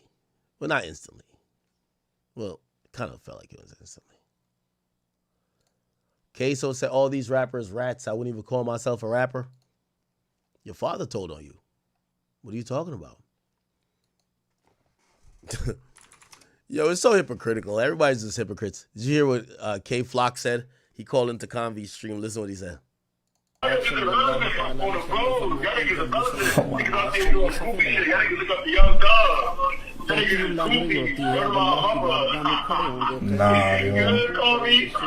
yo, man. Oh shit. Nah, figure it out, man. Tell him when you gonna be home. Tell him when you gonna be home. You're not lying. All right.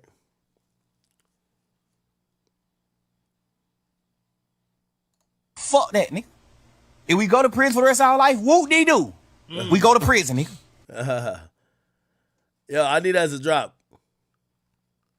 I need that as a drop. All right. I'll cover this tomorrow. The Atlanta niggas respond to 6. I'll cover that tomorrow. We played that before. Okay. Rihanna. All right. Rihanna.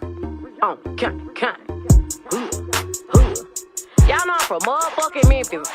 Yo, remind me tomorrow we gonna do this. We gonna play this. I ain't playing tonight though.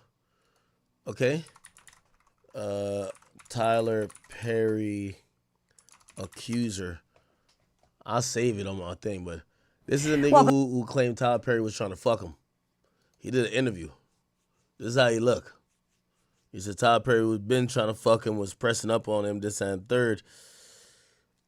I think he claims sexual assault. He just says Tyler didn't fuck him though, but Tyler made him uncomfortable, woke up in the bed with him, was carousing, all type of weird shit. We'll do this tomorrow, all right? Chat, I'm about to go take my Benadryl and take my ass to sleep. I'm doing the roofing of my house. Pray I don't fall. Probably jinx myself. Doing that, not my house. I'm talking about the shit I'm building outside. And then tomorrow I'll be back on stream afterwards, all right? Chat, love y'all. I am out of here, all right?